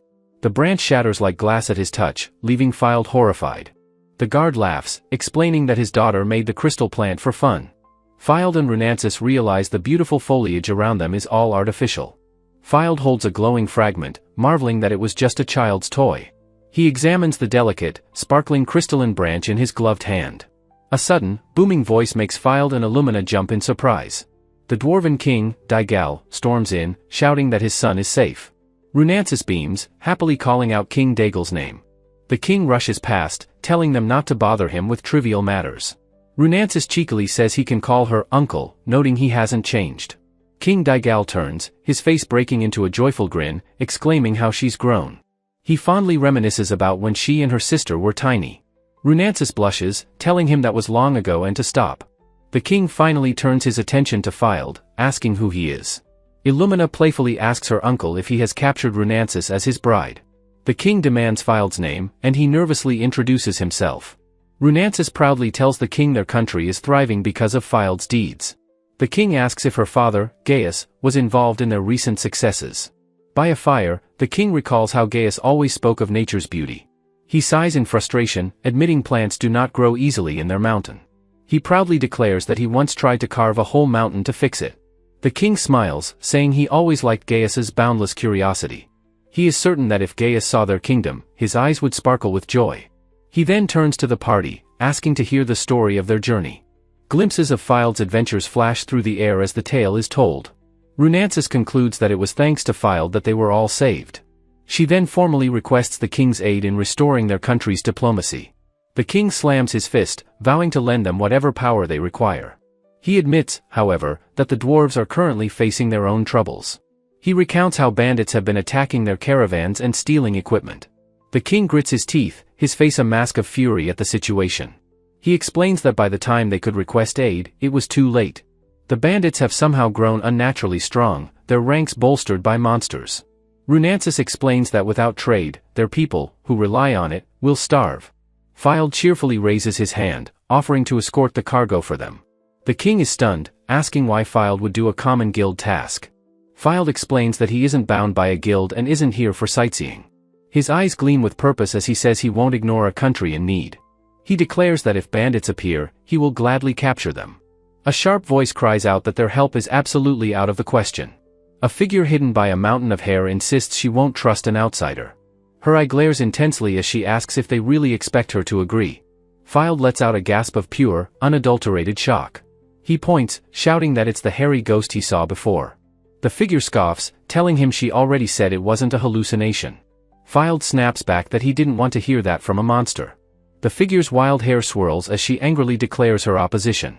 She points at Filed, refusing to trust a human, let alone a hairless child. Filed's jaw drops in utter outrage at the personal insult. Runansis steps forward, telling the girl that she is the one being rude. The king's eyes bulge with horror and embarrassment at his daughter's words. Filed stammers in disbelief, asking if the king is really her father. The king, utterly mortified, tries to cover his daughter's mouth. He apologizes profusely, admitting that his daughter is terribly spoiled. A large ribbon appears as a voice introduces herself as Celis. The dwarf princess, Celis Yundigal, makes her grand entrance amidst flowers. Runansis and Illumina stare in shock as they greet the tiny princess. Filed looks on with wide-eyed confusion, beginning to speak. The dwarf princess, Celis, glares with utter disgust at the human. Filed makes a comically strained face, clearly annoyed by her attitude. Celis fumes, wondering what on earth is wrong with this girl. The heavy wheels of Gonzalez's merchant caravan begin their long journey. Inside a wagon, Filed and Celis sit in a deeply awkward silence. Filed tries to make conversation, asking if Princess Celis has visited the capital. She responds only with a silent, intense pout, refusing to answer him. He compliments Runansis's work, and Celis begrudgingly admits it's beautiful but useless. Celis becomes so flustered by the topic that she flips over backward. Filed clutches his chest, trying to remember Runansis's name. He nervously jokes that her skill is so great his hair might fall out. In a flashback, Filed is told he will ride with Princess Celis. Runansis worries Celis will hate it, but insists it must be done. She explains Filed is the strongest, making him the best choice as a guard. Filed agrees, seeing it as a chance to connect even if she dislikes him. Gonzalez and his dwarven companion agree cooperation is best if bandits attack. The caravan leader gives the final command for the journey to begin. Runansis assigns positions, taking the lead while Illumina guards the rear. Filed, positioned in the middle, looks up as his name is called. Runansis shouts the first syllable of an awkward cheer for them. She continues her clumsy attempt to wish them well on their trip. She finally finishes her garbled command for them to get along. Pleased with herself, she claps her hands together with a happy expression. Filed looks exhausted already, wondering how he's supposed to manage this. He sweats, seeing the princess is already in a terrible mood. Celis internally fumes, wondering why he's here after she tried ignoring him. Filed looks on, completely bewildered as to what she could be thinking. Celis grins wickedly, vowing to make this human submit to her. She fantasizes about gloriously defeating bandits to show Filed up. She reveals a hidden item, brought specifically for this glorious purpose. Far away, the dwarven king senses that something is wrong. He frantically asks his aide, Zeus, what happened to the magic bag. Zeus asks about the other forbidden item they had stored in the treasury. They find an empty shelf with a note from Celis saying she borrowed it. The king and Zeus share a moment of silent, wide-eyed horror. The king's rage erupts, shaking the mountain as he screams about his daughter. Back in the wagon, Celis confidently tells Filed she has nothing to fear. When Filed asks why she hates humans, she calls him a hairless monkey. Filed sighs, realizing a dwarf's delicate heart is beyond his understanding. Celis's hair ribbons twitch with irritation at his comment. Filed quietly thinks to himself that this is going to be a long trip. Celis lands a solid, angry punch right on Filed's shoulder. A bandit's sudden arrival delights Celis, who sees it as a grand opportunity. Filed is shaken by the impact, yelling at the bandit to shut up. Celis proudly proclaims her heritage as a proud daughter of the dwarves. She clenches her fists, ready for battle despite her lack of a beard. Suddenly, a massive bolt of lightning strikes the ground near the caravan. Filed and a small creature with them stare in shock at the blast. He is startled to realize they have entered the notorious Thunder Pass. The terrified Celis shrieks and dives into Filed's arms for protection. Filed is completely surprised by her sudden fear and closeness. She berates him for not knowing the terrain, calling his map shoddy. A bandit mocks their supposed guard for being completely useless. Another bandit's blade slices cleanly through a wagon's axle. Celis grunts, realizing the situation is more serious than she thought. A group of bandits swarms the disabled caravan, blades drawn. A bandit cries out, the sound of his pain lost in the thunder. Runansis prepares for battle as a bandit identifies his group as Dragon Slayers. She holds her ground as the bandit proudly repeats their fearsome name. A brutish bandit boards the wagon, sneering that he's only found a kid. Peering inside, he is surprised to see the small form of Celis. A creature with her gasps that the moment has finally arrived. Celis grins with manic glee, overjoyed that the fight is here. She plans to defeat the bandits and make the cheeky Filed yelp. She commands the human to stay quiet and witness her greatness.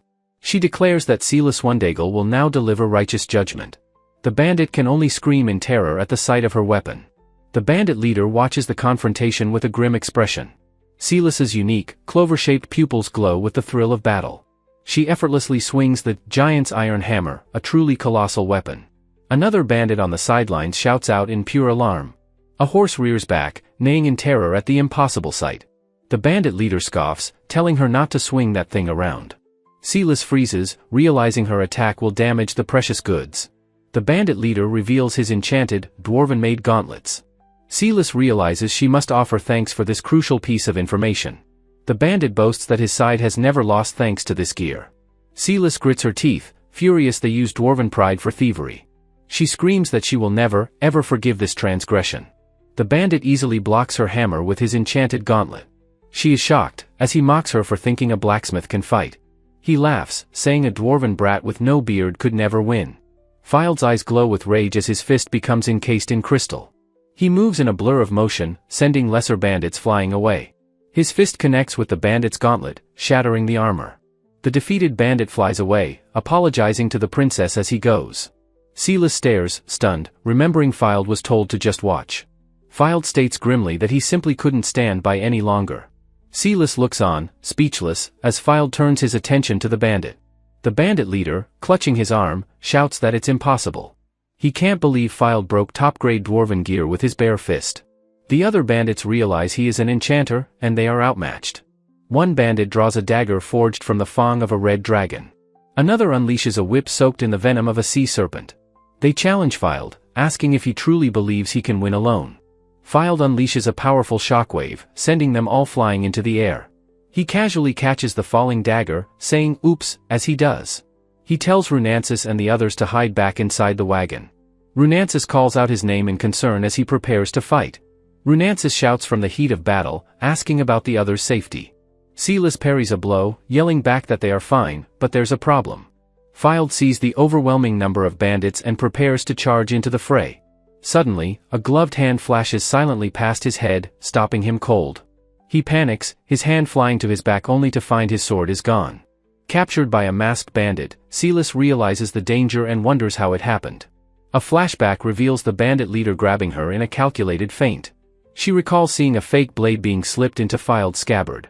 The leader deftly completes the swap, disarming the hero in an instant. A captured note reveals the bandits are arms traffickers dealing in stolen dwarven weapons. Fild, now weaponless, is unable to stop a bandit from being thrown from the wagon. A captured and bound merchant desperately wonders what he can possibly do now. The bandit leader furiously tears through the cargo, searching for the missing sword. Another bandit complains about the mess as the leader roars about his current pain. Cowering on the floor, Silas spots something important glinting amidst the chaos. As a bandit grabs Fild by the collar, Silas screams out to the human. She shoves an ornate short sword into his hands, commanding him to use it. A draconic being explains the weapon is a trial knife that changes with the user. Silas yells at a nervous Fild to just swing the impressively designed weapon.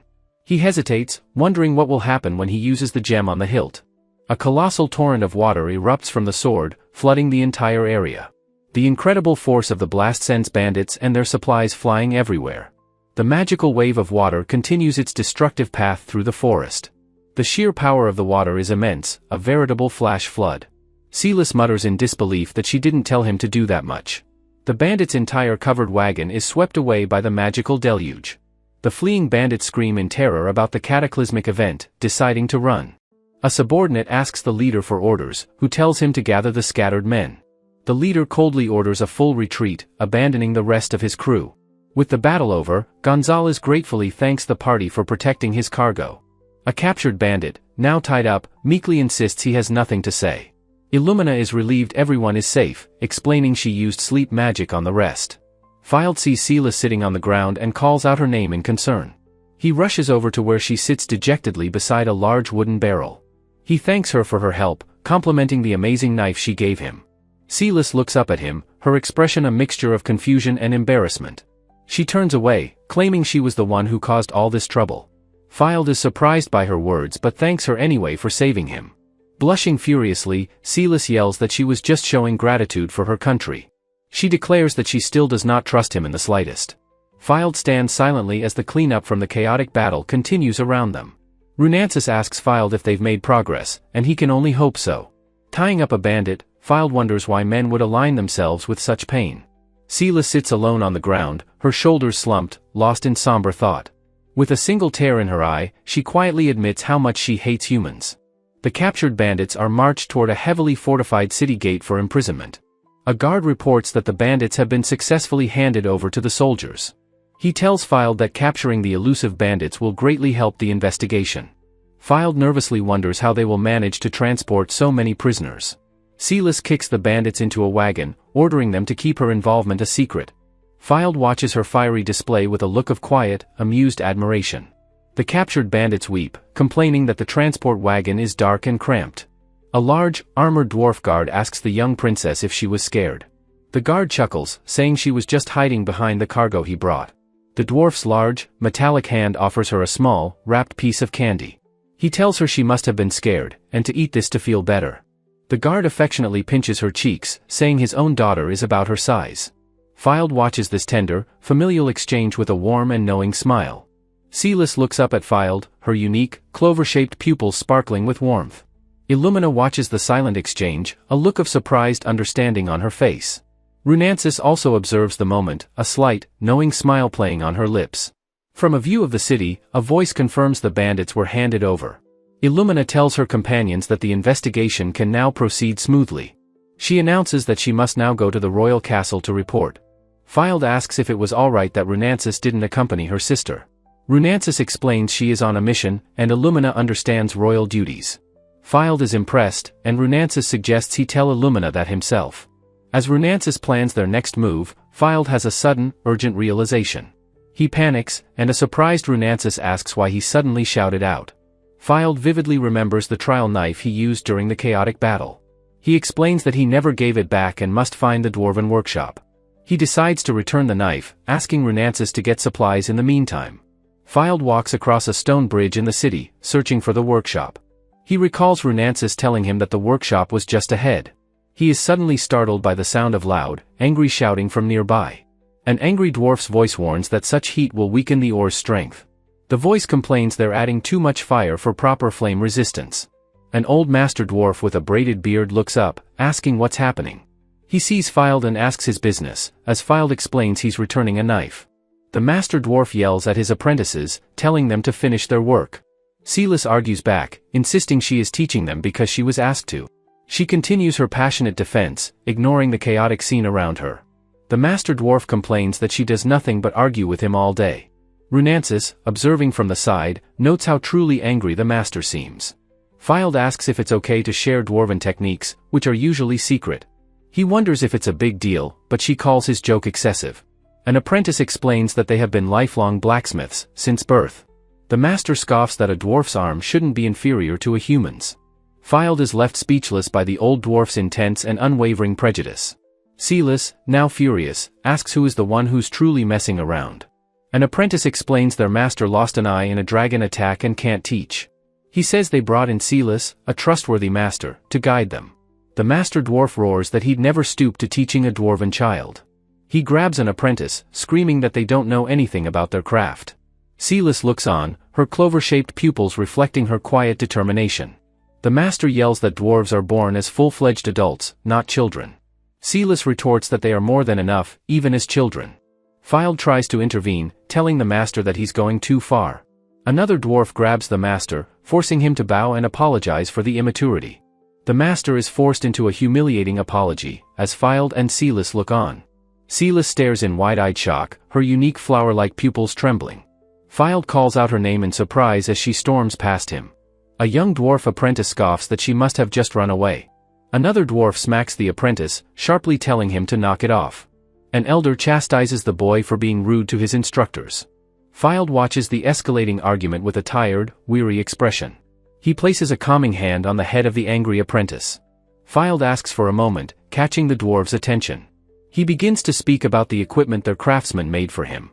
The apprentice looks up, surprised by Filed's intervention and words.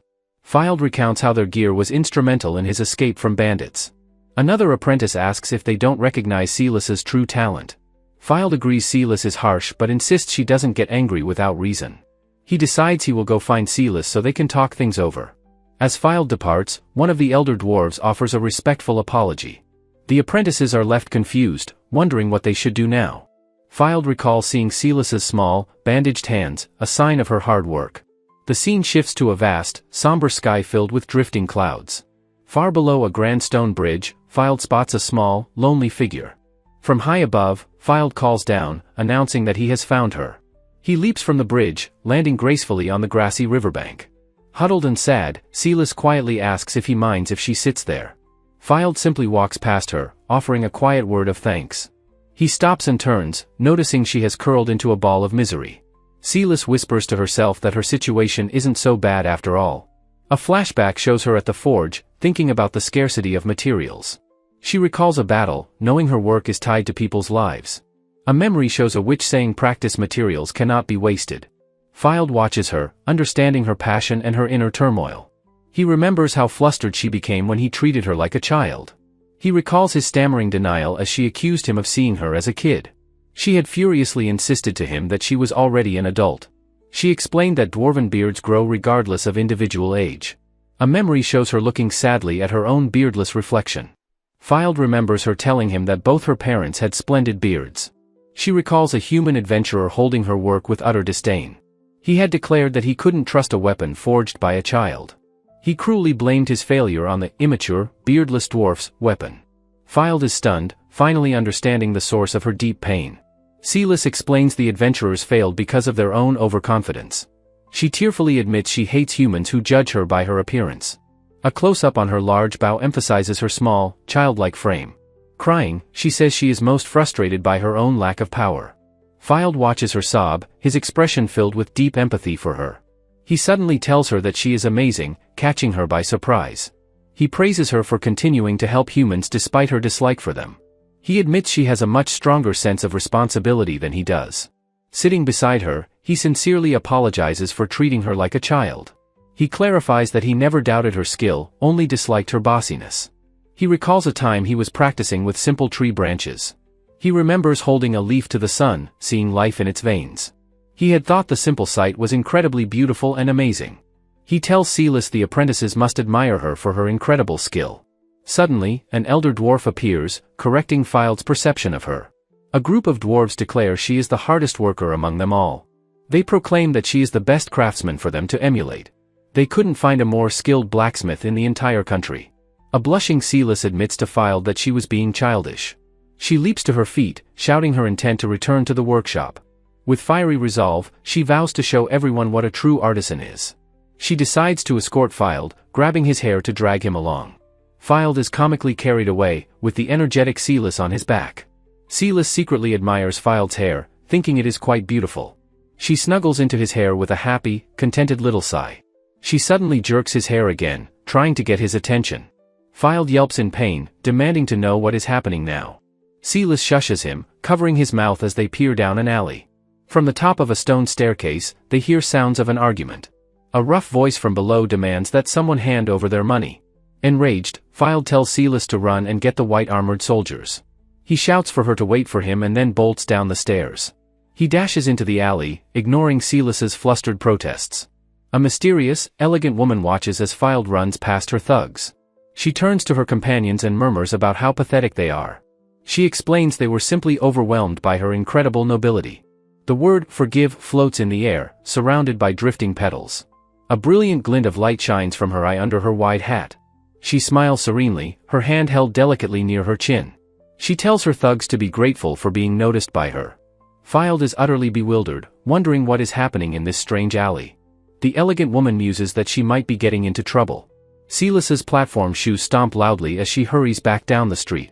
She drags a paladin by his cape, insisting that a girl is in trouble. Arriving at the alley, she announces that she has brought help. Filed has already subdued one of the thugs, who cries out in pain. He looks up, completely startled by the person Silas has brought back. The armored paladin stands over him in the cramped, narrow alleyway. Filed shouts out the paladin's name, Leonard, in total surprise. Leonard greets Filed cheerfully, noting that he seems to be doing well. He looks at the scene and comments on the flashy mess Filed has made. Filed sheepishly admits that it wasn't his strength alone that did it. Leonard explains that he was simply in the area looking for someone. The elegant woman explains that Silas had suddenly dragged her there. Silas proudly thanks the white armor soldier for coming to help. The mysterious woman asks Silas if she is also unharmed. Silas is baffled when the woman says no one can harm her brilliance. The woman continues, saying a heart of compassion overflows from her. She poetically compares herself to a dazzling and irresistible light.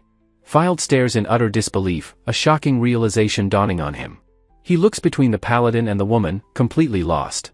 Leonard greets a young adventurer with a wide, knowing smile, calling out to Fylde. He tells his elegant companion that the girl with Fylde is the one he sought.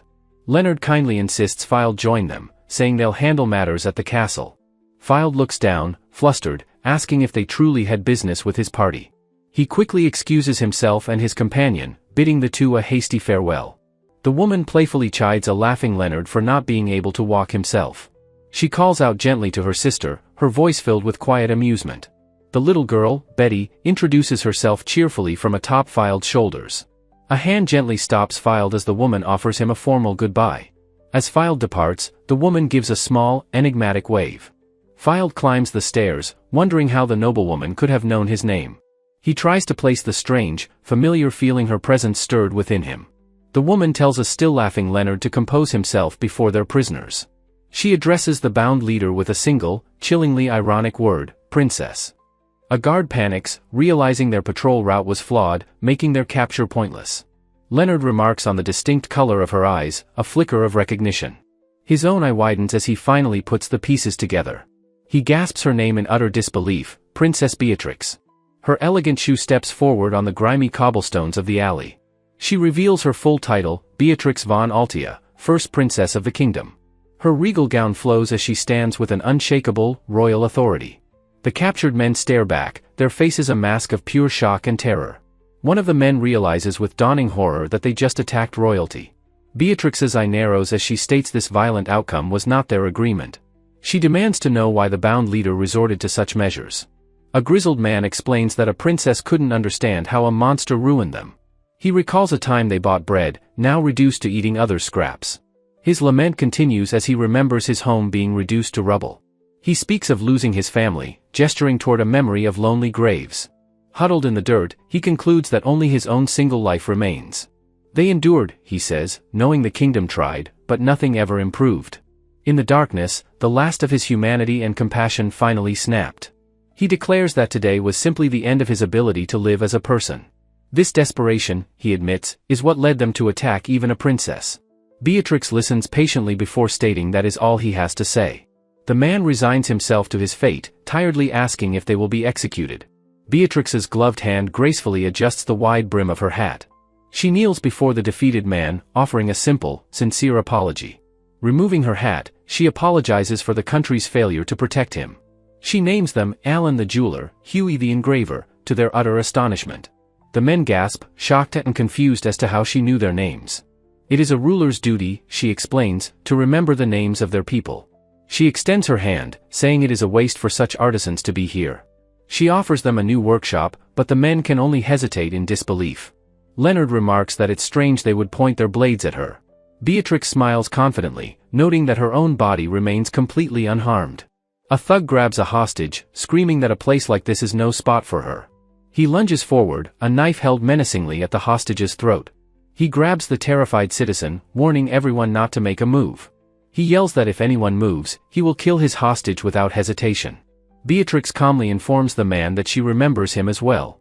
Her eye glints with cold knowledge, she recalls his face from a wanted poster. The thug screams in defiance, demanding to know who is giving the orders. He snarls a curse, his eyes filled with desperation and rage.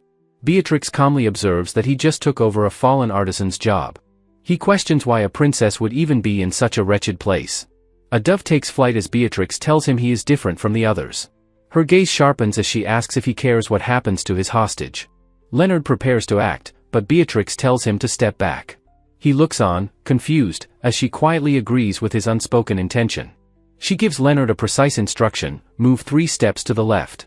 The thug, Roddle Smith, trembles as he holds the citizen captive.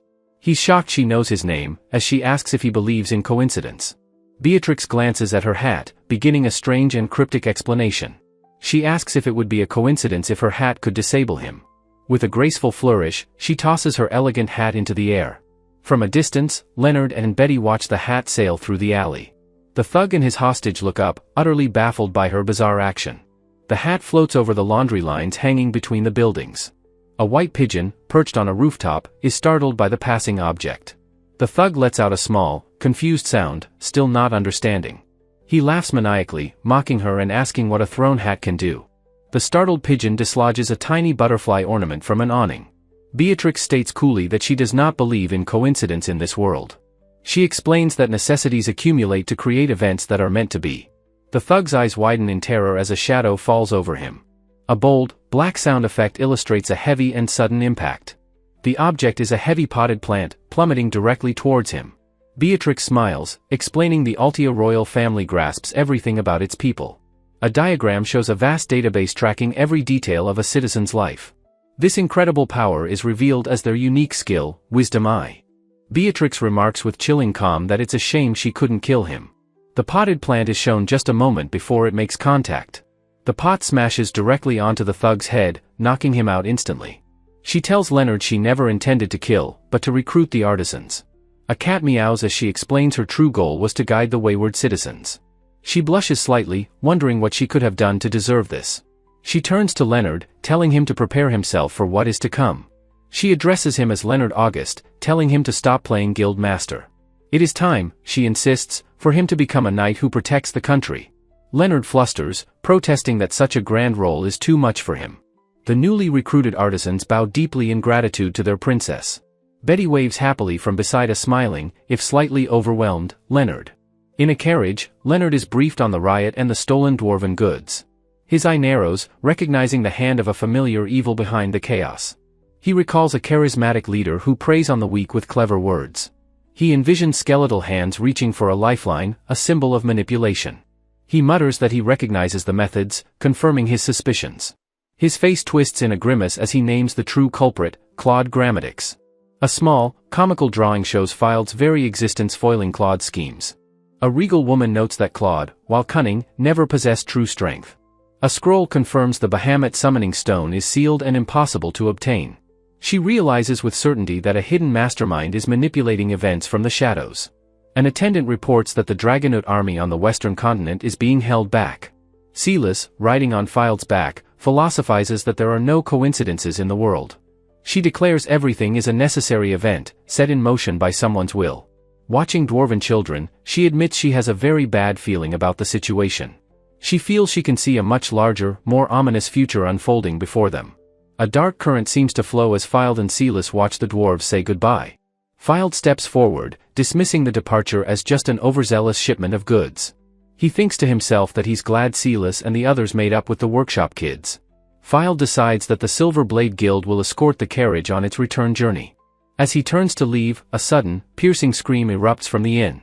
He whirls around, realizing the scream came from an upstairs balcony. He recognizes the voice and bolts back inside, frantically wondering if it's Illumina. His face is a mask of shock as he wonders what could have possibly happened. He bursts in to find Illumina mercilessly tickling a mortified Runansis on the floor. Field stares, sweating and completely baffled, demanding to know what is really happening. Utterly lost, he turns to Silas, trying to ask for a coherent explanation. Silas, sitting primly on the bed, prepares to address Field with a serious expression. She scolds Illumina, reminding her that there are limits, even for a princess. Field, peeking from the doorway, asks what she means by getting measurements. Silas explains that one naturally chooses familiar tools, and weapons are no exception. She continues that a weapon's shape, weight, and feel are all critical factors. Field looks around, flustered, wondering why everyone is suddenly looking at him. Silas concludes that custom work requires physical contact to gauge the user's skill. She turns her attention to Illumina's staff, noting it's at its absolute limit. Runansis adds that controlling its magic is difficult, and it could shatter at any moment. She looks at her own sword with a worried frown, admitting it is badly damaged. While the surface is intact, she can feel a fatal, internal crack has formed. She realizes she's unconsciously holding back, unable to unleash her true power. She lets out a small, frustrated sigh. Silas points dramatically, offering to reforge their weapons for them. Field is taken aback, recalling the dwarves had praised Silas's blacksmithing skills. Silas wonders what kind of weapon it is, but then adds a single condition. She states firmly that they must be the ones to retrieve the materials. Breaking a sword, she scoffs that mass-produced items can't handle their power. Holding up 2 fingers, she announces that 2 specific materials are required.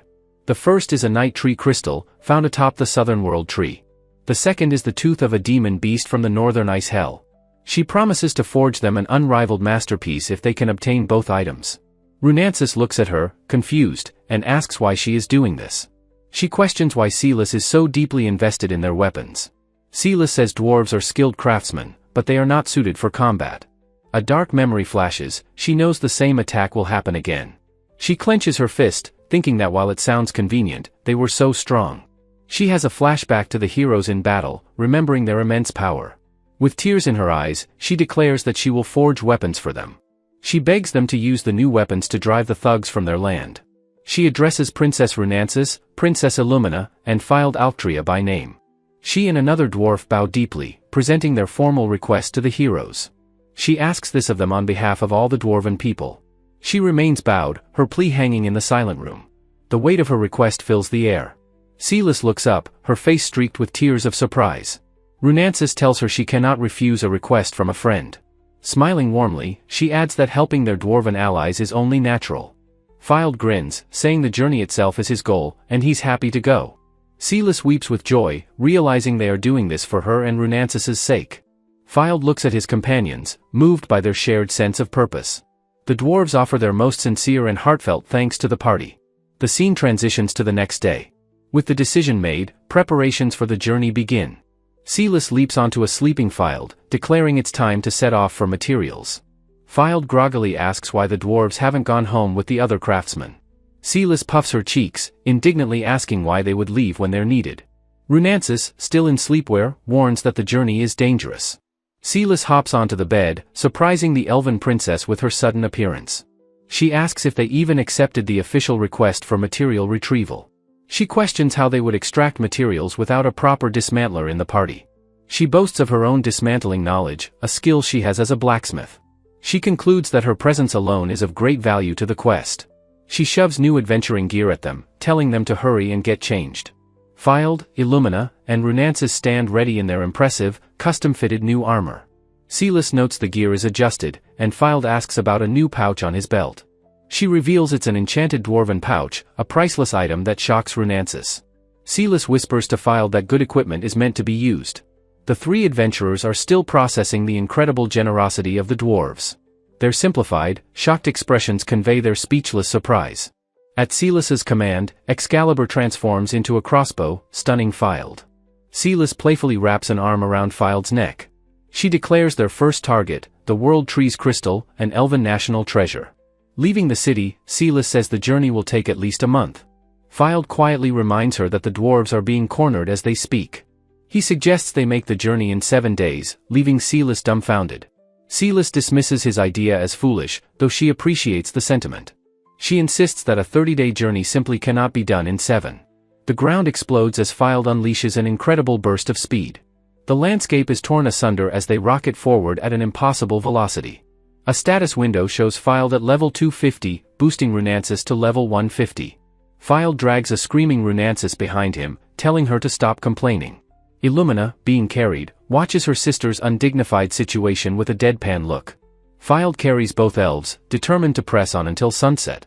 Illumina marvels at the versatility of his experience-sharing ability. Filed explains he can't boost those he doesn't recognize as party. He says it would be impossible to boost the elves back in their kingdom now. Illumina begins to explain the complex concept to a very confused Silas. Silas asks if it's like trying to throw a rope to someone far away. She repeats the question, trying to visualize the abstract limitation. The idea is clearly too difficult for the young dwarf to grasp. Filed explains that reclaiming the experience he has given away is not a difficult task for him. Runansis says that Filed's experience points are fundamentally his own, but he seems to disagree. She believes that the experience belongs to the recipient, unless Filed actively reclaims it. Illumina, her eyes filled with tears, asks Filed how he can possibly be so certain. He explains that when adventurers he'd helped died, the experience never returned to him. The reclaim is just a bonus, he says, the gifted experience itself is gone for good. He chillingly adds that even if he were to die, it would not affect the Elven Kingdom. He tells them they can rest easy, showing a disturbing lack of concern for his own life. Runansis sharply calls out his name, stopping him. He turns, a surprised look on his face. With a stern expression, she tells him that she does not like it when he talks that way. Filed looks on, taken aback by her intensity, a bead of sweat on his cheek. Runansis insists he value himself more. Filed apologizes, saying it was just a hypothetical. Silas gives him a deadpan stare, her expression silently asking if he truly understands. Silas complains about the confusing nature of experience points, but Filed dismisses her concern. With wide, curious eyes, Silas says there is something that she wants to ask him. She asks if he can distribute his experience points to any living creature. Her question is forgotten as she suddenly points ahead, shouting for them to look. From their high vantage point, Silas joyfully declares that they can see the World Tree. The colossal World Tree dominates the landscape, its ancient, gnarled roots sprawling for miles. Filed and Silas stare in awe, amazed that they managed to arrive in just 5 days. The party stands at its base, Runancis commenting on the tree's overwhelming presence. Filed plants his foot on a massive root, noting the peak is invisible as he resolves to go. He looks up the impossibly tall trunk, declaring their first goal is the crystal at the top. A dark, twisted mass of roots marks the end of their long journey's first chapter. A story begins, telling of a time 1,000 years ago when a demon army scorched the land. From the ashes of the ruined world, a single, hopeful sprout of life emerged. The sprout grew into a mighty tree, its roots giving shelter to those on the ground. Its high branches became a sanctuary for the creatures of the sky, like a great bird. The people revered the World Tree and its guardian birds, as a merchant shouts a welcome. The man welcomes them to a bustling town built within the roots, an otherworldly tourist spot. The title page reveals the sprawling town, introducing the 30th chapter of the story. A vendor enthusiastically shouts that they will regret it if they don't try the local snacks. Another shopkeeper offers guardian bird keychains as the perfect souvenir for their families. The streets are lined with shops selling tapestries and wooden swords carved from the tree's branches. A man offers them freshly steamed World Tree buns, a famous local treat. The party eagerly samples the buns, Runancis laughing while Silas looks on in shock. Silas notes how the place has become a tourist trap, filled with souvenir stalls. A small, rabbit-like creature asks Filed what's wrong as he surveys the bustling crowd. Runancis comments on the strong smell of the soil, wondering if it's a natural occurrence. A rabbit-like guard asks if their goal is the crystal at the very top of the great tree. Silas wonders aloud why, with so many people around, no one has retrieved it yet. A man in sunglasses and a Hawaiian shirt appears, a menacing grin on his face. He startles the guards, asking the party if this is their first time visiting the area. He gives a confident thumbs up, introducing himself as one of the local guides. Runancis tries to politely decline his offer, stating that they do not require a guide. Filed, however, eagerly asks why no one has succeeded. The guide praises his good question. Filed presses the question, wanting to know why no one can get the crystal. The guide explains that the answer is simple, the tree is just far too tall. He tells a story of the World Tree Amber, a crystal of sap from the tree's peak. He explains that at a certain altitude, climbers suddenly find themselves unable to breathe. Pushing up his glasses, he says the air simply vanishes at the summit. He then dramatically presents a small pouch, claiming it contains what they need to succeed. In his gloved hand, he holds a small, porous white rock he calls an air stone. He tells Filed to put it in his mouth, explaining it is packed with breathable air. He adds that many have failed, their stamina giving out before they could reach the top. Filed asks how he knows the crystal even exists. The guide chuckles, saying he just knows. He spins a tale of a traveler who was once gifted a shard by a benevolent guardian bird. He claims the real treasure is now enshrined in a holy place on another continent. Filed is amazed, realizing this story confirms that the crystal is real and attainable. He marvels that a treasure of such national importance could be waiting at the summit. Silas timidly asks if the guardian birds would truly give it away as a gift. The guide laughs, asking if she thinks they would get angry if someone tried to take it. He points out that since climbing isn't forbidden, there's even a lift for tourists. He shows them a long line of adventurers with flags, all competing for a prize. A close-up shows a wooden signpost, hinting at the commercial nature of the contest. The guide recommends a nearby inn if the party is planning on staying the night. Filed thanks him for the information as the guide holds out his hand expectantly. The man cheerfully demands a fee of 3 silver coins for his services and the goods. Filed pays the fee, and the guide gives a small wave as a guard watches suspiciously. The guide's expression darkens as he confirms to himself that Filed took the air stone. The 3 silver coins clatter onto a surface, the sound of a completed transaction. The guide immediately turns to his next potential customers, shouting a hearty welcome. Runancis remarks that pushy guides are common in tourist traps, as Filed feels cheated. Silas agrees, suggesting they find it different in a way from the aggressive sales tactics. Runancis suddenly stops, her gaze fixed on a colorful banner, feeling a strange premonition. She says the air feels strange, a quiet sense of dread suddenly falling over her. A loud, piercing bell suddenly rings out, startling Filed and his companions. A guard shouts an evacuation warning as the crowd below begins to scatter in panic. The guard orders everyone to take cover beneath the buildings or the massive tree roots. "What's going on?" Filed asks, as a man shoves past, yelling at them to hide. A massive shadow sweeps over the town as someone screams that the guardian bird is coming. The bird's shadow rapidly approaches the small party, who are frozen in the open street. The adventurers look up in sheer terror as the colossal creature descends upon them. A massive sound effect marks the bird's devastating impact on the unsuspecting town. Buildings are shattered and awnings torn away by the sheer force of the creature's landing. The dark-feathered guardian bird lets out a piercing screech, its eye a soulless white circle. Filed braces himself and his companions against the destructive, deafening shockwave. He shields Runansis and Silas from the storm of flying debris with his own body. Silas, safely behind Filed, exclaims at the incredible, terrifying force of the impact. Filed looks up at the bird as it flies away, asking if that was a guardian bird. He looks at the surrounding devastation, whispering how awful the destruction is. The once bustling street is now a ruin, the townsfolk tending to the wounded. An old woman approaches the travelers, telling them they must leave this place at once. She reveals the town's safety is a lie meant to lure adventurers to their doom. The once gentle guardian bird suddenly turned violent, attacking anyone who drew near. The old woman grimly concludes that the bird is no guardian, but simply a monster. She laments that while the town lives off tourism, more and more people are fleeing. Filed wonders what they should do now.